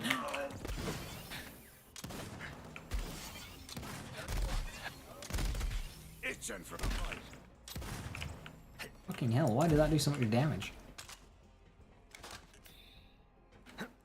And then you had two bosses which half the game's damage sources physically couldn't hit. And then you had Peak. Still a little bit of hitbox fuckery with Redmore, and I won't... It wasn't that good, but the boss arena was so good that I'm willing to just praise it. Why did that turret make blood splatter noises?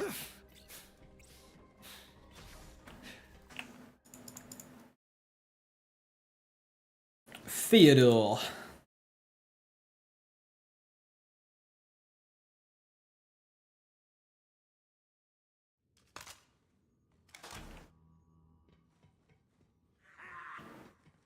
Rimmel's very funny with Ghostplay because it takes a bit to get the spot, but once you've found the spot, oh lord. We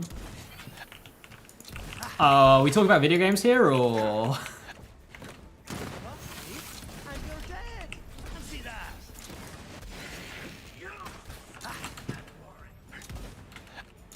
86 those pricks! Games, get your head out of the gutter, sir. Sorry.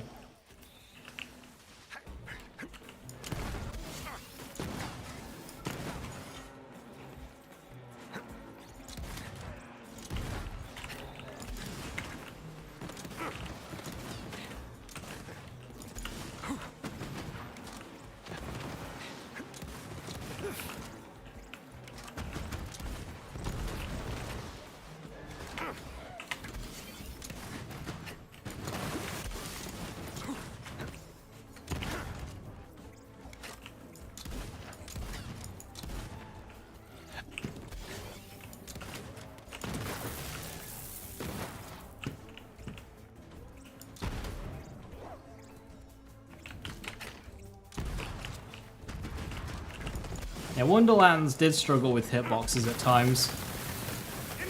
Banshee wasn't much better. Drill was finicky.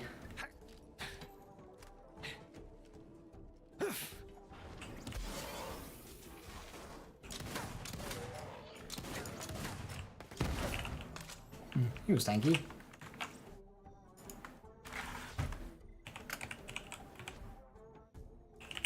Oh, is this game doing it as well?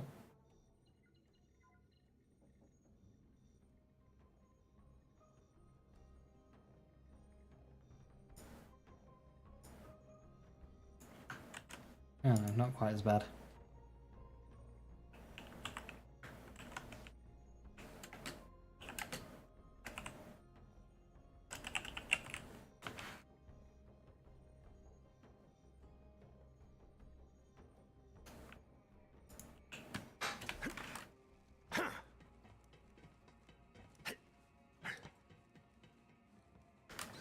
Banshee was funny with Ghostblade because again it had a spot, yeah. Did that one have a bounty?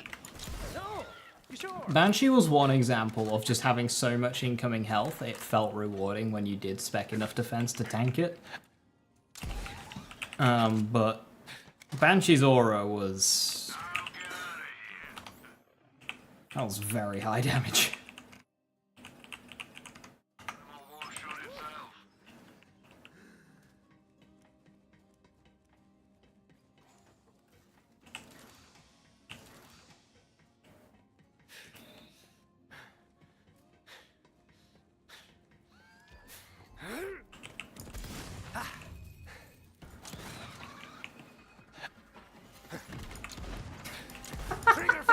That is the perfect quote to bring up following the new one.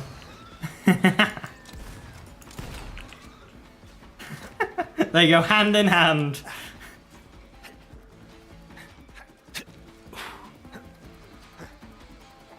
Convenient.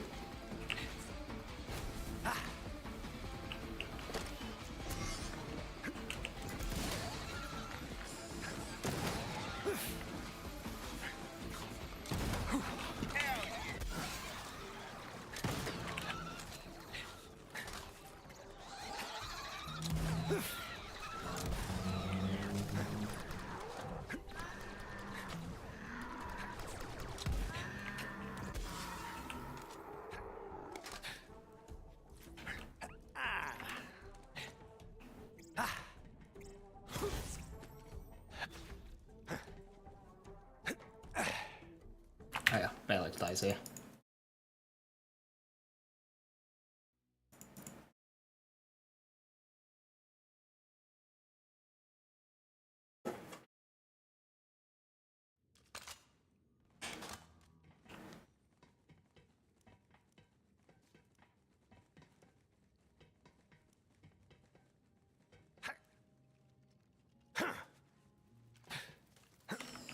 They'll be singing songs about that one.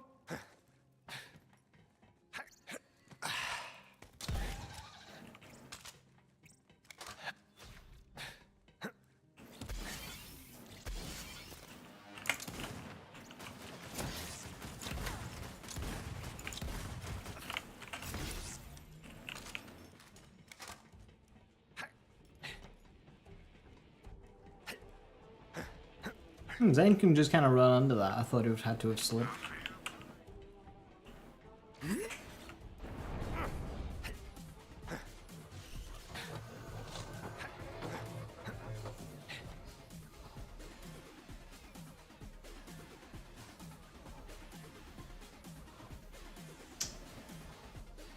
I think... oh.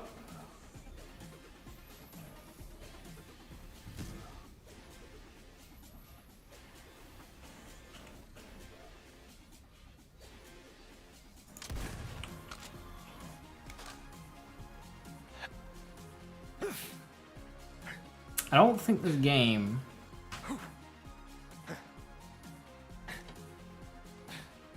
supposed to respond like that.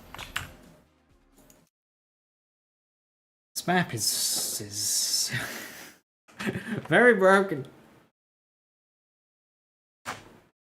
It doesn't work.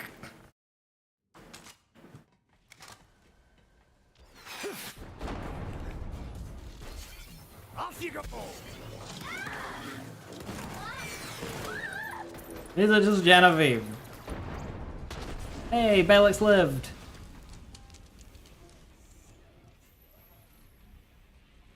Wait. Bye-bye. Just plops.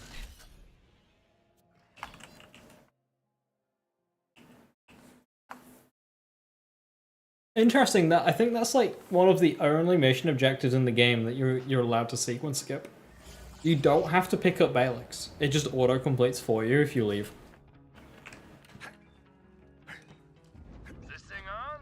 Test, test. Hey, Vault Hunter, have we got an opportunity for you? You don't Not the time, Axton. Sanctuary is under attack.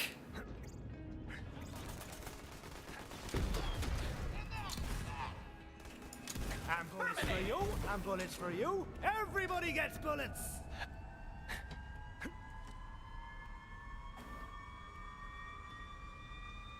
No, I think this is exactly the time. I don't think it is.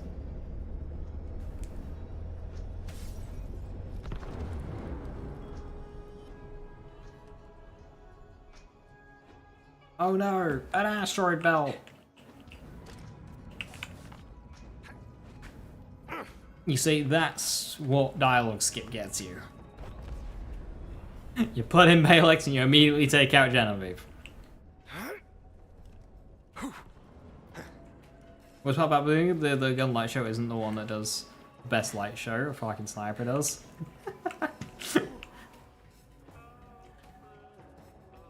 Bro, we were talking about Hellshock in real life earlier. We get a complex route in real life. The light show on that. I mean, okay, you might cause I need to stay busy or my mind wanders. a lot of property damage and or personal injury. There used to be so many of us on the But it would be pretty. A quick shout out to Claptrap. Nah, I'm just kidding. No, I'm not. You're all right, Claptrap. It'll be really funny. Excellent choice, Fred. You know, it'll be really funny. This is one of the best SDUs money can buy. So get to buying it. If we got a masher, not a masher. There was a masher in there. That's why I said masher. It'd be funny if we got a Hellwalker.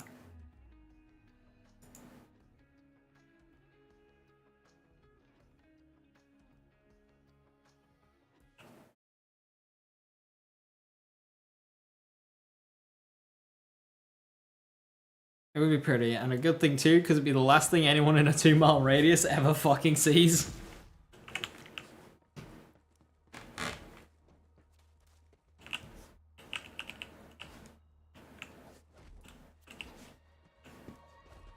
The rogue side.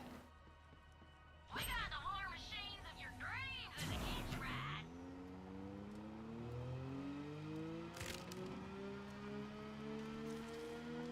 One shot and then you die. It'd be pretty. It'd be painful. I mean, it would hurt.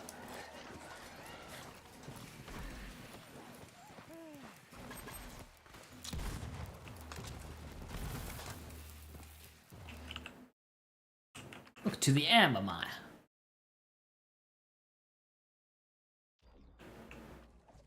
My rogues have gone rogue.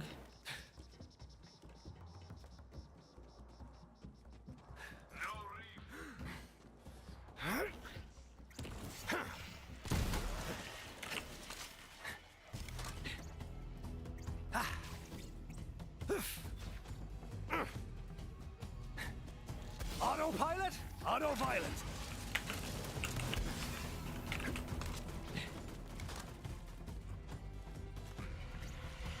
Let's crack on.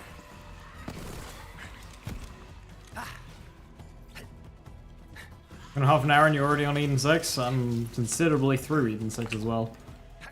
If you beeline Eden 6, it's not too long.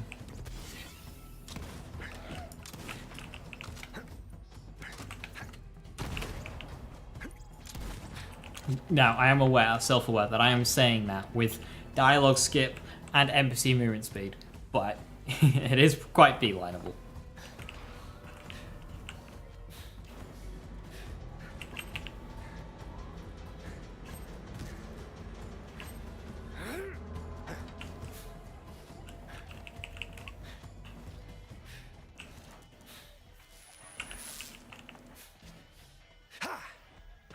Is that a legendary shotgun? Yeah, this is the Garcia. A banjo is death in the hands of murderers. There is no encore.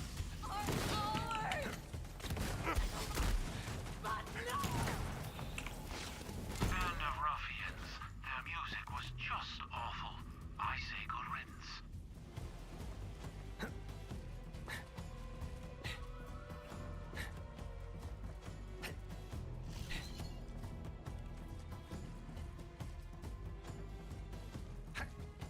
Should we get the Burning Summit?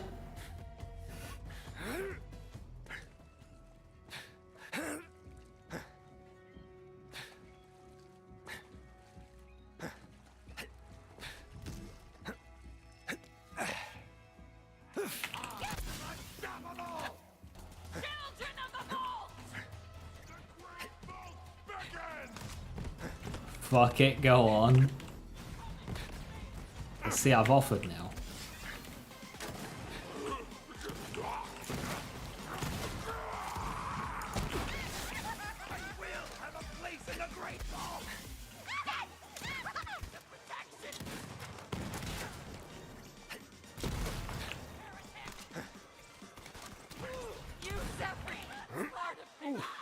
Trigger finger's getting tired over here.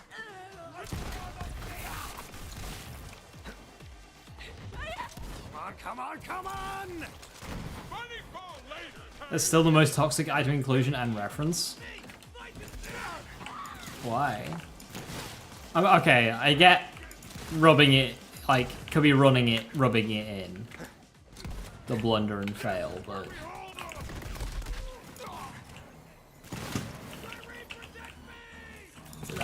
Is it that toxic?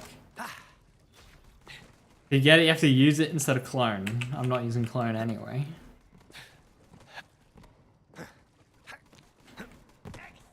Ooh.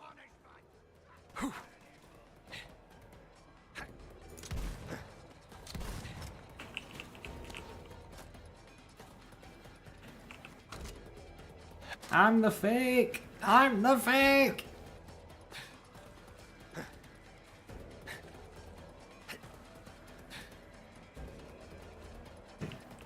The problem with items like the Burn It Summit is the Burning Summit implies some build applications and setting yourself on fire with like elemental projector and stuff, but they're just, this game is not set up in a way that you can actually do that.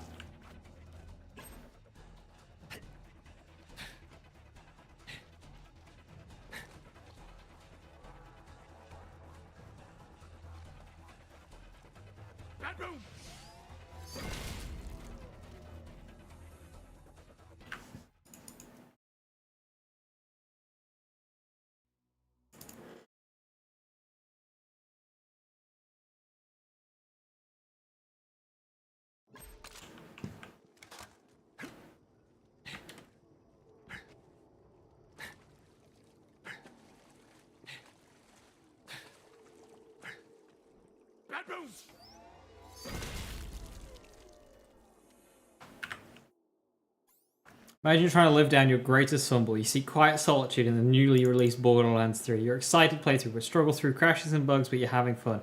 You see this funky side which you die a few times, and there it is. Gearbox, the company rubbing your shit right in your face all over again. Okay, I get the idea, but nobody, especially Summit, is not accidentally running into this thing. It took us years to figure this shit out. For somebody to finally stumble in whilst paying attention and figuring out how this fucking thing drops.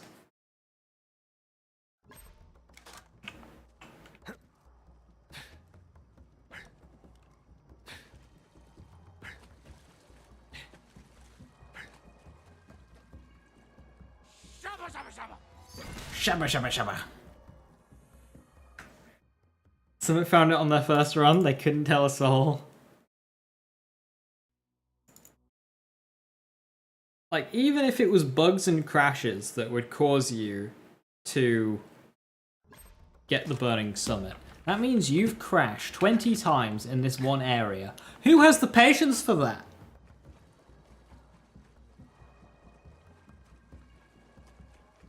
You had a bad idea.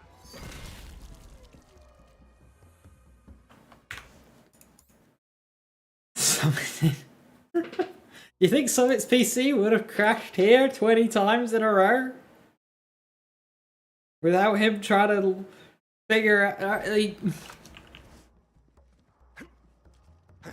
Yes.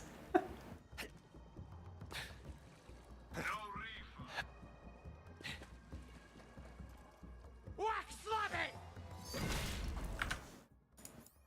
You'd love to know how the person who discovered it actually discovered it. Maybe safe with farming, but then how do you figure out that that's the guy that's dying? So the guy who found it was farming I believe, the Band of Sidorak, which is right there. It's very uncommon that anyone's going to have this mission open because it's so short and easy to complete. Nobody leaves this mission open. But this person did. They just picked it up from the wall and they started their farm. And after 20 runs, they got the Burning Summit.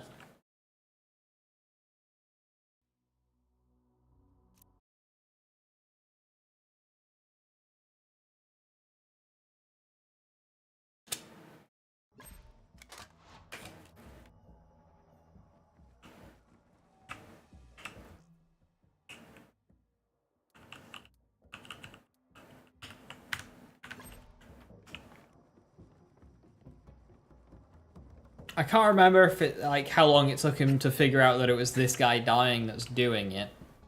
No!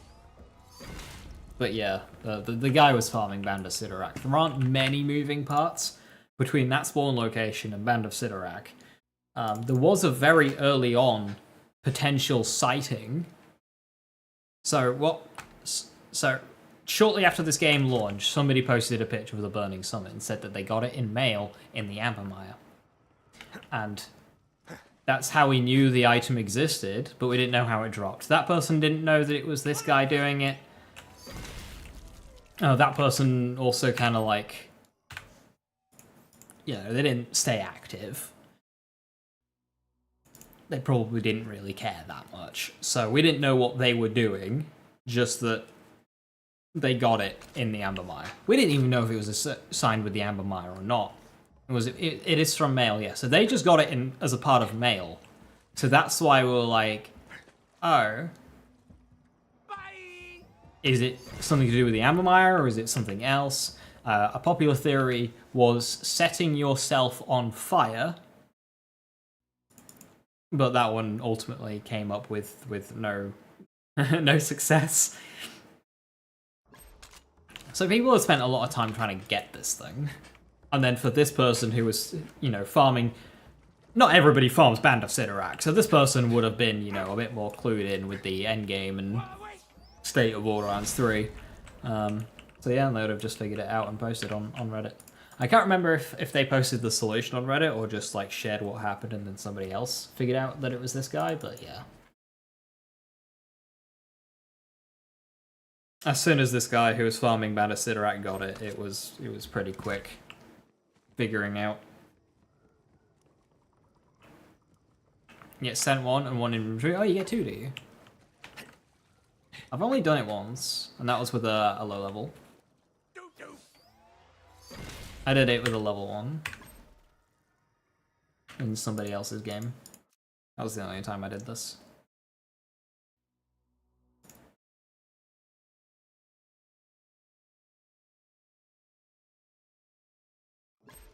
According to K6, what we're about to find out. Oh, Rogue Sight is counting for this picking up purples challenge. That's really funny.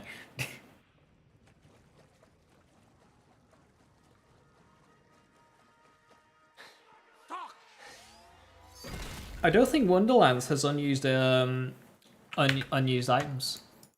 So we'd have data mined items that are unused. We have in this game, there's a couple. There's like an ice nukem and a couple of other weapons that aren't used in this game, but people are able to mod in because they're made. I don't think there's any weapons like that in Wonderlands.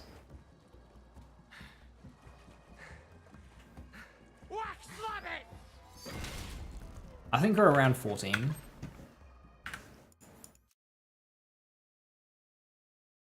13, 14.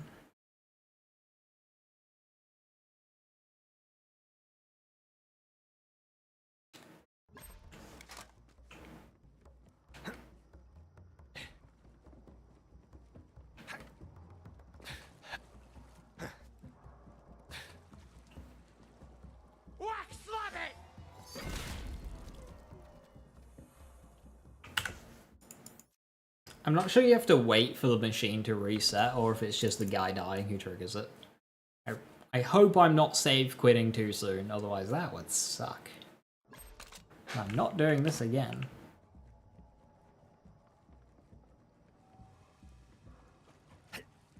Who's keeping count? I'm keeping a mental note.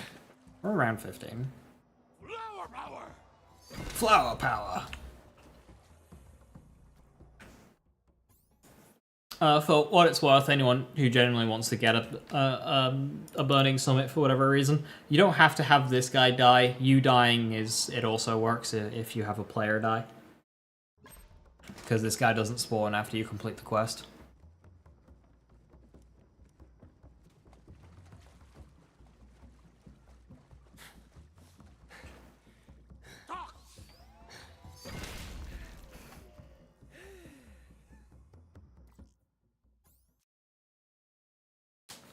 Gotta think, this bandit, of all the enemy spawns across all of Borderlands, this bandit must have like the lowest KD ratio.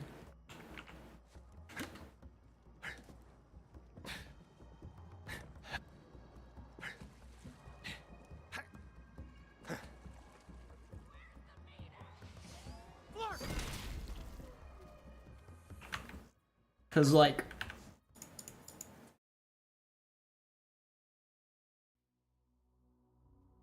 all it takes for another random spawn is to kill a player once, and then they're on the board. Do you think this bandit has ever killed a player?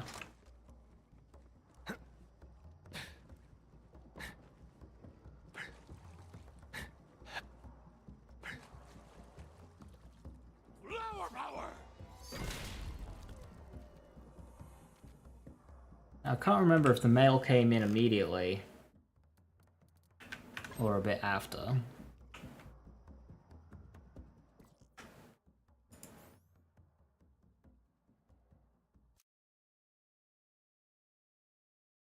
This player only takes credit. I wonder if Gearbox have the numbers for like all of the player deaths. I wonder like which enemies killed players the most, and if there are enemies like in the main run of the game that haven't killed the enemy, the player at all.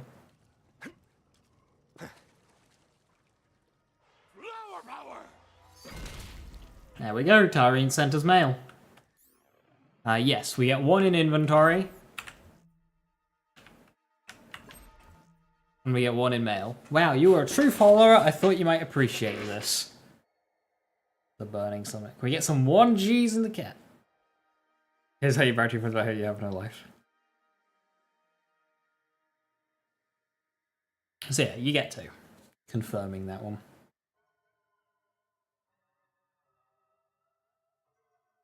%of player deaths will be from the player because there's barrels and water or form of self-damage. I don't think so, because they're mainly an issue in endgame, and the majority of players do not play endgame.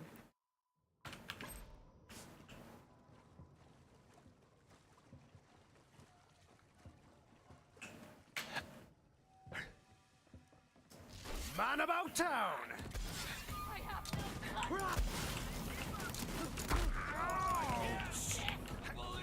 Deathbringer is also my nickname. You got a death wish? Leave her in. Does the body good? My body, specifically.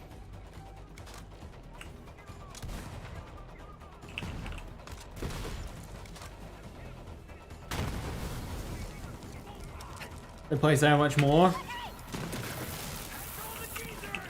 I mean, I was been dying to barrels and water.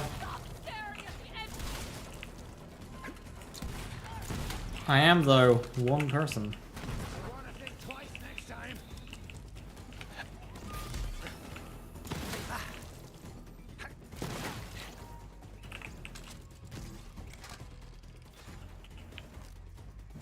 Do you remember those challenges that they did where we had to like hit a weekly goal? Where they were like, hey, do 20,000 Maliwan takedowns this week across the whole player base. Remember those challenges?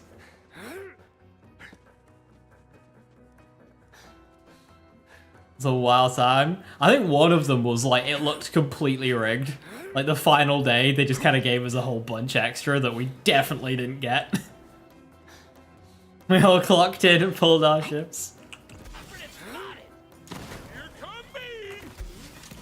Yeah, respawning barrels in Wonderlands was a special... That was a special level of hell. The Guardian takedown one felt rigged? And it was one of them.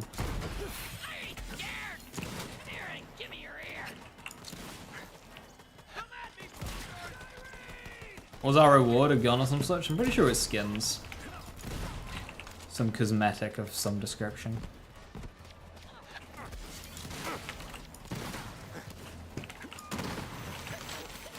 Were you not entertained? Well, see, you'll get yours, bub.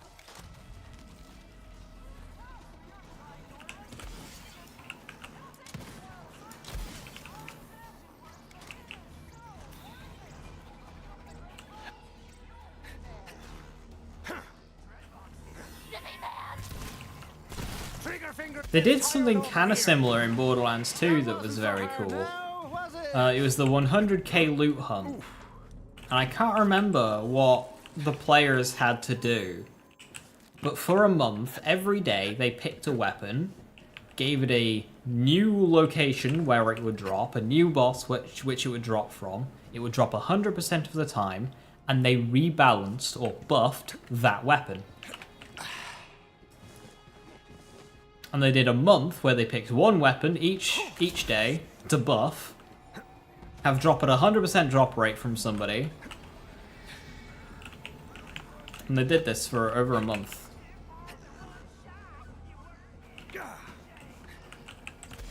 And then they did a tally of like which character got the most kills across the month, and Axton won it.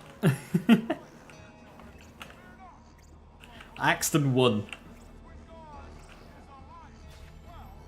That's fun, yeah. I remember not being able to play one day, and it was the day of the Twister, and I'm like, I messaged my friend. It's like, Henry, you gotta get on Borderlands, man. You gotta kill this boss and get us some Twisters.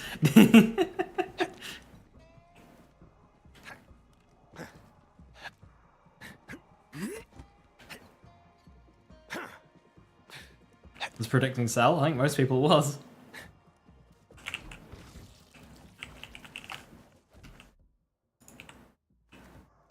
Get legit Grog nozzle that wasn't a mission item? Yeah, it was where people got the legit Grog, and it's why the legit Grog, so long as it's level 80, is allowed. I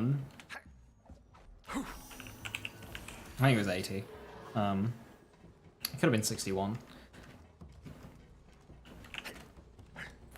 Was allowed in time trials. Because it was a thing you could get legitimately. For one day.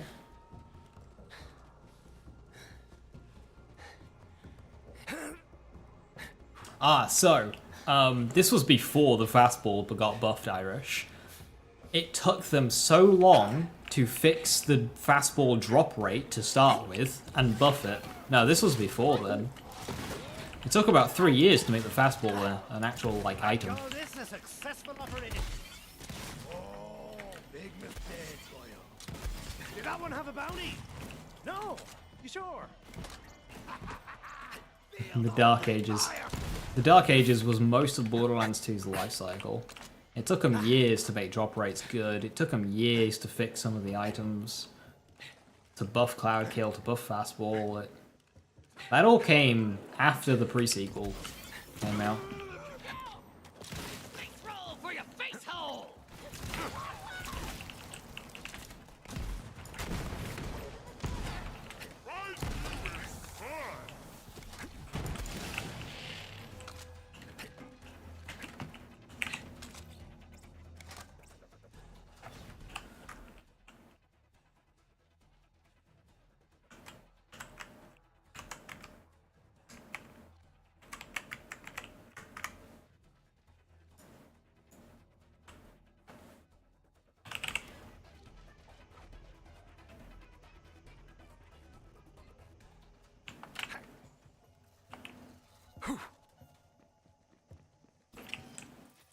Good job, rates.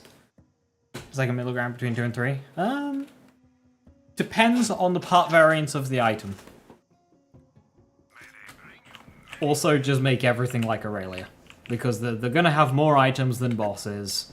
And it also just kind of doesn't make sense that a randomly named normal enemy can drop a really good item. Because people want their items to be viable.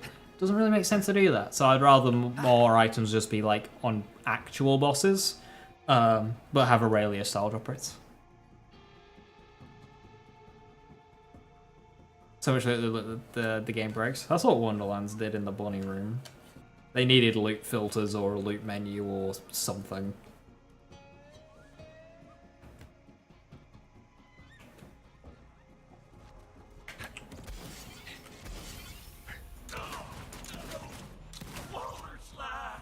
Water slide.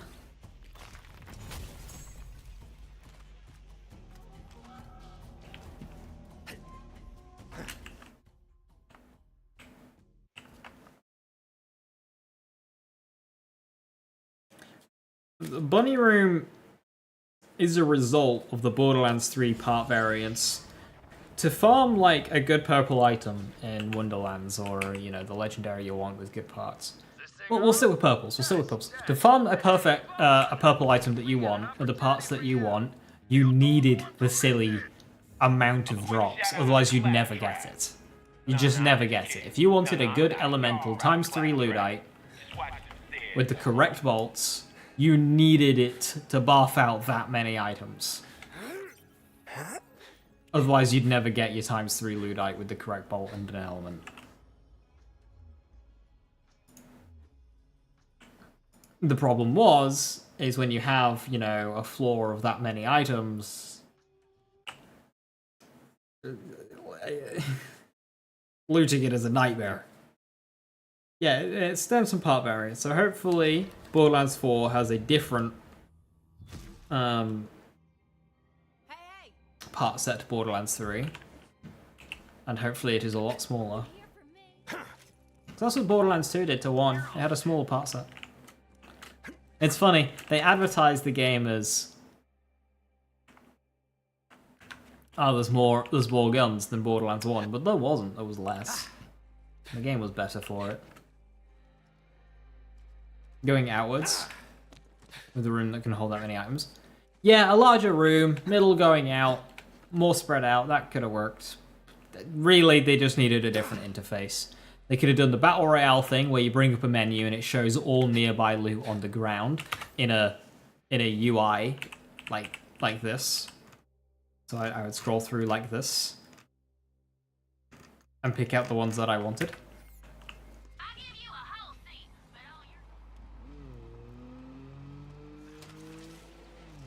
Or a loot filter, so I could just say filter out everything that isn't a Torg. I will just want to look at only Torgs, and then it would just show me all of the Torgs.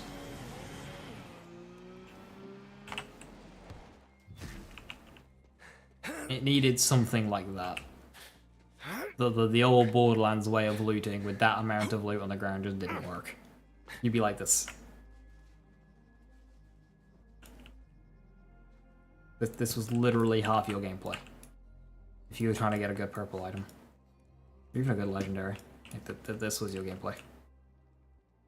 Start giving you PTSD.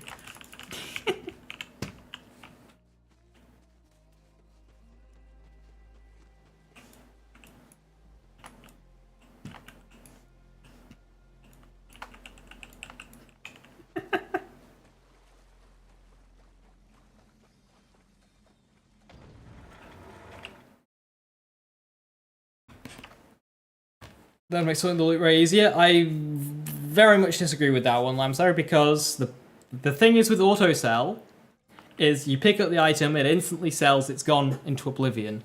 The point is here, we have 100 items on the ground that are all purples. How does the Borderlands 3 autosell help you sift through these purples for the one that you want?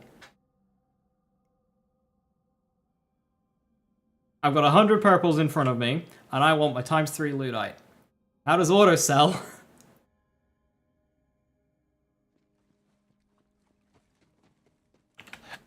I mean, okay, if I look at an item that's not loot out, I get rid of it and sell it. Okay, yeah, that would save time than, you know, going back to the vendor and doing it, but that's not the core of the issue. Because that's what we did, we just picked up every item that wasn't what we wanted, just to clear it off the floor.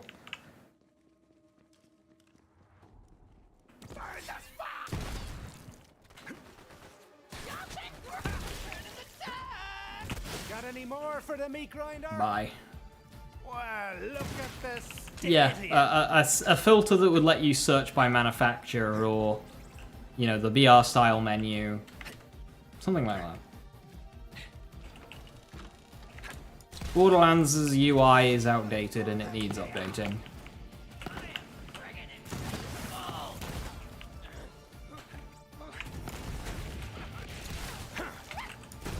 It's the same system. They use the same system as they did in Borderlands 1, and it just doesn't really work anymore if they want to go bigger and better with it when it comes to item quantity.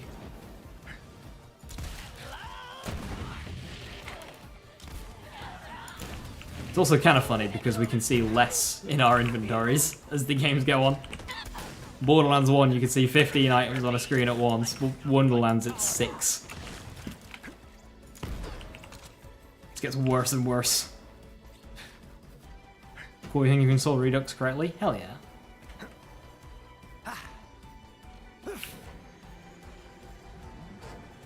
No Guardian rank, right?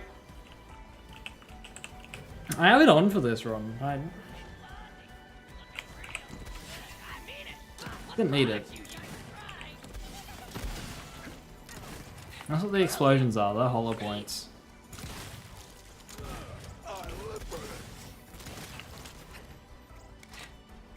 You see, you say you love Stabbo, but you've done a lot of Stabbo. Come closer, will you? Mate, you're gonna get purged, heretic! I was gonna say Clawbringer, but I'm guessing you've done a lot of Clawbringer as well. When it comes to playthroughs. Spore into Claw. That means you're stuck with Spore.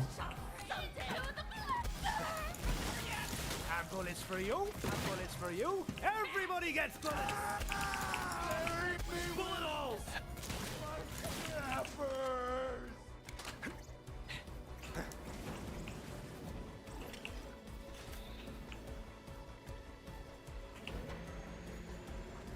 I'm not sure how much they've changed Spore on Redux.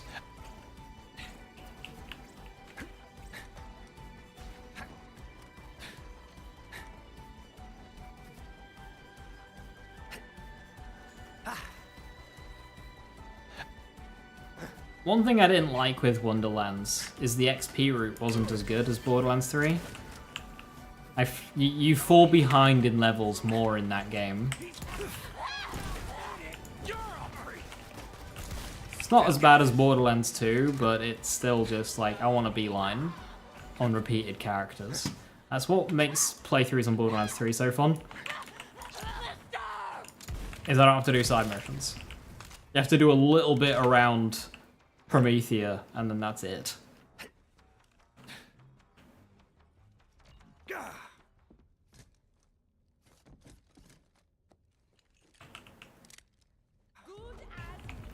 Yeah, the problem with that, Viper, is means you have to do the pirate mission every fucking playthrough.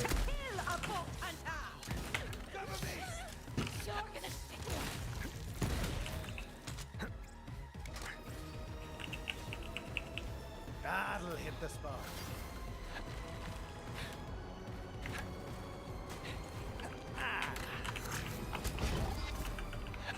Lead charge!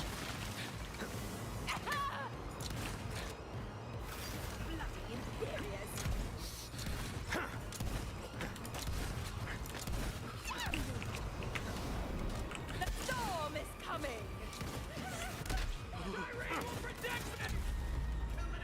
I've got to take. XP levels are redundant.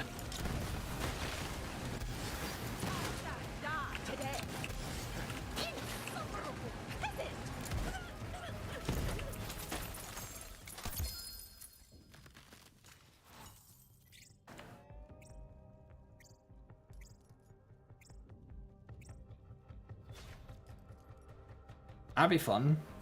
Also, interestingly, 1600 damage. The Nova Burner I got in Atlas HQ with Nova Part was 1600 damage. How strong Nova Burner is.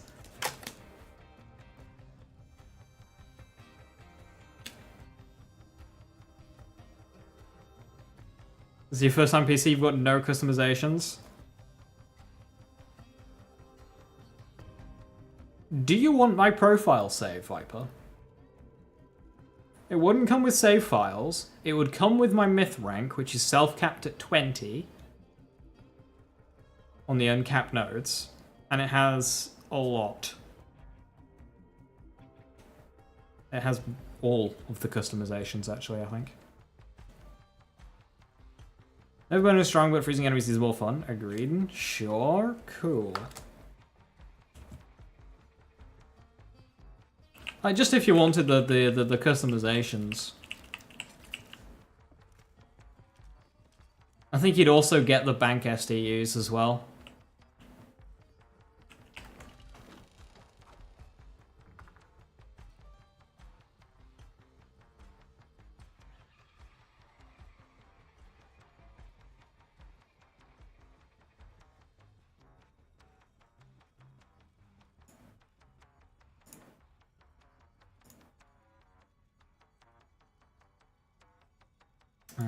Hang on.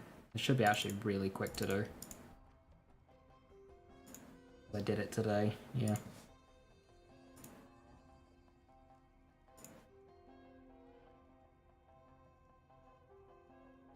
There you go.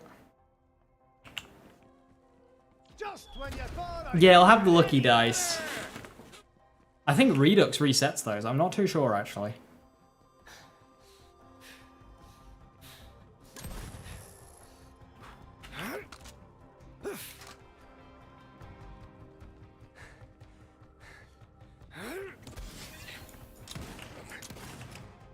That wasn't so hard now, was it? I know it changes the dice, but maybe it doesn't let you reload them. When I say changes the dice, it just makes them drop better loot if you roll a 20.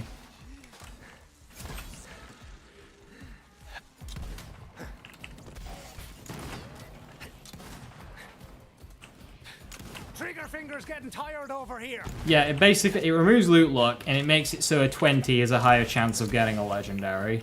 That's like the listed change. Which, okay, you'll lose out on some potential loot through a playthrough if you have the dice pre-found for you.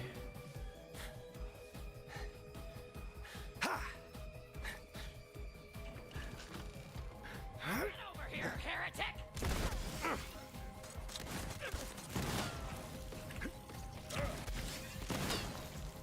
The pipes are calling.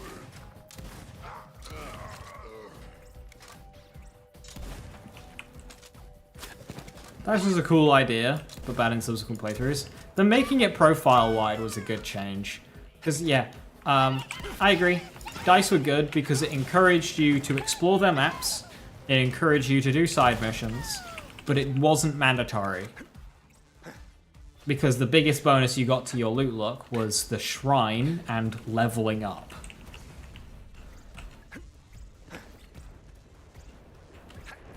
Loot luck also had a soft cap as well, so you didn't actually need to get all of the dice to hit the soft cap. So it was a really good system. It's just that Loot Luck wasn't perfect. Messing with dedicated drops was their biggest mistake. I think Loot Luck would have been much more accepted if it didn't touch dedicated drops. Yes?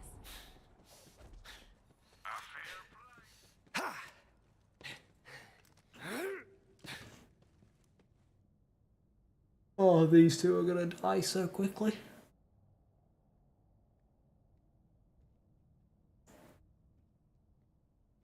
I should have done more seasonal content with it. I wish they did more content.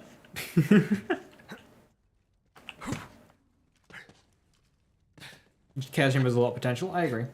I wish Chaos Chamber was uncapped.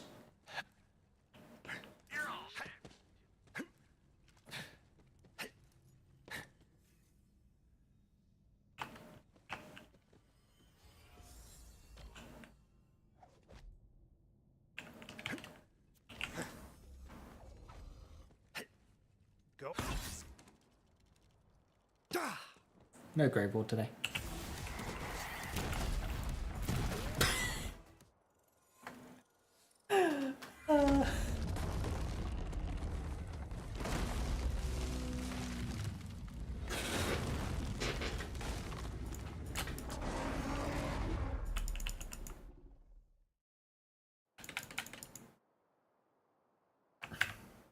Apparently no skipping that.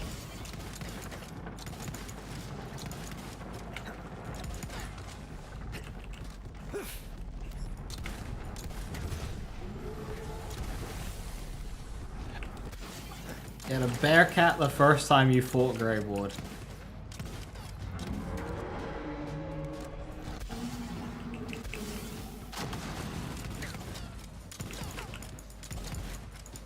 I'm so sorry.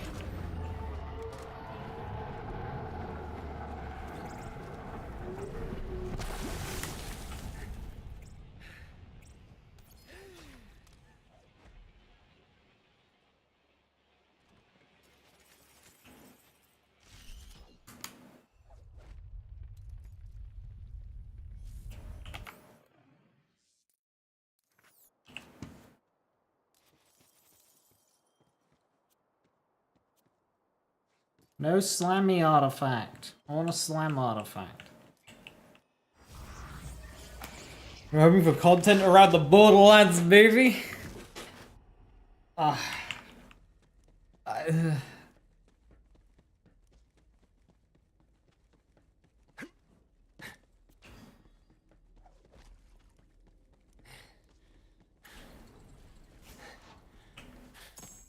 get it, but like...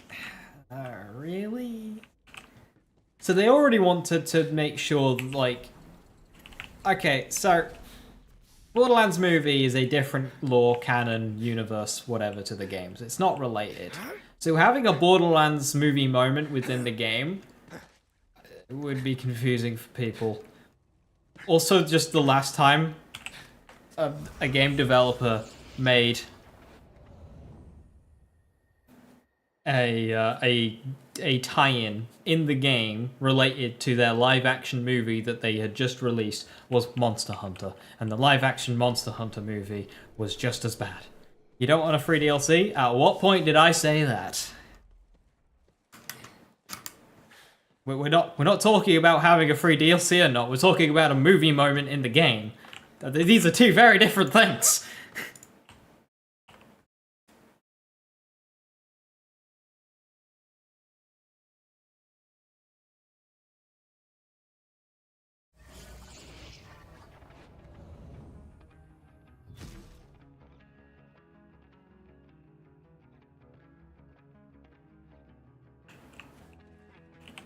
Want waffles for breakfast? Yeah, sure, why not? Wait, you mean you hate pancakes?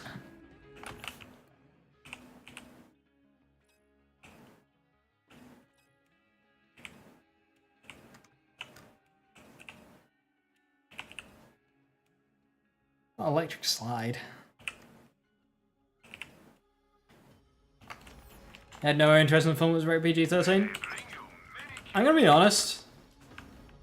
I don't think the movie would have been improved if it had been R.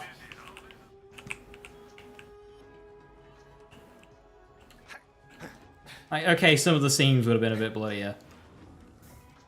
Had a couple of swear words, boo-hoo. It was just going to be fart jokes. It wasn't. I'm guessing you didn't see the movie. It wasn't. It wasn't good, but it wasn't just fart jokes. And the problems with the movie would not have been saved by being mature.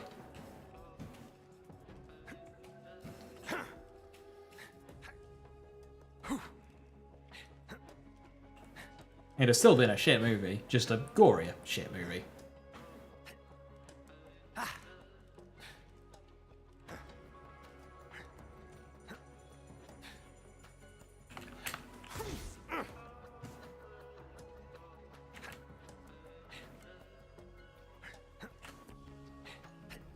The movie was a bad idea overall. Yeah. Gearbox say that it did, you know, revitalize, like, interest in the game. But that could just be copium. I mean, we saw ourselves, even the Steam numbers, that public knowledge. Player count for Borderlands went up when the movie came out. That happened. Movie came out, game got more players. But like 120 mils worth? Probably not.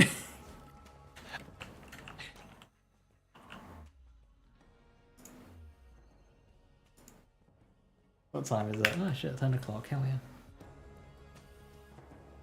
There were 3 cosmetics dropped? I think there were, yeah.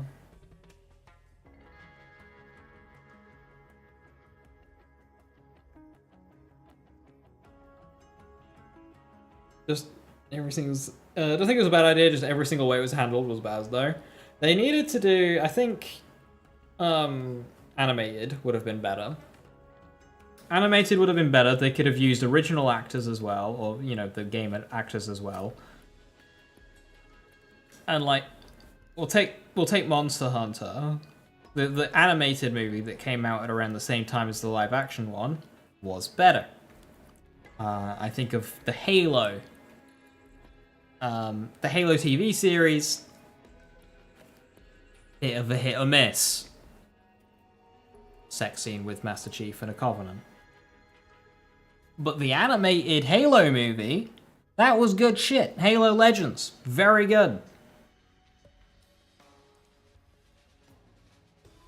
Arcane with about the same budget as Borderlands film, yeah, and Arcane's a TV series as well.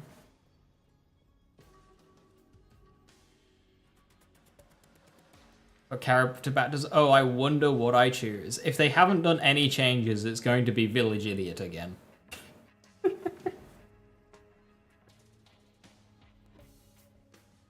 Sonic movies were good. Sonic movies pulled it off. I don't think the Minecraft movie will. I think the Minecraft movie will do well, but I don't think it'll be good.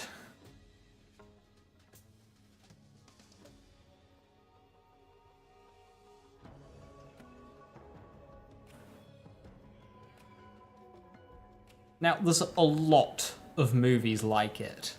There's a lot of movies in this genre. But I'm surprised we haven't seen a GTA movie.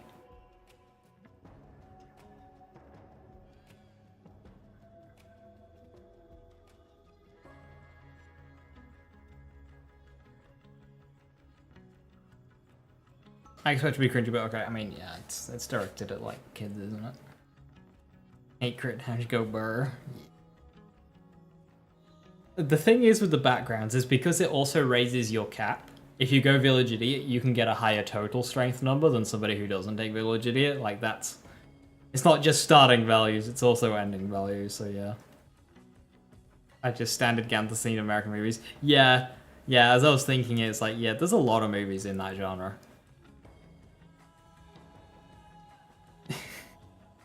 Feels based on movies. You know, thinking about it now, because the first one I had in my head just because I watched it recently was Baby Driver, but Pulp Fiction, that's basically just GTA. There's so many movies you could say, yeah, that could be a GTA movie. You love Baby Driver? It was fun. Apparently they're doing a second, which is a bit weird.